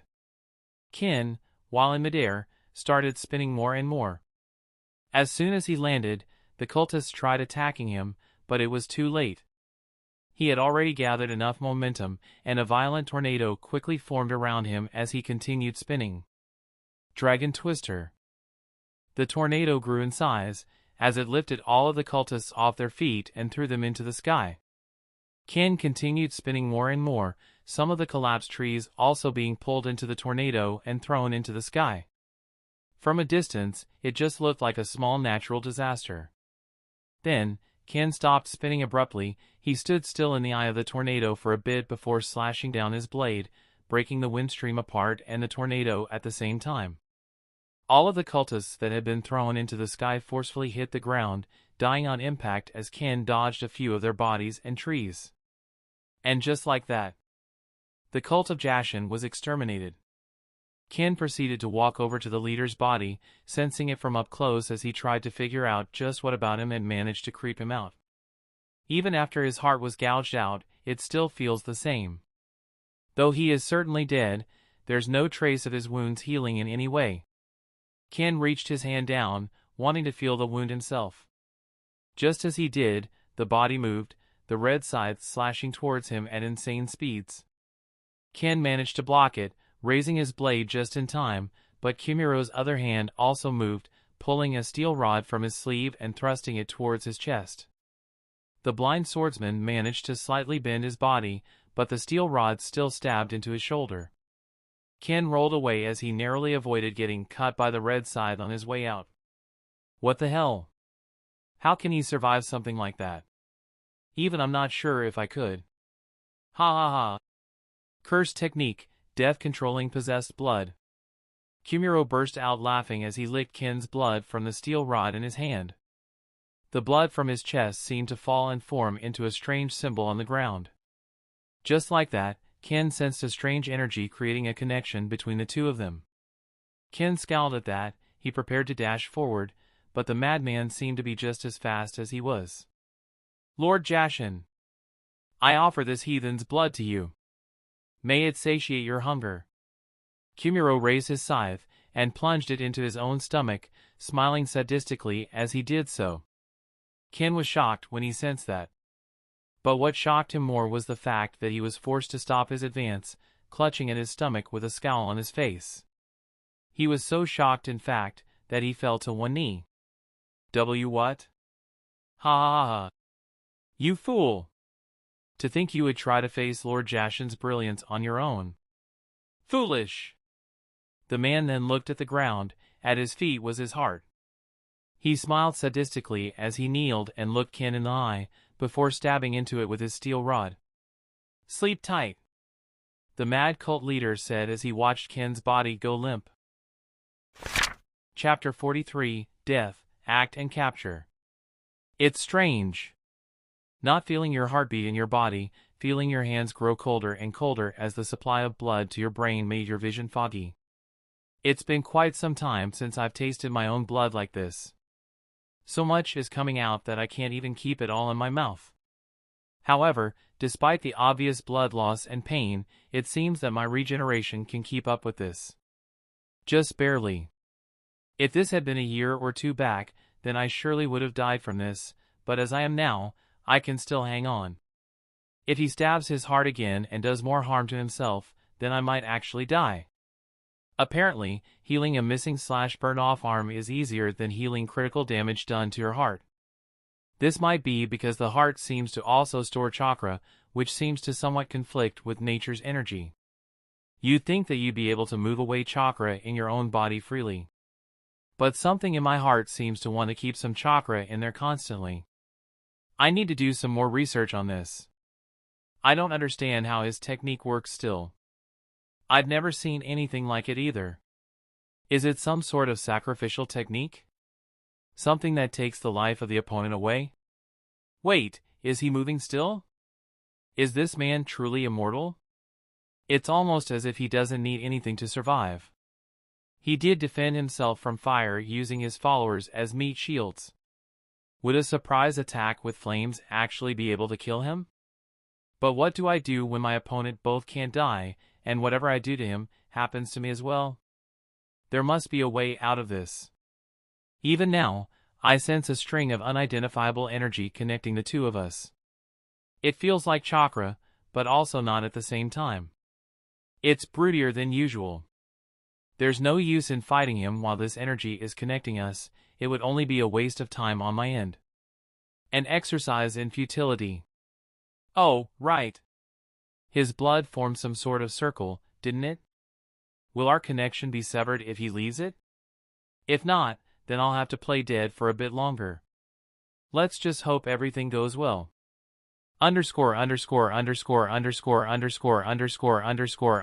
POV narration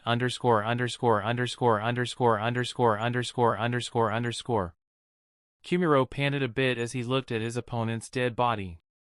Yet another offering to Lord Jashin. But at what cost? The cult leader looked around to see all of his disciples had already been killed. Maybe he could have saved them had he acted sooner, but he was unsure that he would have been able to take the masked assassin on without that surprise attack. And I thought we'd be safe if we stayed away from the 5 great shinobi villages. Every other worshipper of our Lord that was under me is dead. All because of that trash. Kumiro was frustrated and angry. His pious and determined spirit trembled in rage when seeing the mangled corpses of his devout believers. Alas, he managed to calm himself down. I'll surely get scolded for this. I need to quickly rebuild as much as I can. Kumuro slowly walked away from the circle of blood, scowling as he did so. The symbol of Jashin that had been formed from his blood was a powerful technique. Jujutsu. A special type of jutsu that relied on curse-like effects which normally stuck to others.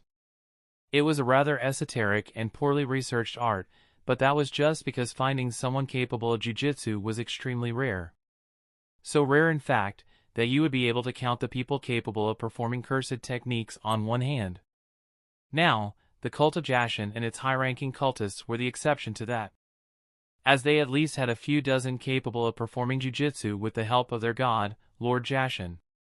Kumuro was leading nothing more than a small branch of the cult. They were a very widespread religion which had managed to stay hidden for a very long time. It was only due to Kumuro's bad leadership that people managed to track them down. It was a great failure on his part, which even he acknowledged. At least Lord Jashin will forgive me, for I have already spilt the blood of the one responsible for this.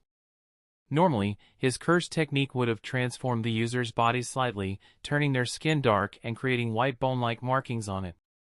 However, Kumuro already had those tattoos imprinted on his body, so it had no visible effect or difference.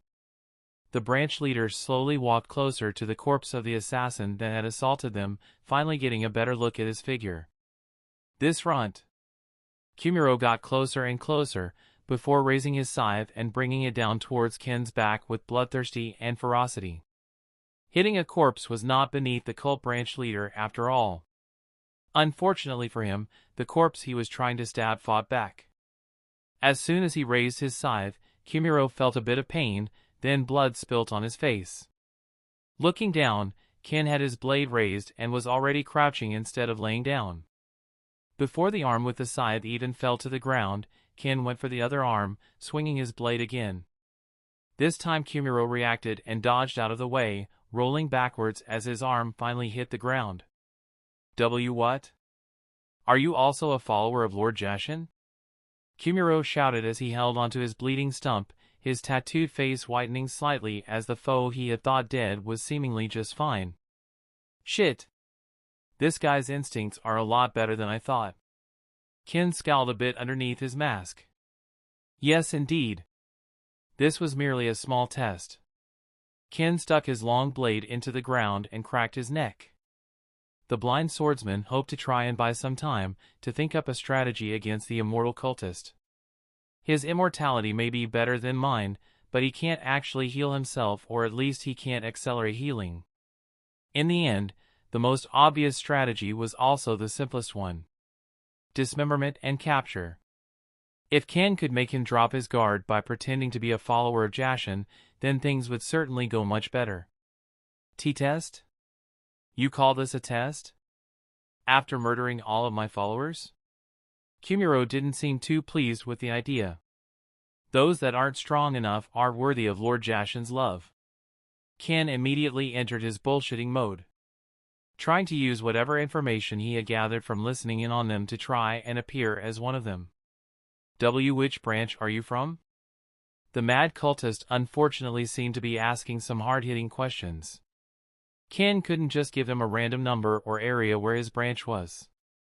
Instead, he chose the safest option. If there are several branches, there must also be. I am from the main base, an emissary for Lord Jashin. I am to make sure that all of the lower branches have adequate members and that their efforts are enough to please our Lord. I am also tasked to test the faith and power of each branch leader. I must say, I am quite pleased with your show of faith. You placed your trust into our Lord till the very end of our fight. Ken crossed his arms as he spoke, looking at the long blade that was still embedded in the ground in front of him. Main base. I was not aware of missionaries being sent to test us and our faiths. Kumuro still sounded confused. He rubbed his chin a bit. He also seemed quite flattered at Ken's praise. The blind swordsman was sure to pick up on that. It seems that having his faith praised is most effective on this man. As expected, it wouldn't have been much of a test if the branch leaders were made aware of it. This was meant to be a surprise. We were also told to kill all of the unfit members in the name of Lord Jashin. Ken turned his head slightly and pretended to look around the battlefield. I see. It's my bad for recruiting such unworthy disciples. Kumiro nodded, closing his eyes and gritting his teeth. It is fine. Your devotion to Lord Jashin could be seen in the sheer number of recruits. My report will certainly be a positive one. Ken smiled underneath his mask as he continued to bullshit the man. But what will happen now? Should I start rebuilding right away? Kumiro asked, his tone a bit confused, as he went and collected his heart. You will start rebuilding, but not in this area. Rumors say that you've been a bit too high profile. Ken's voice gained an accusatory undertone as he pretended to stare at the cult branch leader with his arms crossed. Apologies. Kumiro seemed to hang his head in shame, seemingly already aware of his own mistakes. You will apologize directly to our superiors and Lord Jashin. All branch leaders were called to the main base. I am to also act as an escort to make sure you reach the main branch safely. Ken continued on with the charade, wondering how to try and squeeze some more information out of Kumiro. I'll extend this for as long as I can, gather as much information as I can while he's still willing to talk. Even if I don't plan to go after them, having more information on them will be beneficial. A general gathering after the test? I guess it does make sense. The worst of us will likely be judged. Will the blessings of Lord Jashin be inverted as well? Kumiro rubbed his chin after he placed his heart in his back pocket. Immediately, he gave a rather interesting piece of information. So this blessing can be retracted, huh? I'm guessing he's referring to his immortality. I was not made privy to those details. Depending on the results, it is possible it is all Lord Jashin's choice, however. I will put in a good word for you. Ken shook his head and continued building rapport with the madman. I see. Thank you. Kumiro smiled and nodded. His tone was honest, losing some of its previous insanity. Are we heading for MT Shimatama right away? The cult leader asked as he started walking towards his arm, trying to collect it. MT Shimatama, huh? Worth looking into. Yes, Lord Jashin waits for no one, and you know it, Ken spoke out in a resolute tone, making Kumiro smile even wider and nod. By the way, you never introduced yourself. Since you have a blessing, I'm guessing I already know you, right? We are after all the chosen few. Shit. I can't really bullshit my way out of answering that question. Well, I could if I really tried, but he's giving me a great opportunity now. Don't think I'll get much more information out of him like this anyway. In the end, Ken chose to follow his instincts. To take the opportunity that was presented to him so graciously. Just as Kumiro crouched down and went to pick up his arm, Ken kicked the blade that was in front of him. The sword came out of the dirt instantly, cutting through it with ease as it spun in the air and cut into the madman's legs, its exceedingly sharp edge making his legs fly off instantly. Kumiro didn't even get the chance to react, he only felt himself slipping forward as he lost his balance before he was attacked again. The blind assassin caught his spinning sword in one hand and slashed away the remaining arm of the immortal cult leader. Well now, this was surprisingly easy. I guess there really was no need to fight you. Ken shrugged as he shoved the tip of his sword into the madman's mouth. The cult leader seemed to go mad at that point, trying to trash around, his limbs flailing by themselves as Ken started tying him up in metal chains. The blind swordsman also gagged him, wrapping the chains around and into his mouth with a deft hand. Ah! Peace and quiet. Ken sighed as he slowly started packing the cult leader's pieces and tying them to his torso. It formed a rather strange and morbid backpack for Ken to carry around easily. On one hand, Ken could have tried to extend the information gathering a bit more. But there was no guarantee that he would have gotten any chance as good as that one to dispatch the mad cultist. Kumiro's speed and reflexes did seem to match his own, so it would have been a rather annoying waiting game to play. There was also the fact that the longer the charade kept going, the more the possibility of getting an answer wrong grew. And that would have certainly made the mad cultist put his guard back up. No use thinking about it anymore. Our resident cult leaders already turned into a rather fine backpack. Ken strapped the Kumiro backpack to his back before he started fleeing from the scene. It's only a matter of time before the shinobi of this land show up. I don't want them to get involved with them. At least not while carrying such an important research subject. Oh yes. Saburo is going to be extremely pleased with this. Chapter 44, Travel, Report and Plan. Before leaving the scene, I collected my traps and burned all the bodies in a large pile to make things harder to track whoever might be looking for these cultists. The traps ended up going unused, but that can't be helped. I didn't think the madmen would completely forget about their initial objective and focus on me. Regardless, after burning the bodies till they were not distinguishable from firewood, I started my journey. It's already been an entire day. The best thing about traveling alone is the peace and quiet you get. The wind buzzing in your ears as you jump from tree to tree, speeding alongside breathtaking masterpieces of nature has become one of my favorite pastimes. Sometimes I wish I could see them as well, but at this point, I've gotten used to my lack of sight. It actually makes my life a bit more enjoyable. Enjoyable as in, I can feel everything else a lot more vividly thanks to my lack of vision. I feel more alive? I guess that would be the word. Unfortunately, having enhanced hearing can turn into a downside at times. Oi! Put me down, you heathen! Sometimes, the chain I used to cover the mouth of my backpack slipped off. My backpack must be a new model. It's quite intelligent and extremely loud, kind of like an alarm clock. I tried knocking this guy out a few dozen times at this point, but it seems he just won't stay unconscious. My guess is that being unconscious for him is basically like dying since his body doesn't function like that of a normal human. So whatever is making him immortal is inadvertently making him impossible to knock out. Why do you always have to be so loud? My quiet voice sounds more like a frustrated teacher at this point. This ingrate that I am carrying on my back must be in the top 5 most annoying lifeforms alive. Well, alive is a strong word for him. Lord Jashin will never forgive such transgression against his disciples. You shall get divine retribution for this madness. His speech is always so grating on the ears. As if being loud wasn't enough, he must also be annoying. I don't see Lord Jashin coming to your rescue now. Not that I would be able to see him at all. It's just a matter of time before the main branch investigates this. Undoubtedly, they will find you and your associates. You shall make perfect offerings to appease Lord Jashin's rage. In all honesty, I think this idiot does make a decent point. Even after burning the bodies, they will still logically conclude that they belong to their cultists.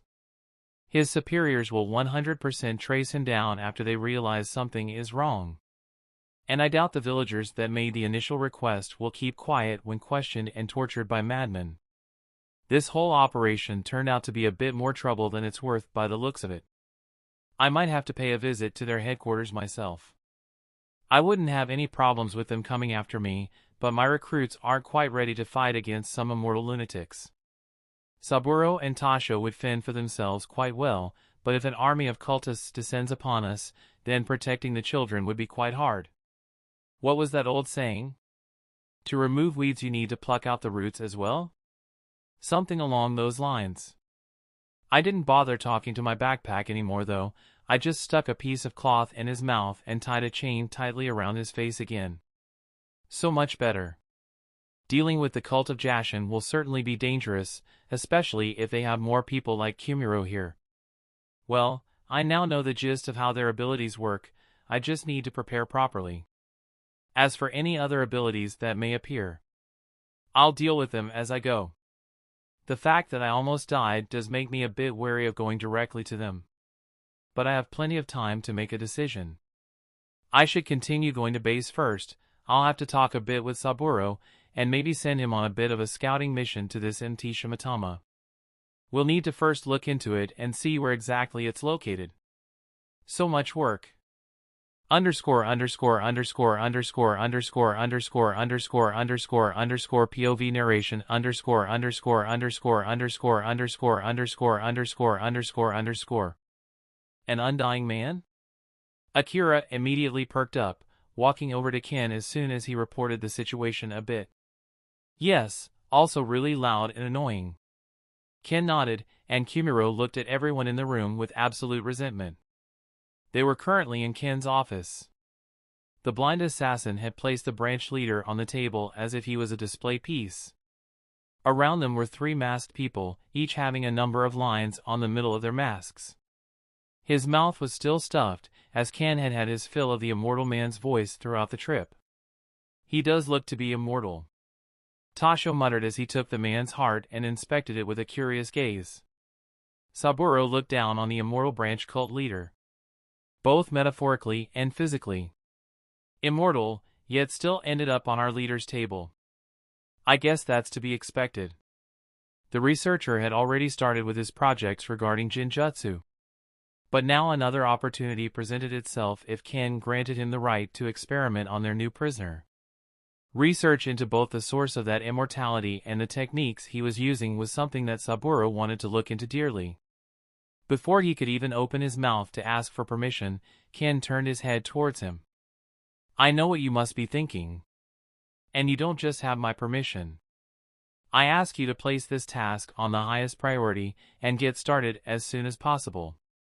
Saburo smiled immediately underneath his mask, nodding his head as his mood skyrocketed. The blind swordsman slowly turned around and placed his mask on the table, right beside the raving cultist. Kumiro's eyes widened immediately, both while trying to understand what the people around him were talking about, and when finally seeing Ken's true face. But he didn't have much time to process it, as the second he saw it, 2 masked men entered the room, placed a black sack over his head and dragged him, and his body parts, away to the laboratory that was hidden underground. Then, another masked man entered the room and walked up to Tasho, who just nodded and handed over the cultist's heart. Thank you, leader. I'll look into him and come back to you as shortly as I can. Saburo immediately bowed as he spoke. Of course. It should be mentioned that the other branches of his cult might start looking for us after noticing he's gone. So the sooner you find out more about him the better. Ken also smiled, showing his canines to the 3 blades in front of him. Wait a moment, leader. We aren't prepared to fight such an organization in our current state. Tasho interjected immediately, sounding rather concerned underneath his mask. Akira also nodded his head, seemingly agreeing with his fellow blade. We are not going to wait for the cult to attack us directly. Their investigation might take a while anyway, so we have time to strategize. Ken rubbed his chin, his deformed face morphing into a thoughtful expression, though it was hard to tell. Do we have any information on their location? Saburo asked as he ran a hand through his black hair, swiping it backwards. They are located at MT Shimatama, that's what I managed to gather from the immortal I brought in before capturing him. Ken nodded as he spoke, proceeding to sit on his chair and raise his legs on the wooden table. MT Shimatama, Saburo immediately started brainstorming. The elemental nations were a rather large continent, and they had a somewhat complex geography. Thankfully, Saburo couldn't be called anything but well-studied. That is part of the Land of Lightning. If I remember correctly, somewhere off nearer to the sea than the mainland. The Land of Lightning was situated more as a peninsula, right near the Land of Hot Water and the Land of Frost. Ken had been there before, but he didn't have absolute knowledge of the land's geography. That's a problem. I was going to ask you to send a clone or 2 to scout it out. Ken instantly sighed when hearing where it was located. Yes. I wouldn't be able to stay here and research, I can't stretch out my clones that far.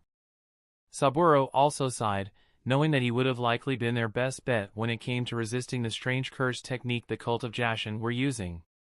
After all, his clones didn't bleed, they weren't truly alive. And as long as they didn't touch his main body, his clones would be able to fight the cultists endlessly. Finding out more about their immortality and cursed techniques should be a priority. Ken shook his head, instantly prioritizing the research process first. I can go and scout it out. The one to speak was the youngest among the blades, the third blade, Akira. It's an extremely dangerous cult. I'm afraid they are beyond your capabilities. Tasho was immediately against the idea, finding that Akira was the only other agreeable member of the Blades. He didn't want to lose him, in short. Ken turned his head and stared at Akira, weighing his options for a few moments. He could feel the third Blade's determination. Fine. You are to observe them from a safe distance. Ken ended up accepting, judging that Akira had already advanced enough in his technique to stay out of sight. At the very least, he's able to hide his presence for a few minutes. It should be good enough to help him escape if things sour. Thank you for trusting me, leader. I will go right away. Akira didn't wait any longer. Saburo simply handed him a map of the land of lighting on his way out. Be careful, Saburo said, causing Akira to nod with a smile under his mask. It felt nice, having people care about him. It was rather novel for him, as he had once been an orphan himself. Unfortunately, Saburo's true thoughts were far from caring. We can't afford to lose such talented pawns in our current state. But if he can't handle this much, then he's not even a pawn worth keeping. As soon as Akira stepped out of the room, he turned into an afterimage and immediately left the compound, showcasing his speed, which was only rivaled/surpassed by Ken in the organization. The strawman observed the third blade leave through the eyes of his clones. Accounting for rest time, he should reach the mountain in 2 weeks' time if he keeps up this speed. Saburo immediately calculated the time it would take for him to arrive. Good.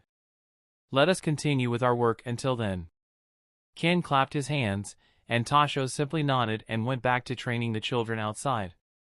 Saburo also bowed slightly and left the room, surely eager to finally start experimenting on an immortal subject. Ken sighed after seeing them leave. He immediately started strategizing on a game plan. We can't face them head-on. You also can't quite assassinate an immortal opponent.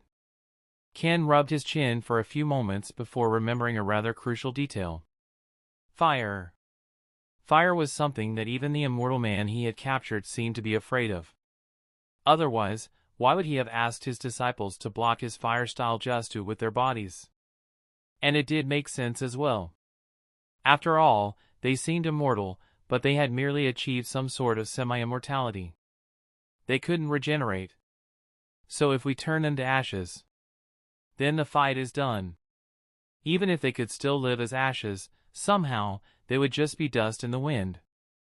But there was also the problem of information. Not knowing how many immortals there were was concerning.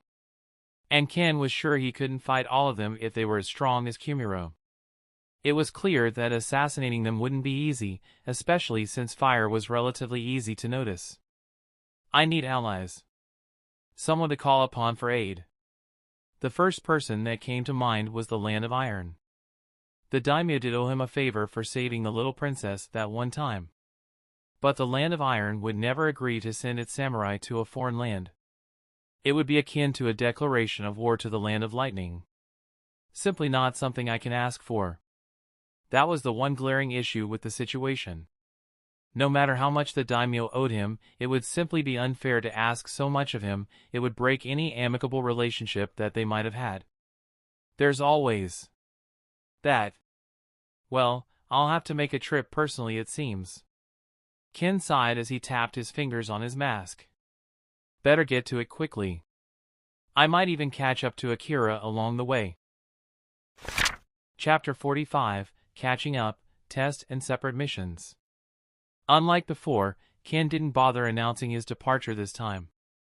He dashed from the window in his office straight into the forest, becoming a blur as the wind bent around him. Saburo's clones still noticed his departure, as Ken realized it was important for them to at least know when he was away and act accordingly. Ken's speed was great, but his real best asset was his stamina. The nature energy constantly revolving inside his body made it hard for him to ever run out of stamina as long as he was just traveling. The masked assassin didn't need more than 10 minutes to catch up to the third blade, who was also jumping from tree to tree at a rather impressive pace. Ken felt a bit bored, so he decided to prank him. Using his superior speed and stealth, he quickly passed by his subordinate and went further in front of him, far enough to start setting some traps. He immediately hooked some barely visible wires to some trees and prepared traps similar to the ones he had used to catch Akira initially, only slightly modified to fit an enemy fleeing from tree to tree instead of on the ground. Let's see how much he's progressed. A good leader needed to be aware of the state of his recruits after all. And Akira was considered the weakest of the blades, so Ken needed to make sure he was at the very least growing as much as his potential allowed him to. The blind swordsman was quick in setting up the traps, leaving himself enough time to sneak up behind his subordinate once more, managing to reach an appropriate position right before Akira ran into any traps. Ken then took out a regular katana from the seal on his wrist, transformed himself into a grass shinobi, and threw said katana right at Akira's back. By some stroke of luck, Akira seemed to notice the sound of wind being cut as the katana barreled towards him. With almost inhuman reflexes, Akira spun in the air and kicked the katana upwards using his momentum, immediately landing on a sturdy tree branch. Akira then quickly took out his weapon of choice, a small tanto, only as long as his forearm. Assassins? Are people already targeting us? The third blade immediately panicked. A flurry of shuriken and kunai then started flying his way, forcing him to backflip onto another tree and bat away some of them with his blade. He's pretty skilled. But I can sense where he is. Akira then quickly made a few hand signs. Immediately, more and more throwables seemed to be headed his way, further giving away the position of his assailant. But Akira's hands moved fast, turning into blurs as he finished his jutsu almost immediately. He quickly moved his mask slightly to the side, revealing his mouth. Wind release, great breakthrough. Akira's chest immediately inflated, and he spit out a great torrent of wind, which immediately shotgunned the projectiles right back towards his assassin. The trees even up to 10 meters in front of him seemed to break almost instantly. Ken smiled a bit under his mask and transformation as he turned and used a tree as cover against the strong dust of wind and projectiles. The tree stood tall for a few seconds before Ken felt it snap completely, and he felt himself falling backwards. Without any panic, he rolled off to the side, using the tree as a stepping stone, and started running towards Akira, who had already run out of air. Akira's eyes widened underneath his mask as he looked at his assassin approaching him, jumping from tree to tree. He also immediately recognized the figure. A grass umbu? Akira's face morphed a bit underneath his mask, becoming rather angry at the mere sight of a shinobi belonging to the village that had almost killed him. But he didn't act rashly. Instead, he took a deep breath and calmed down in that same second. The grass shinobi moved fast, almost as fast as Akira, and the third blade immediately made the split-second decision of turning around and fleeing. "I need to get rid of him and return to base," warned the others. Akira proceeded to cut some of the trees and branches around him using a wind chakra blade that extended from his tanto, aiming to slow down his pursuer as he jumped from tree to tree. Just as he was about to advance further and further into the forest, something glinted in his eye. A metallic string. But Akira's speed was already too fast to stop quickly. Instead, he jumped a bit higher, flipping right above the wire and landing on a branch. Unfortunately for him, that was about the end of his journey, as the sturdy branch he landed on immediately broke, Ken having loosened it beforehand. The third blade was left free, falling right into a concealed metallic wire net, which immediately enclosed him as soon as he touched it. "Shit! I can't believe I got caught." Akira tried to struggle for a second, but the shinobi that had been pursuing him had already reached the metallic wire, touching it with his palm. Akira immediately reacted, trying to throw his tanto at the shinobi's head with a flick of his wrist. The wire then immediately electrified, paralyzing Akira slightly, as he finally felt that the situation was a bit familiar. The shock wasn't strong actually, and it stopped instantly, leaving the third blade a bit flabbergasted, as he then felt the wire holding the net get cut. Akira turned around a few times before landing on the ground in a crouched position. Clap clap. Turning his head up, Akira noticed the figure of the grass shinobi that had been hunting him down morph completely, turning into a much more familiar short figure of his leader. Impressive progress. You actually fought back splendidly, though you fell for a rather similar trap as before. Ken then jumped down, and Akira just sighed in relief at the voice of his leader. So it was just a test? Well, it's better than getting killed, I guess. I hope you were able to learn something from this, Akira. Ken then unentangled Akira and helped him up. Akira was still speechless as he stood up, only nodding his head after a few seconds. Thank you for the lesson, leader. I'll take it to heart. However, the leader's presence rose quite a few other questions for the third blade. Is he also joining me on this scouting mission? Does he not trust me enough? I'm sure you're wondering why I'm here, and no, I am not joining you. But we are headed in the same direction. Ken nodded as he started collecting his wires from the net. I see. Thank you for entrusting me with this. Akira immediately straightened his back, his tone gaining back quite a bit of confidence as his worries were answered instantly by his perceptive leader. No need for thanks, you are carrying out your duty as the third blade. If I am unable to trust you, then I am unable to trust anyone. Ken shook his head as he jumped back up and collected the last few wires from his other traps. Right. But what other mission are you going on? Is it related to the cult? Akira jumped after him, collecting his tanto as Ken had embedded it into a tree right near the trap he was collecting. In some ways it is. We will need allies to take down an organization of this size. They are also bound to have powerful shinobi. Ken nodded as he finally finished collecting the last trap. Ken then turned around and started continuing their journey, adjusting his pace so that Akira could keep up, at least for now. Are we aligning ourselves with some other bounty hunters from the Land of Lightning? Akira asked as he followed after his leader. I had thought about that. But no amount of nameless bounty hunters will cut it for this one. We need something reliable. Something that would also be interested in getting rid of a pest that resides within their territory. Ken shook his head slightly as he continued jumping from tree to tree. Wait, so we are aligning ourselves with the village hidden in the clouds? Akira's eyes widened underneath his mask as he quickly came to that conclusion. There really weren't any other powers in that region that could be interested in the destruction of the cult. But would the village hidden in the clouds even want to ally themselves with us? Well, they might be up for it since the cult is a problem for their territory as well. Akira wasn't exactly the most adept when it came to politics, but even he realized that the cult of Jashin was something akin to a parasite in the Land of Lightning.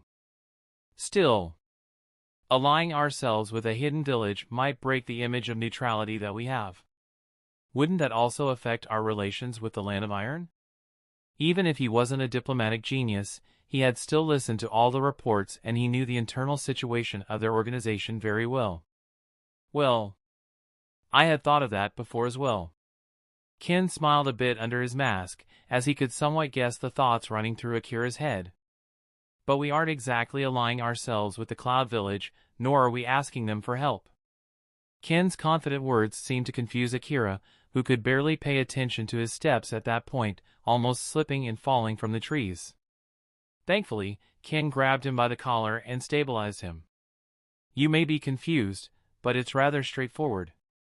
I am simply going to the Cloud Village to assist them with some information regarding the cult and to provide them with our services.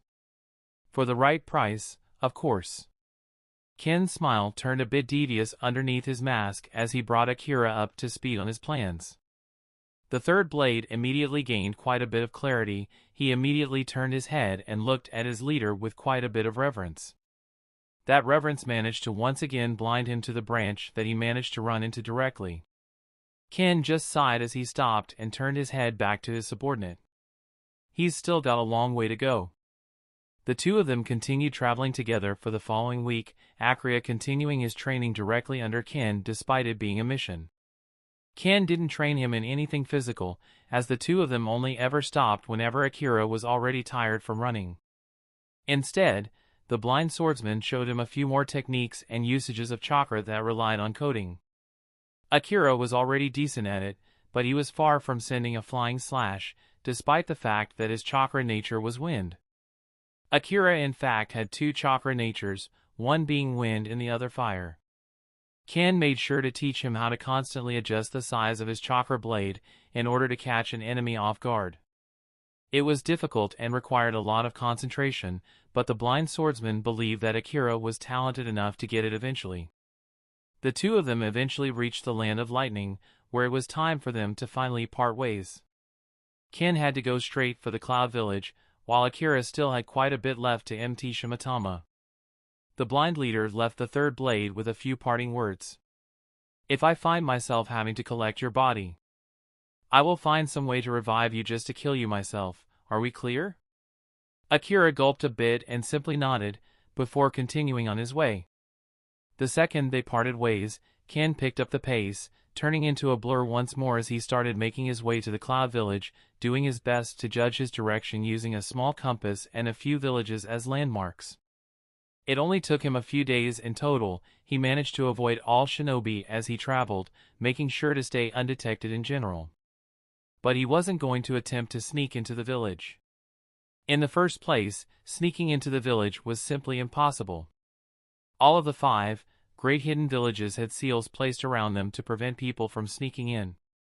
And the seals were not some cheap variants like the one that the grass village had. Some still managed to overcome the detection using specific ways of hiding their presence from said seals.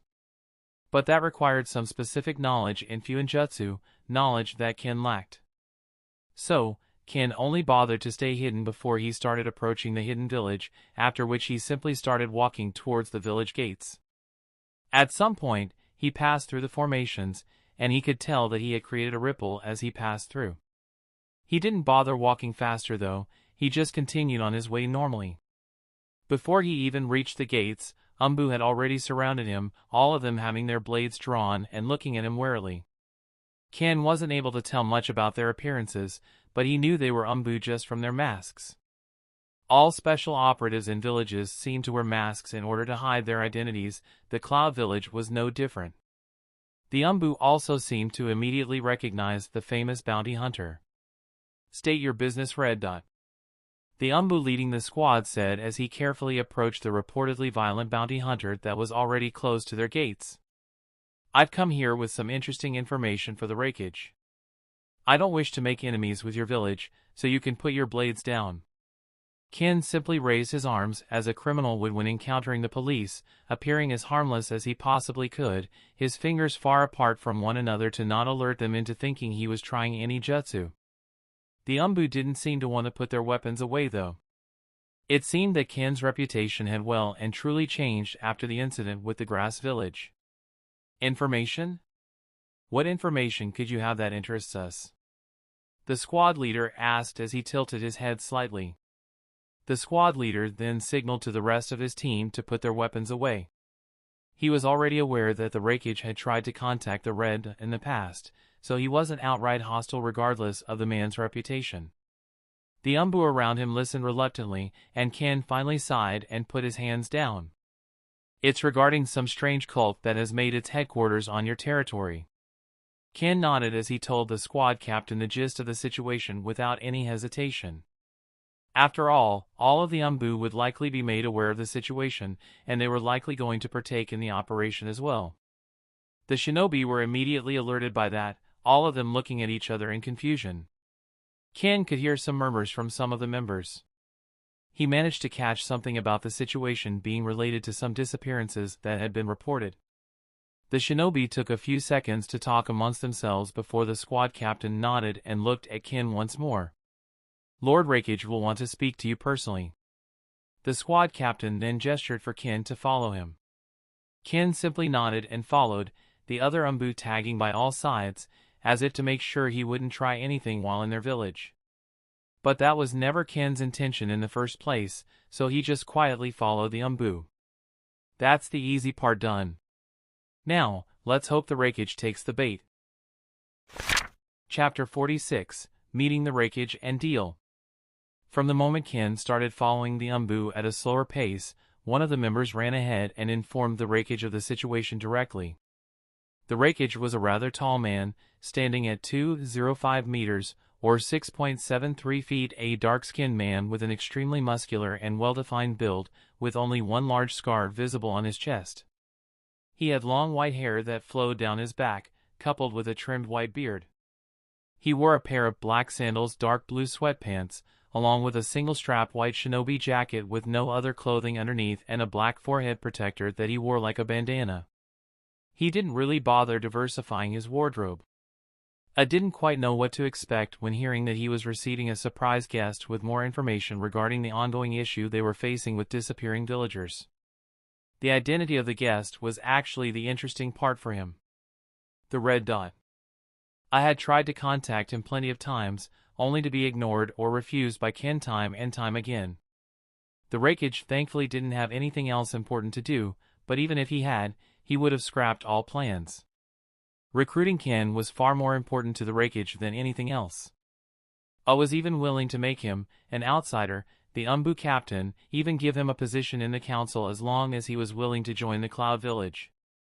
The Raikage really couldn't care less if others in the council were against that choice. He knew better than anyone how much a powerful shinobi could benefit their village. Even if he's here on different matters, I'll try to steer the subject in that direction eventually. Just as the Raikage was having these thoughts, the door to his office opened up, and the masked assassin walked in alone, the Umbu that had guided him remaining outside. Lord Raikage. A pleasure to finally meet someone of your stature. Ken spoke as he tilted his head and raised a hand, aiming to shake the Kage's own. I simply smiled when seeing that gesture. He hadn't expected Ken to be that polite towards him, at least not after recent reports regarding his actions, but it was a welcome surprise. I should be saying that, Red Dot. I've been trying to reach you for quite some time now.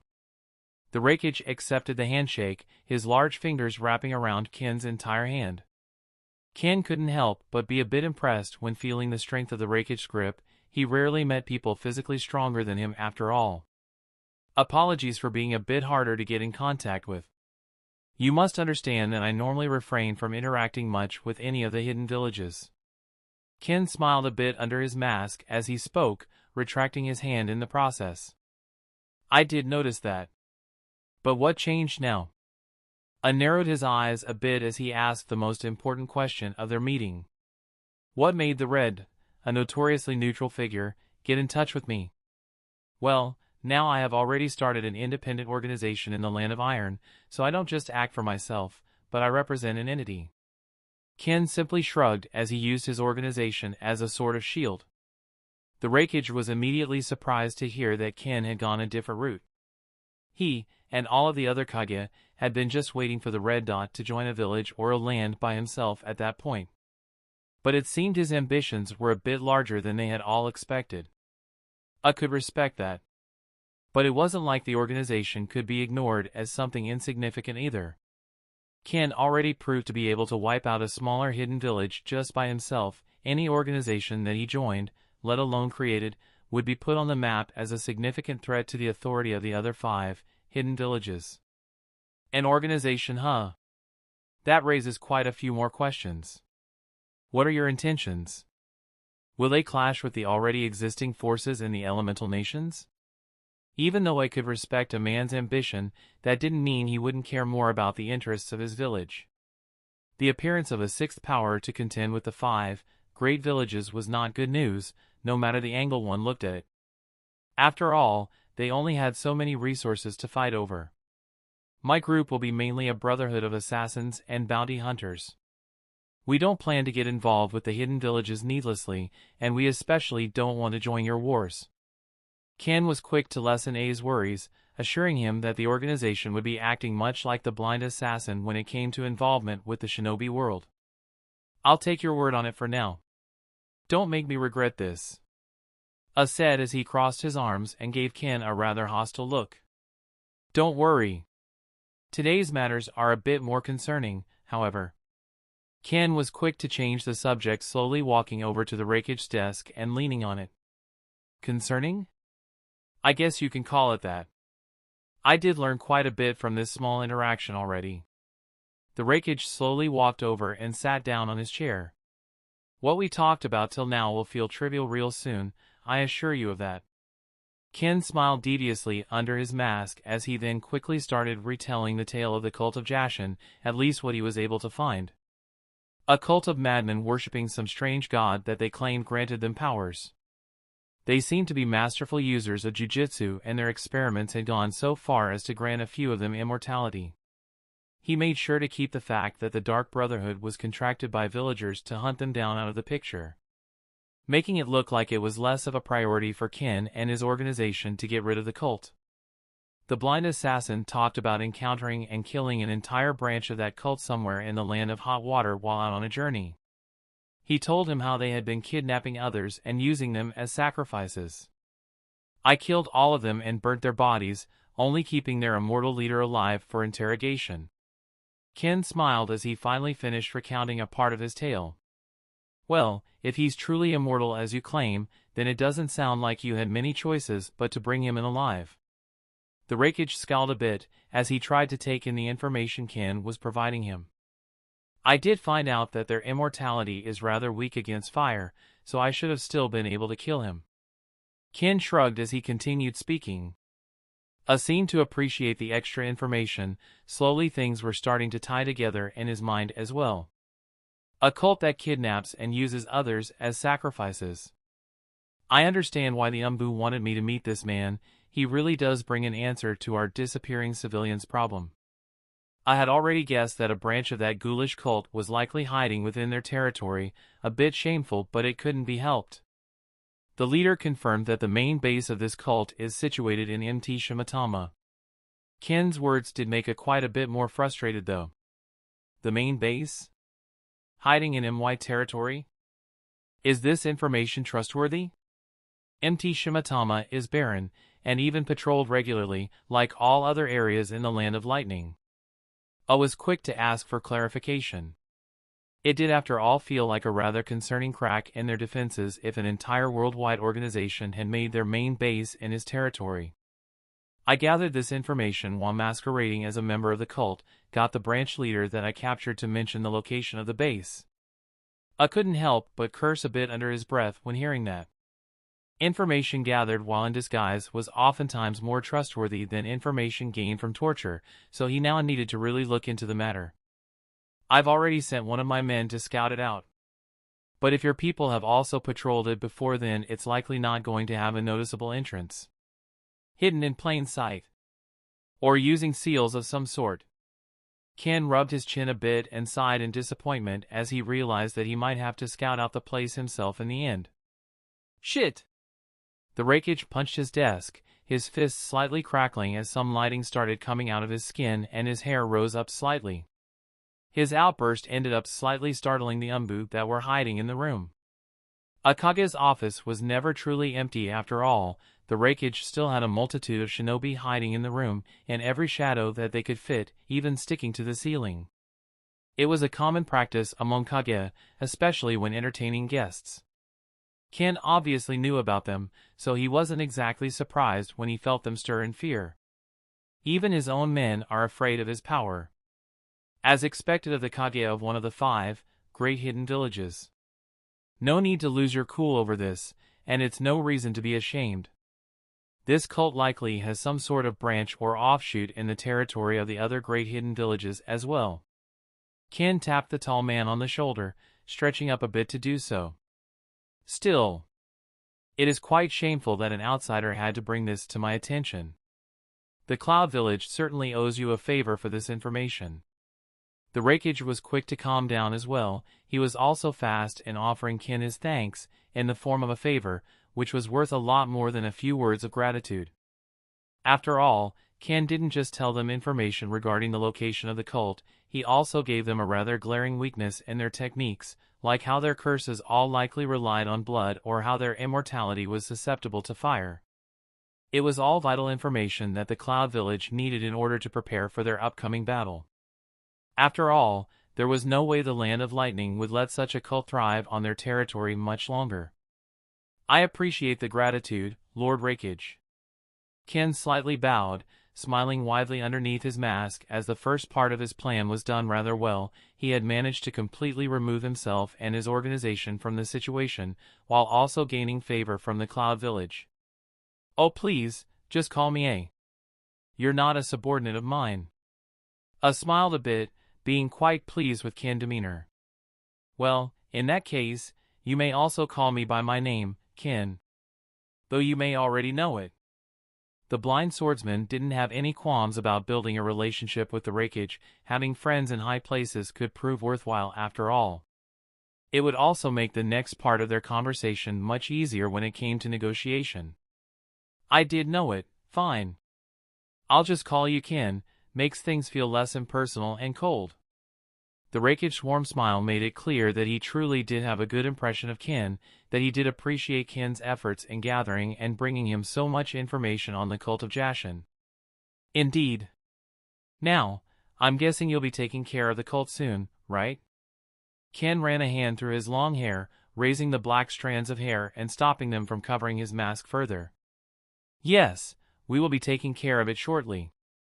The second shinobi war just finished, and another one will be starting soon, so we need to do it as soon as possible. The Raikage didn't seem to be against giving Ken a bit of information regarding the state of the operation, assuming that the blind bounty hunter was curious about how the cult would end up. Do shinobi already have plans for another war? Will the people of the elemental nations ever know what peace looks like? Ken simply sighed in disappointment when hearing that. Even though he had already known that another war was going to happen, he was still disheartened to hear of it happening so soon after the last one. Heh. Peace isn't in our nature, I'm sure you'd understand given your profession. And this war has already been planned out before the last one even finished. It's just the nature of these things, unfortunately. Shook his head and gave Ken a bit of a grim smile as he spoke. I see. Ken also ended up shaking his head and going back on track. I was asking about the cult, as I'd like to offer the services of my organization to the Land of Lightning. Even though we are still a small organization, we still have around 40 capable men that you can hire. All are Chunin level and above. I immediately raised an eyebrow when hearing that. It wasn't often that a new organization started off with that many powerful shinobi after all. Normally you'd have to go through the daimyo if you wanted to get hired by the Land of Lightning. A hidden village normally doesn't hire the services of other organizations for such matters. The Raikage didn't seem to be all that willing at first, which was what Ken had expected anyway. That I understand, your village is full of capable and able-bodied shinobi, you normally wouldn't need to hire outsiders for such a job. However, the situation is a bit different. We know how to fight this cult the best, so hiring us might lead to fewer casualties on your end as well. The blind swordsman was quick to start attempting to convince her that hiring the Dark Brotherhood was truly his best option. Unfortunately, the Raikage wasn't looking all that impressed. You did already give us plenty of useful information in combating this cult. I doubt our casualties will be that major. Rubbed his chin a bit, looking thoughtful for a second before suddenly smiling as if he had just gotten an idea. Say, our village would certainly be willing to hire you. Just you. A's smile seemed to become wider and wider by the second, as excitement gripped at his mind. This is a good chance. Get him to see what cooperating with us feels like. Asking him to join us later will come much easier. Even if Ken was now the leader of his own organization, that didn't mean he wasn't recruitable anymore in A's eyes. After all, the organization Ken had created was still new, so it could just as easily be disbanded or swallowed up by the Cloud Village. My direct services don't come cheap. Even if we're on friendly terms. Ken crossed his arms and pretended to sigh in disappointment. Such a shame. It seems that my organization will have to not spend any resources to get rid of the cult after all. The blind swordsman had been aiming to receive such a proposal since the beginning. After all, he was well aware that the Raikage would never hire his organization, especially since it had plenty of unknown shinobi. Simply couldn't trust them, as the Dark Brotherhood didn't have much renown tied to its name. But Ken felt that simply providing his personal assistance directly was a bit inelegant. It also made it harder to negotiate a good price. Hence, the blind assassin steered the conversation in such a way. Maybe a better diplomat would have seen through Ken's scheme if they had enough knowledge of his character. But it was neither the greatest of diplomats nor did he truly know Ken. Ha! I'd be willing to spare no expenses if it means hiring the best in the business. With the two of us there's really no need for any other shinobi anyway. The Raikage had taken the bait in his mouth instantly, chewing and swallowing without any hesitation. Well, if that's the case then I'll go easy on you. 500 million Rio, and we'll see this through to the end, together. A's smile seemed to become a bit strained when hearing that. 500 million Rio. It wasn't a small sum, not by any means. The regular bounty for an S-rank shinobi was in the 20 to 50 million range, depending on their strength and the severity of their crimes. Ken's entire bounty hunting trip had barely made him around 200 million Rio, and he had only stolen around 600 million from the grass village, which was rather poor in comparison to the land of lighting. But 500 million is not a small sum, even for the land of lightning. He'll likely talk me down a lot from this position, so it's good that I started high. However, the world, and the Raikage himself, had different plans. Fine. 500 million it is. To Ken's immense shock, A agreed almost instantly after a bit of consideration. The Raikage even smiled as he extended his hand, hoping to shake Ken's hand and close the deal verbally first. His logic for this rather sudden decision? Well, I wouldn't sell my services for anything less than 500 million. Ken was technically a person at the level of a Kage, now I actually had the opportunity to judge his skills personally. There was also the fact that I wanted to get in Ken's good graces and get him to join the Cloud Village. Entering a heated debate and negotiating prices with him like a shrewd merchant wasn't going to help him reach that goal. Well then. I'm glad we could come to an agreement. Ken instantly shook the Raikage's hand, not wasting any time, fearing that the man would reconsider his decision. And so the two of them shook hands and sealed the deal, with Ken managing to double the reserves of his organization in a single move. Chapter 47, Waiting, Introductions and Spar. Ken didn't leave the Cloud Village after completing his deal with the Raikage, choosing to stay there and wait for a report from both Saburo and Akira regarding their findings. He made sure to send a message through their summons to Toso, informing him of his stay at the Raikage's residence and asking him to send over the reports of the other two blades as fast as possible.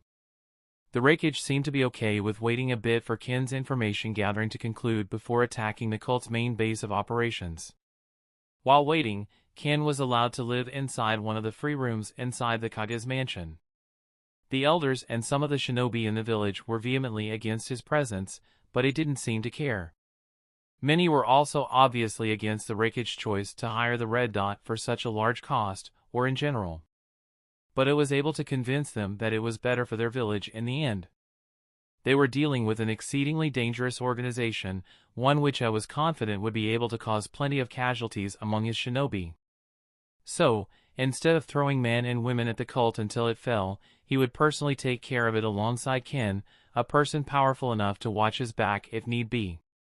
After all, the blind assassin's power was not something being debated. It was already believed that he was capable enough to wipe out a hidden village by himself. So the council of the Cloud Village only really wanted to complain about the price. And the fact that they couldn't quite trust an outsider with such a job. The Raikage was still confident in his choice, and he later signed the written contract, officially confirming the payment, and even giving Ken half of it before the operation. To him, the Red Dot could be trusted. He had a rather good track record when it came to tasks. He almost never showed any aggression towards people that weren't his targets. The situation with the Grass Village was a bit more complex, but at that point, it was already known by the more important people of the world that the Grass Village was the one to act first against the bounty hunter. Ken spent a few days uneventfully in that place, mainly just meditating. It was only when he decided to practice his swordsmanship in the courtyard that something unusual occurred. The blind swordsman was simply sitting under a tree in a meditative position, with a regular katana by his side. From time to time, he would tap the tree heavily with his elbow, causing leaves to fall off the tree. He would then unsheath his blade and slice all of the leaves in half before even one of them touched the ground. His blade was nothing more than a blur, as he remained in the same seated position throughout the exercise. It wasn't something overly difficult for him now. It was something he had been doing ever since childhood, so now it was just something he did for fun. Hearing the leaves falling around him, the wind trying to carry them away, the exercise helped him calm his mind as well. At least he would have been calm, if not for a random stranger pestering him. "What are you doing here, Bakayaro?" A strange man that appeared to be at least in his 20s from his size and voice kept trying to talk to him while making gang signs of some sort that Ken couldn't quite understand. The man seemed to be overly muscular, carrying with him quite a few blades and wearing clothes quite similar to those of the Raikage. He also had short hair, swept backwards, and a goatee. "Please leave me alone," the blind swordsman said as he sheathed his katana and hoped for the best. "Hoo-ha! You came through my door, uninvited and unsure. But now you're chillin' in my space, making yourself at home." Ken could feel exasperation rise inside his soul as the person in front of him continued to rap in a melodic tune. "Feelin' comfortable? Like you've known me all your life? But let me remind you, this is my house, I call the shots tonight. So now, you better tell me, what you doing here?" The rapper continued throwing gang signs as he crouched down in front of Ken, before stopping, muttering something about some good bars and taking out a notebook to write them down. The blind swordsman wasn't even sure what to do at that point. Despite sounding a bit forceful, the rapper was mostly confused going by what Ken could feel. At least there was absolutely no hostility coming off of him, which was a very good thing as the man's mere presence sent shivers down Ken's spine. No, it's not from him directly. Rather, it's something inside of him that makes me uneasy. Such a great amalgamation of chakra, it's beyond anything I've ever felt. My name is Ken. Others know me as the Red Dot. I was contracted by the Raikage for a mission, currently resting here while waiting for some more information from my subordinates. Ken decided to just give the man a rundown of the situation, wanting to avoid any conflict with him almost instinctively. I'm in no way prepared to fight whatever beast is inside this man. "Oh! My name is B, Killer B. You may call me Lord Jinchuriki Kanayaro." B quickly introduced himself as he clapped and did a few more gang signs. "I think I mentioned something about you. Said you were staying over. What do you plan to do?" The man continued speaking in that same tone, with the same intonation, rapping his words out like lyrics constantly. Ken smiled a bit under his mask as he slowly stood up. Of all things, I wasn't expecting to hear rap music in this world. I was just training, wasting some time. It's nice to meet you, B. The blind swordsman extended his hand towards Killer B, smiling as he did so. The Jinchuriki answered in kind, smiling widely as he shook the Red Dot's hand rhythmically. He was about to open his mouth to start rapping again, but a flash of lightning appeared by their side and punched him into the ground with a loud roar. "B! You absolute moron! Lord Raikage told you not to bother our guest." The man that spoke this time around had a much rougher voice, sounding a tad older. Ken's smile trembled a bit as he had sensed the man's approach, but he also felt something rather obvious. This guy is even faster than I am. Ken felt as if he could have still reacted to that attack, but it was clear that the man was much faster than him. The technique he was using was also strange. But the blind swordsman didn't have much time to study it before the man turned it off. "Sorry about that, Red Dot. My sworn brother here has a slight problem with personal space and common sense. My name is A." A also shook hands with Ken, his smile feeling a bit more political or forced than that of his brother. "A? Wasn't the Raikage also named A?" Ken sweated a bit as he felt a bit awkward at their naming sense. His hairstyle was much the same as his brother, and his clothes were also similar, just the collar from his inner sleeveless shirt was a bit higher, going all the way up to his cheeks and covering the sides of his neck completely. "Pleasure to meet you. I am assuming you are the Raikage's son?" Ken asked as he tilted his head slightly. "You are assuming right. Father already informed me of your presence. We were away on a mission until now, hence our absence." A spoke in a polite tone, clearly not wanting to disrespect Ken in any way, despite the fact that he didn't seem outright okay with his presence in the village. "That is quite fine. I am glad to finally meet the rake's son and pupil. I have heard quite a bit about you. Your strength seems to live up to your reputation, that's for sure." Ken turned his head towards Killer Bee, who was still twitching on the ground beside them. "Ha! That's high praise coming from you. I'll be honest now, since I'm sure you can see through this quite easily." A's gaze instantly turned a bit colder as he dropped all pretenses and looked at Ken's mask directly. "I am not sure why Father decided to take you on this mission. It actually feels like wasted money. I and my brother will be coming as well, of course. Which is why I don't see how someone like you would be helpful." A's gaze seemed almost judgmental at that point. Ken suppressed an exasperated sigh as he realized that A in front of him was likely a more shrewd version of the Rakage. "I understand that the three of you together should be strong enough to handle anything. But we are dealing with powers we barely understand here.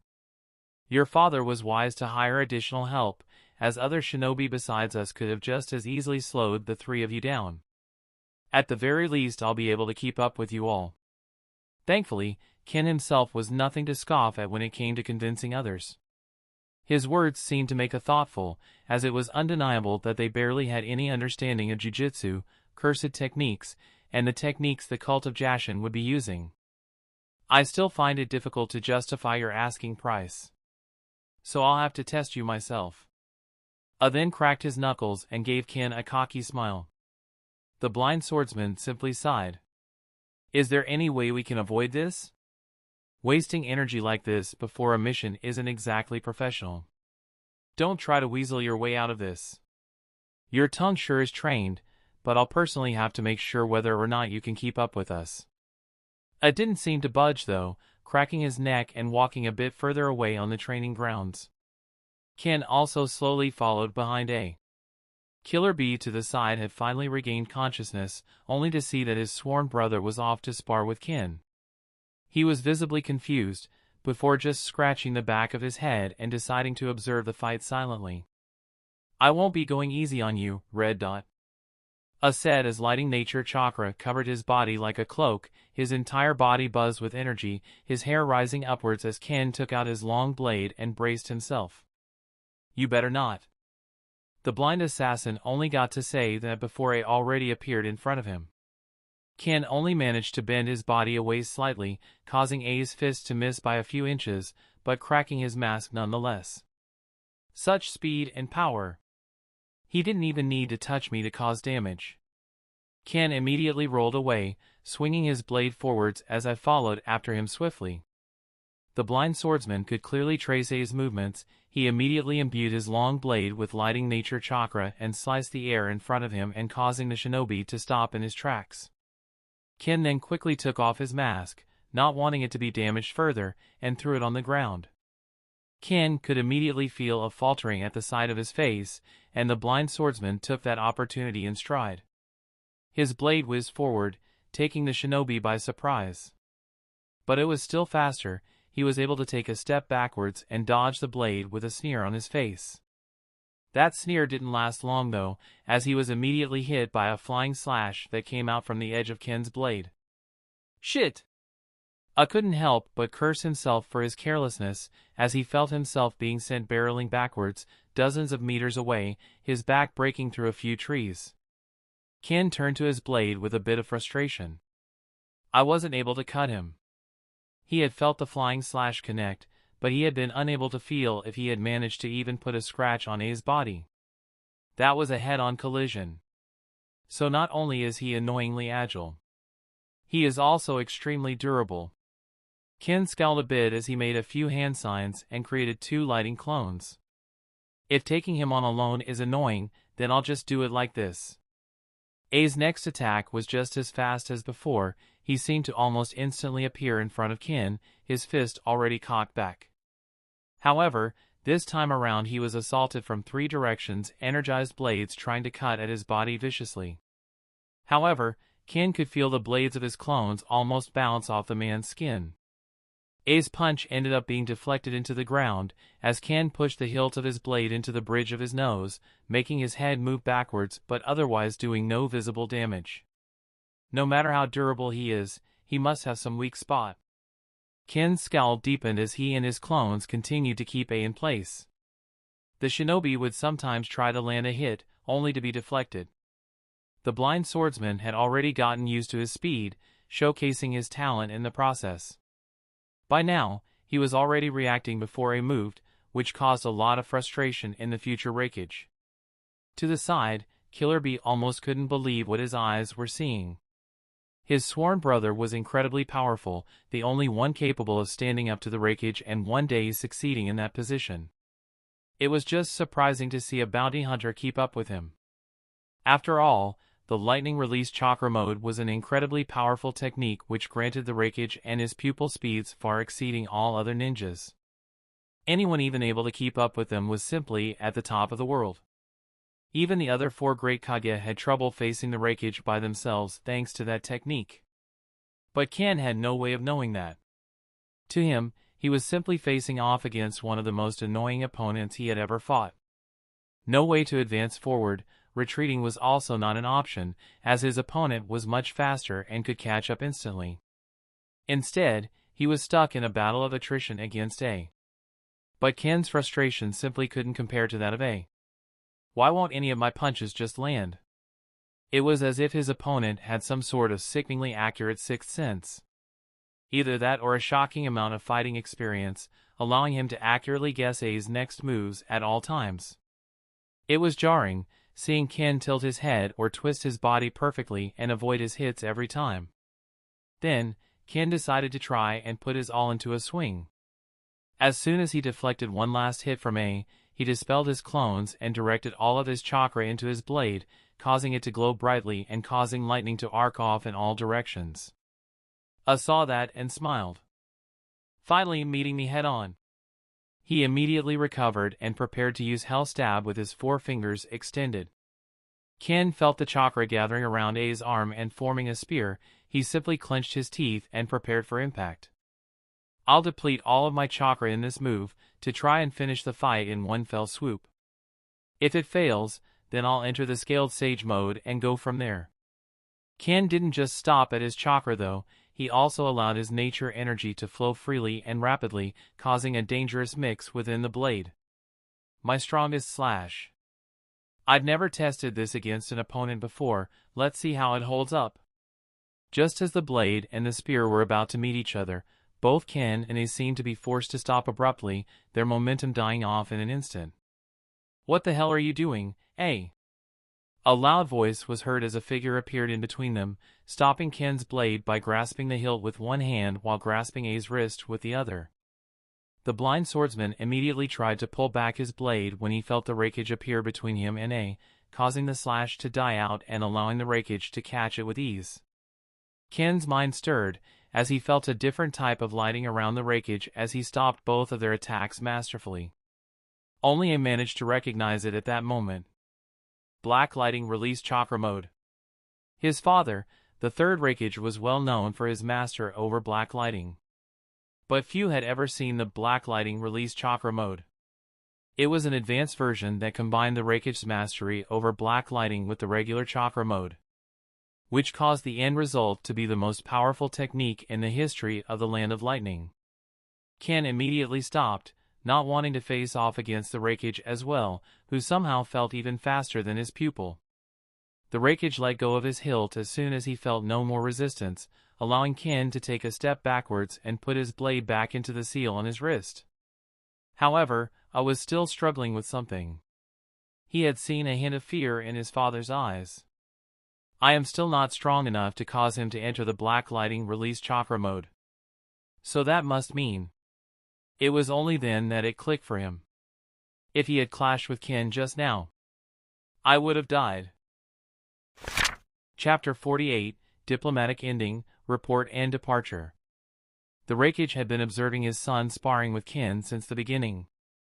To be exact, the Umbu he had trailing Ken had informed him of Killer B bothering him, and he decided to observe the situation personally ever since. He knew Killer B to be a rather arrogant young man, cocky and confident in his own abilities thanks to his status as a Jinchuriki, he hoped that he wouldn't try and antagonize Ken in any way. Thankfully, it seemed that B was in a very good mood, as he seemed quite friendly with Ken, not showcasing much of his usual arrogance.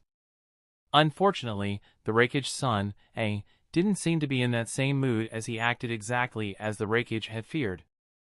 It was rather ironic since he had gone as far as to admonish Killer B while he himself was doing a rather large mistake.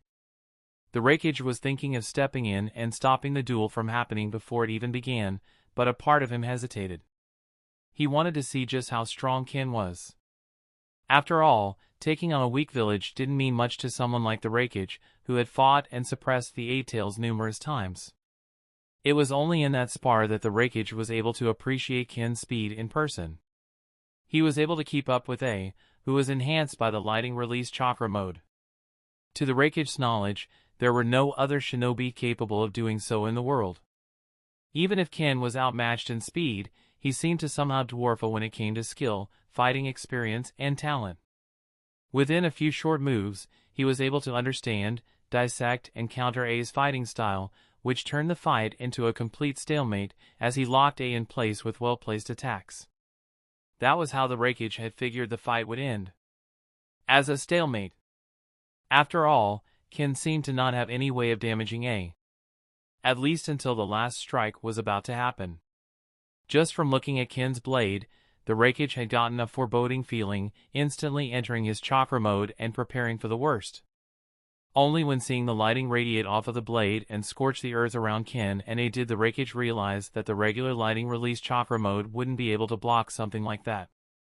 After all, the lighting release chakra mode consisted of coating your body in lighting chakra as one would a weapon.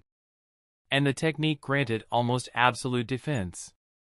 Unless one used a similar technique, or one strong enough to pierce the defenses. Immediately, a fatherly instinct overtook the Rakige, and he rushed in to save his son and pupil. The Rakige immediately used his trump card, the blue lightning around him turning completely black as he passed his son in a split second, who seemingly had no idea of his impending doom. He deflected both attacks using his superior speed. Thankfully Ken had also sensed him and stopped himself properly. I immediately turned off his chakra mode and looked at the scorched ground around them with fear in his eyes. I didn't even notice how much power there was behind that blade. I was so engrossed and frustrated with our exchange that I tunnel-visioned on the red dot. He was immediately admonishing himself inwardly. Killer B came to his side, concerned. Meanwhile the Rakige faced Ken, who had already put his weapon away. Lord Rakige. Ken took a slight bow as the Rakige also turned off his chakra mode, looking at his previously nice garden with a frustrated gaze. Ken. I understand that this matter wasn't your fault. But please refrain from such spars in the future. On one hand, the Rakige wanted to try and punish Ken in some way, but on the other, he knew that it was completely the fault of his son. After all, I had also used Hellstab, which, at least in the Rakige's opinion, was no doubt going to kill Ken had it landed. I shall do so for as long as I remain in this cloud village.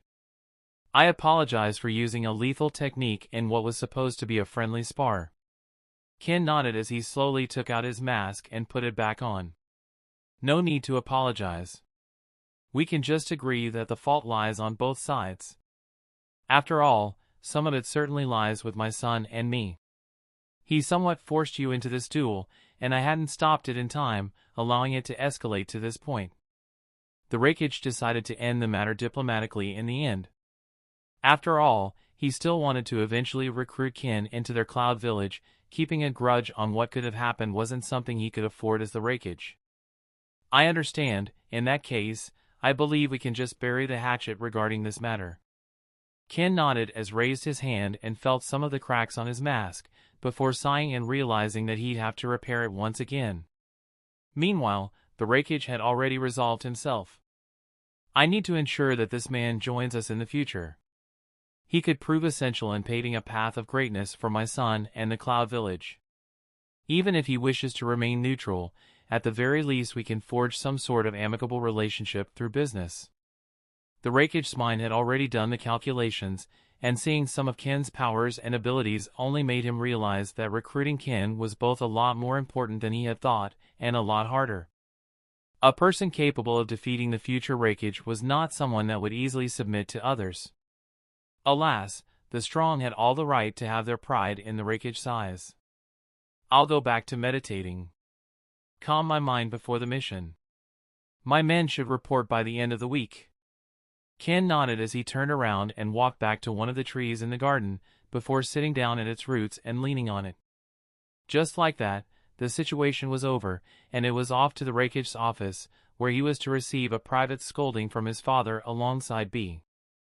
B was less at fault for what had happened, only being scorned a bit for also not trying to stop the battle from happening, which was a bit of hypocrisy on the Raikage's part.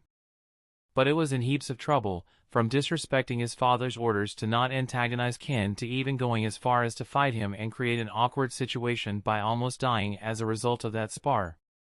In the end, after a verbal lashing, I was grounded, in the most basic way possible. Not allowed to leave his room for the rest of the week, only allowed to come out when they were to head out and take down the cult of Jashin. As promised, Saburo delivered the reports in a timely manner through their turtle summoning. Along with that was a bit of information, claiming they would meet up with Akira near the base, where he would relay the information he had gathered. The part with Akira was delivered verbally by the turtle, while the written reports were a tad longer and more complex. Ken didn't read them personally, not that he could. He instead walked up to the Raikage's office and placed them on his table directly. The Raikage wasted no time in picking them up and starting to read through them with an interested look in his eyes. He read the reports out loud so that Ken could also listen along and interject with any additional information or confirmation. In the end, the reports turned out to be interesting. They were both concise and extremely informative, providing both the notes and thoughts of the researcher. All of the documents were signed with the second blade, which the Raikage assumed was a higher-ranking member of Ken's organization. The Raikage was genuinely impressed to find out that such a great mind was already in Ken's employ. From the second blade's reports, they were able to find out more about the actual method that the cult of Jashin had used to gain their immortality. By the researcher's description. From what I've studied, this seemed to be an odd amalgamation of curses and cursed techniques of all kinds mashed into a person. The one that did this likely tested on the cultists for extensive periods of time in order to reach such a result, and it's unlikely to be compatible with all people, as some curses have different effects on different people. Ken nodded when reading that. Saburo was able to give a rather satisfying breakdown of the cult of Jashin's immortality. The blind swordsman also noticed that Saburo had called the immortality a rather large disappointment in various paragraphs, showcasing his disdain at the barbaric and wishy-washy handiwork of who they assumed was the supreme leader of the cult of Jashin. The Raikage himself was smirking when writing what was essentially a hit piece on said supreme leader, as the second blade broke down all of the weaknesses of their immortality. One of them was the fact that the cursed ones weren't actually immortal, they just couldn't die from injuries. The second blade was able to find out that said immortals would still continue to grow older, and they still needed nutrition, namely food and water, in order to survive, even when their heads were separated from their bodies. In dissecting the branch leader that they had captured, the second blade was also able to find out that the multitude of curses had already killed off a lot of the bodily functions of the immortals. It ended up making them unable to urinate or defecate, which actually led to them having to cut open their guts regularly in order to not implode after eating too much. The second blade was also able to confirm the weakness to fire, but he also confirmed that they were relatively weak to seals in general, as a few seals could end up undoing some of the jujitsu that was still keeping them alive. Then came the things that could change, differing from immortal to immortal. Some would have a reluctant resistance to fire at the cost of their skin being eroded. Some could have all of their reasoning wiped out completely, turning into mindless puppets. And some could be completely missing parts of their bodies and organs. Either that or slowly rotting away inside due to some of the curses. There were some other variables as well, but Saburo was unable to calculate all of them from one single test subject. Just the amount of information he was able to extract was already impressive. It was clear that Saburo had worked tirelessly and without sleeping alongside several clones ever since Ken had left for the Cloud Village. Overall, Saburo was able to conclude that the immortality was nothing more than a fluke that enabled them to use some of their more powerful jujutsu techniques like the one that Ken had been struck with. This does help give us some assurance. The Reikage put the papers down as he stroked his beard with a smile on his face. So it would seem. Let's just hope we're able to use all of this to our advantage. Ken tapped his chin with a smile underneath his mask as he turned his head to the Reikage. From this report, we can safely assume that some of the other immortals we'll face won't be as strong as the one you faced. Most of them are likely to be crippled in some way or another. The Reikage narrowed his eyes as he turned his head to look out the window for a bit. The seals mentioned could be useful. But I'm assuming the Cloud Village doesn't have any techniques similar to the ones described, right? Ken crossed his arms and slowly paced around the room as he started thinking of a few viable strategies. Saburo had only mentioned that some seals could affect the curses present on the bodies of the immortals. He didn't give exact examples of said seals, but he described the effects that those seals would need to have in order to disrupt the curses. Unfortunately, our village is quite lacking when it comes to Fuinjutsu. But I believe we should be fine as we are. The two of us, as well as A and B, should be more than enough to deal with anything that comes our way. Fair enough. I guess we'll just have to be careful. Jujutsu does appear to be particularly difficult to deal with. Ken nodded as he continued slowly pacing around the room. Just don't bleed and we'll be fine. As long as we fight carefully, it should all go smoothly. The Reikage then slowly stood up, dusting off his coat as he slowly walked over to the door. What, we're heading there now? Ken tilted his head in confusion as he spoke. Yep. No reason to waste time here. I'll go grab A and B. Meet you at the gate in a few minutes. The Reikage said his piece and disappeared in a flash of lightning, earning an exasperated sigh from Ken, who ended up just shaking his head and disappearing, leaving only an afterimage for the Umbu to look at. I guess we'll have to go meet up with Akira now. I hope he was at least able to find out a few things about the cult before we jump headfirst into their territory. Chapter 49, Old Acquaintances and Tailed Beast's Perception. Ken decided to take his time as he walked through the village unsupervised for the first time. He was still headed for the gate, he just decided to make the others wait a bit for him, as the Reikage did start the mission suddenly. The blind swordsman took a few moments to admire the brickwork in that village. It was built on a mountain range, reaching all the way up to the clouds. It was actually a rather impressive structure overall, one that Ken hadn't gotten to admire much when arriving, as he had been too bothered with his thoughts. Now he could enjoy it all, the wind, the clouds, the strangely cheery atmosphere which reminded him that the hidden villages were filled with a lot more people than just shinobi.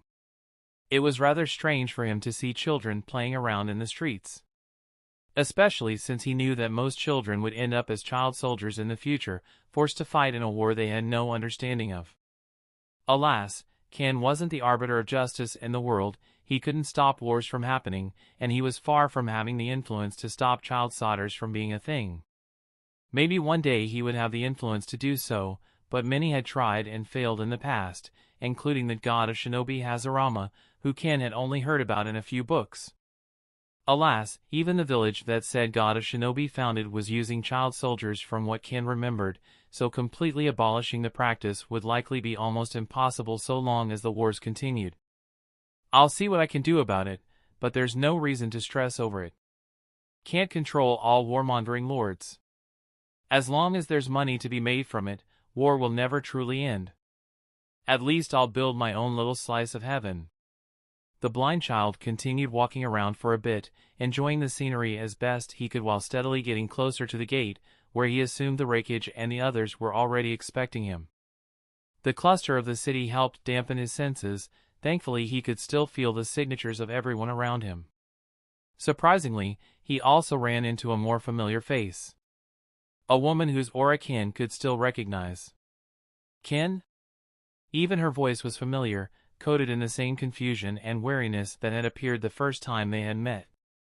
It wasn't exactly something he could forget at the end of the day.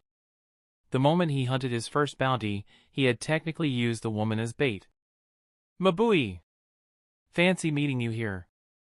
The blind assassin nodded towards the fledgling Jonin as he enjoyed her confusion for a few moments. Ken didn't know what to think about the woman.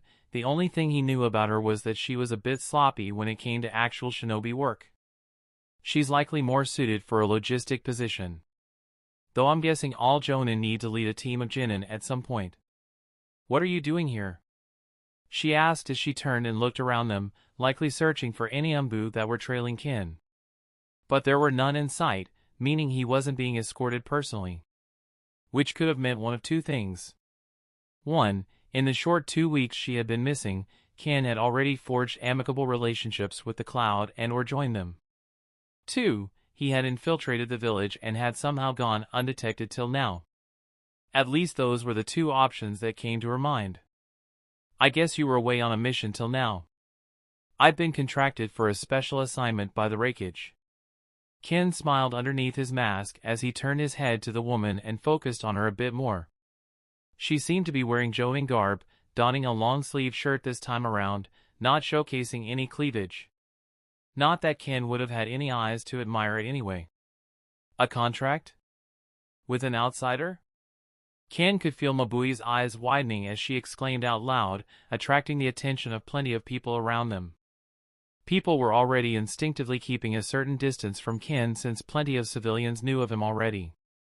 His reputation was still not exactly good, as the Grass Village had done a great job of making him look like a madman. Needless to say, catching their attention in that way certainly didn't help ease any of their nerves.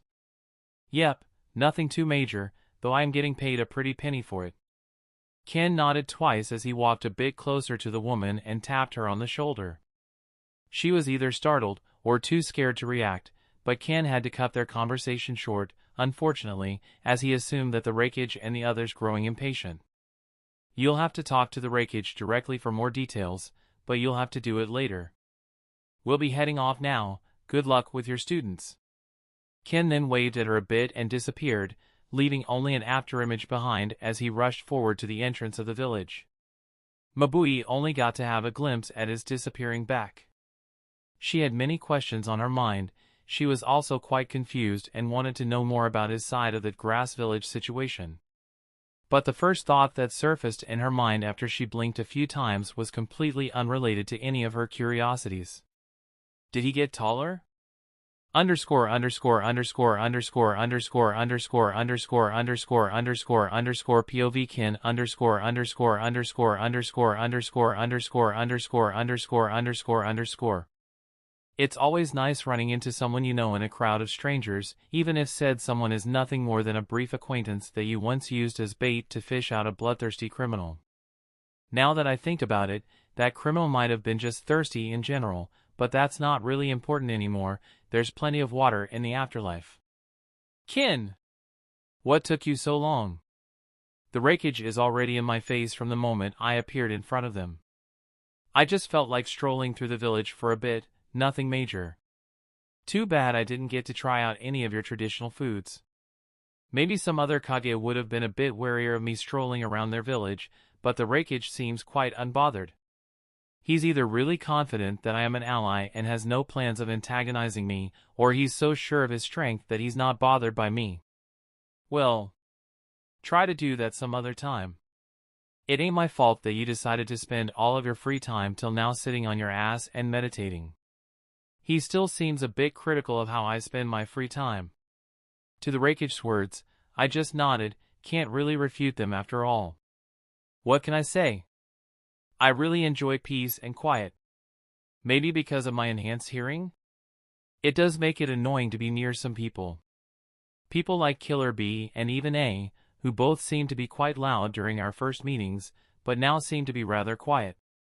I guess that little spar left a strong impression on them, though I don't get why B is also affected by it. Still, I feel dissatisfied at not getting to test out that final slash. It's not even a named attack, but I'm quite sure it's my strongest. Though some attacks in my scaled sage mode might be able to match it. No reason to cry over it though. I'm sure I'll get the opportunity to test it out in this little mission. Underscore underscore underscore underscore underscore underscore underscore underscore underscore underscore underscore POV narration underscore underscore underscore underscore underscore underscore underscore underscore underscore underscore underscore. The four shinobi dashed through the barren wastes that comprised the land of lighting. It wasn't exactly a land filled with lush forests. The forests were actually few and far between, so it was mostly open terrain and caves. Ken was fine with it, though it did feel a lot quieter than he was used to. He had gotten so used to nature all around him that he hadn't even realized just how much noise it actually made. It was only then that Ken realized he mostly enjoyed the ambience of nature more so than actual quiet. But he wasn't the only one caught up in his own thoughts.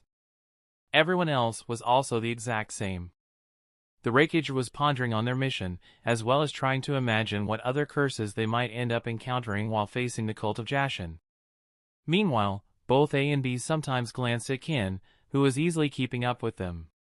Neither of them was truly focused on the mission, as they both seemed to focus more on Ken. For one was still a bit annoyed at having been grounded in his room as a 30-year-old, but he didn't voice out that frustration, nor did he plan to ever try and take it out on Ken.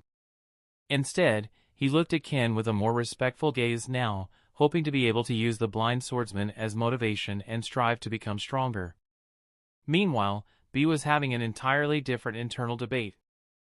I still don't get it. Why exactly are you this wary around this bounty hunter? Killer B's thoughts lacked the usual rhyme that his voice would have had. The voice that responded was a lot different, sounding more monstrous and inhuman. I'm telling you.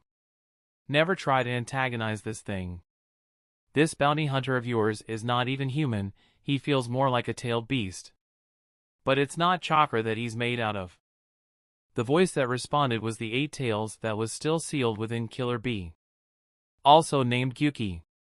The large monster was a mix of octopus and bull. It was one of the 9-tailed beasts, arguably the second strongest right behind the 9-tailed fox.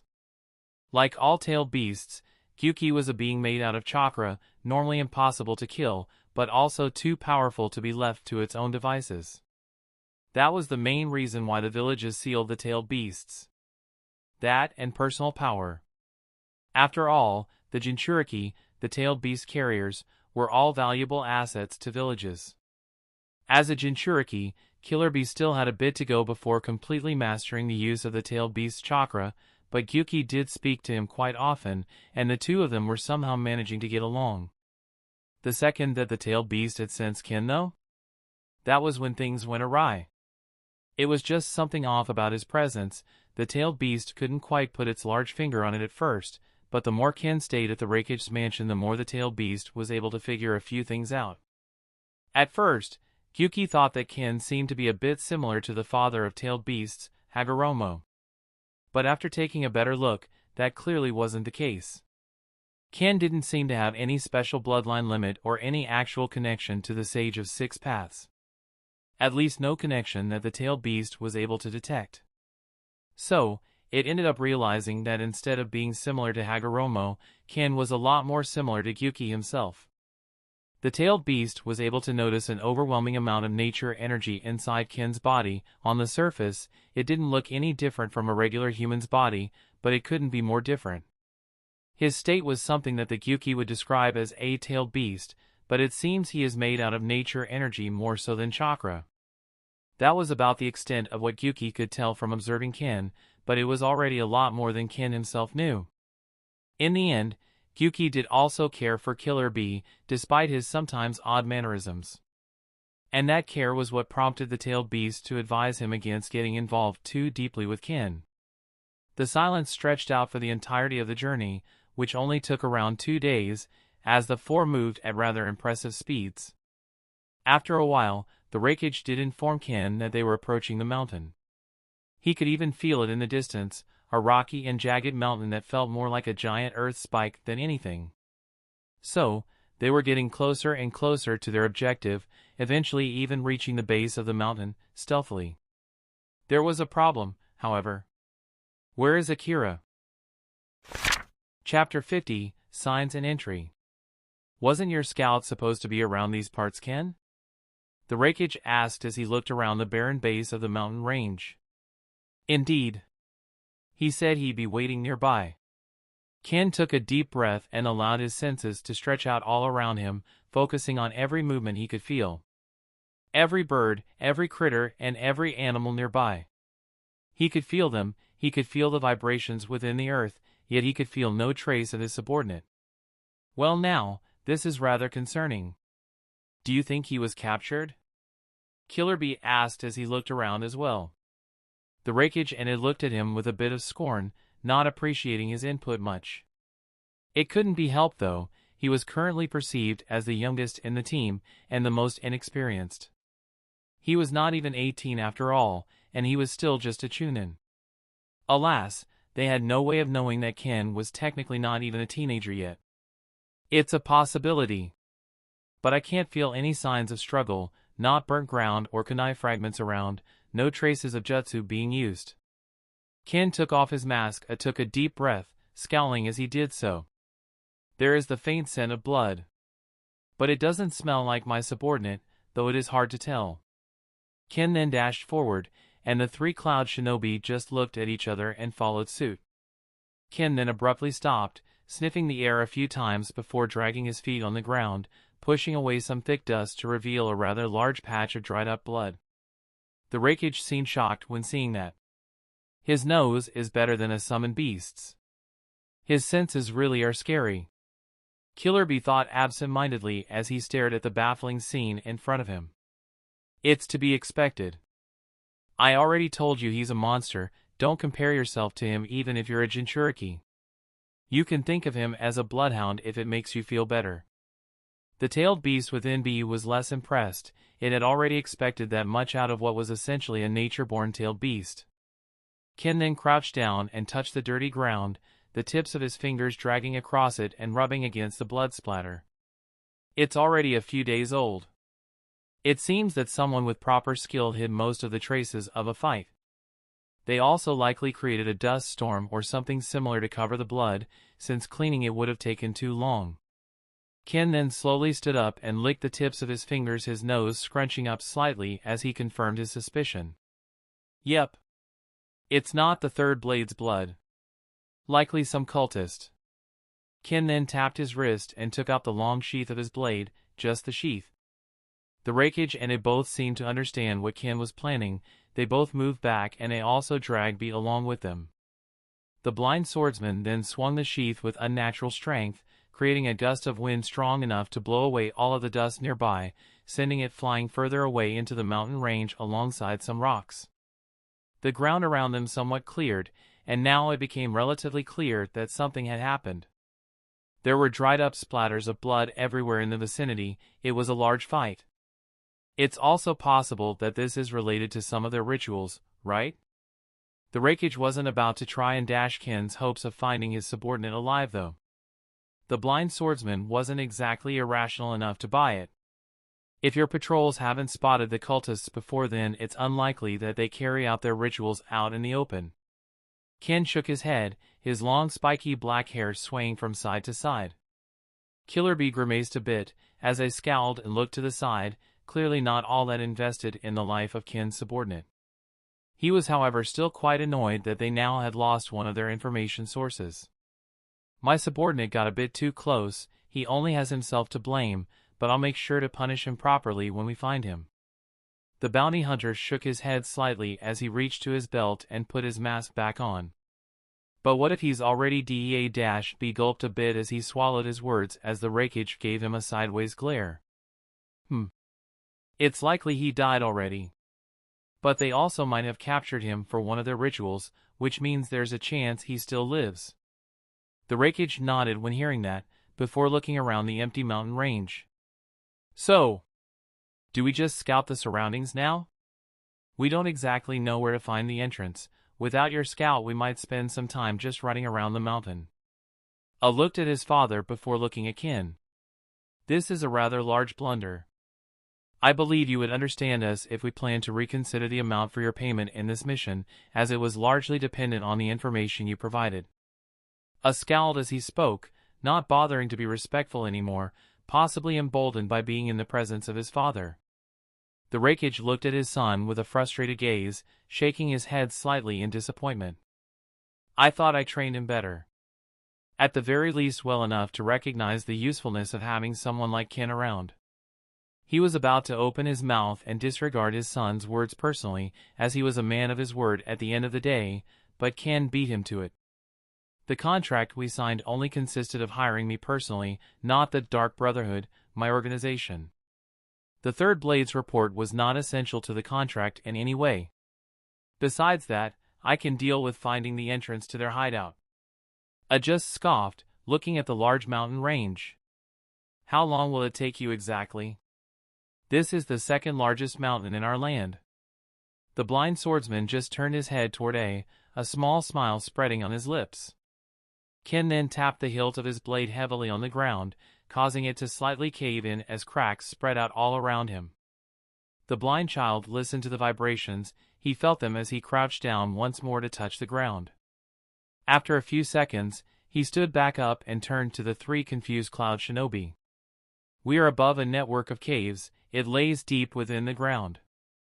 I can find an entrance to it if we walk around the mountain range for a few minutes. I was instantly silenced by that sentence, as the Raikage smiled confidently. As expected of you, Red, you do deserve your reputation at the end of the day. I'm sure we'll find your subordinate. Better start looking quickly, the sooner the better. Don't worry about the contract, by the way, it remains as initially established. The Raikage was quick to praise and reassure the assassin as he patted him on the shoulder. Ken's entire body shook at the strength of the tan man's arms, but he didn't complain. I looked a bit bitter, but he stopped complaining when seeing how his father treated Ken. Heh. I guess that's why you don't question professionals. Beat also chuckled a bit internally, already expecting something like that to happen.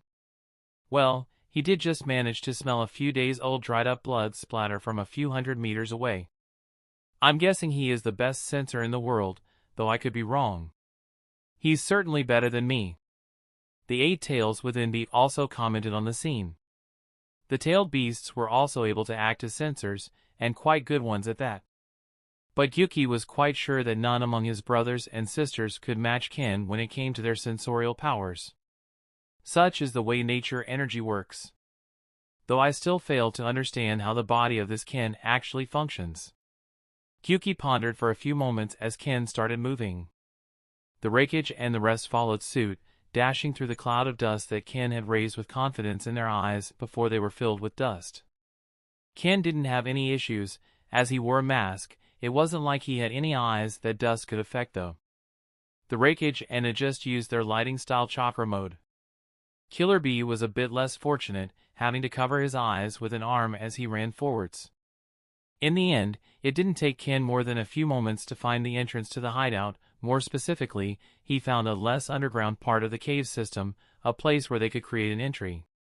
A's eyebrow trembled a bit when Ken had managed to find a potential entrance so quickly, but that did also raise another question in his mind. If you're able to find an entrance so easily, then why did you send someone ahead of time? It was a rather decent point, but it also assumed that Ken had sent the Third Blade to look for an entrance. My man was only here to keep an eye for any movements.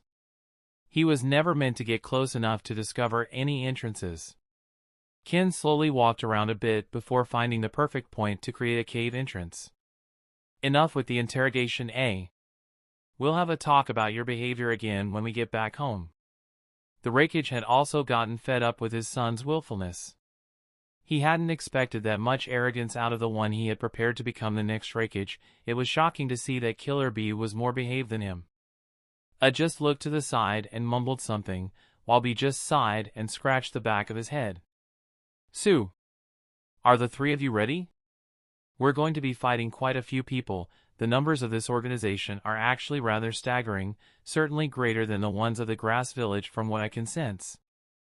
The blind swordsman said as he turned his head to the ground below them. Heh. To think such a force was hiding in our midst. The Raikage spat out with a scowl on his face and frustration in his gaze. No need to fuss over it. We'll handle everything now. Ken spoke out as he tapped his wrist and took out his long blade, brandishing it with one hand without any difficulty. He also placed the sheath of the blade back into the seal, as he wasn't planning on using it. "I'll make the entrance," Ken said as he signaled for the three of them to stand back. He then grabbed his long sword with both hands, covering it in chakra as it sparkled with lighting, looking as if it had just gained life. The masked assassin then jumped to the sky, twisting around a few times and building momentum with ease. The wind around him twisted and turned, as he swung his blade down to the ground below, sending a sizable flying slash towards the ground. The entire ground shook and caved in, as the flying slash fragmented the earth all around them, with the wreckage and the rest having to jump up in order to not lose their balance. The dust that rose up to engulf all of their surroundings disappeared just as quickly as it had appeared, as Ken swung the blunt side of his blade and blew it all away. B was almost blown away alongside it, but he managed to hold on by forcefully landing and sticking to the ground. Now they all had a clear view. Below them was a rather large drop, leading to a gigantic hall, one that had been carved out from stone. Hundreds of cultists were already looking up at the crack in their ceiling, and many people within the cave system were alerted to the tremor as soon as it happened. Further inside, one man with two pairs of eyes slowly opened them. Tattooed all across his body were the signs of Jashin. Not one part of his skin was left uncovered, and the signs also seemed to be tattooed on his eyes. "So we have more visitors." "Huh." The man then slowly gestured to some of the people that stood kneeling inside the room, as a confident smile rose to his face. "Devout followers of Jashin. Those who have gained his blessing and those that have proved their adoration. Go out there and make sure that our Lord's most sacred grounds are not tarnished by these dirty heathens." The man spoke out with authority, and a dozen men and women of different shapes and sizes all got up slowly, each wearing long robes and carrying different red weapons. "We shall paint the halls with their blood." The 10 devout followers chanted as they then took off, each faster than the last. That's the end of this tale for now. Thank you for watching, and I'll see you in part 3.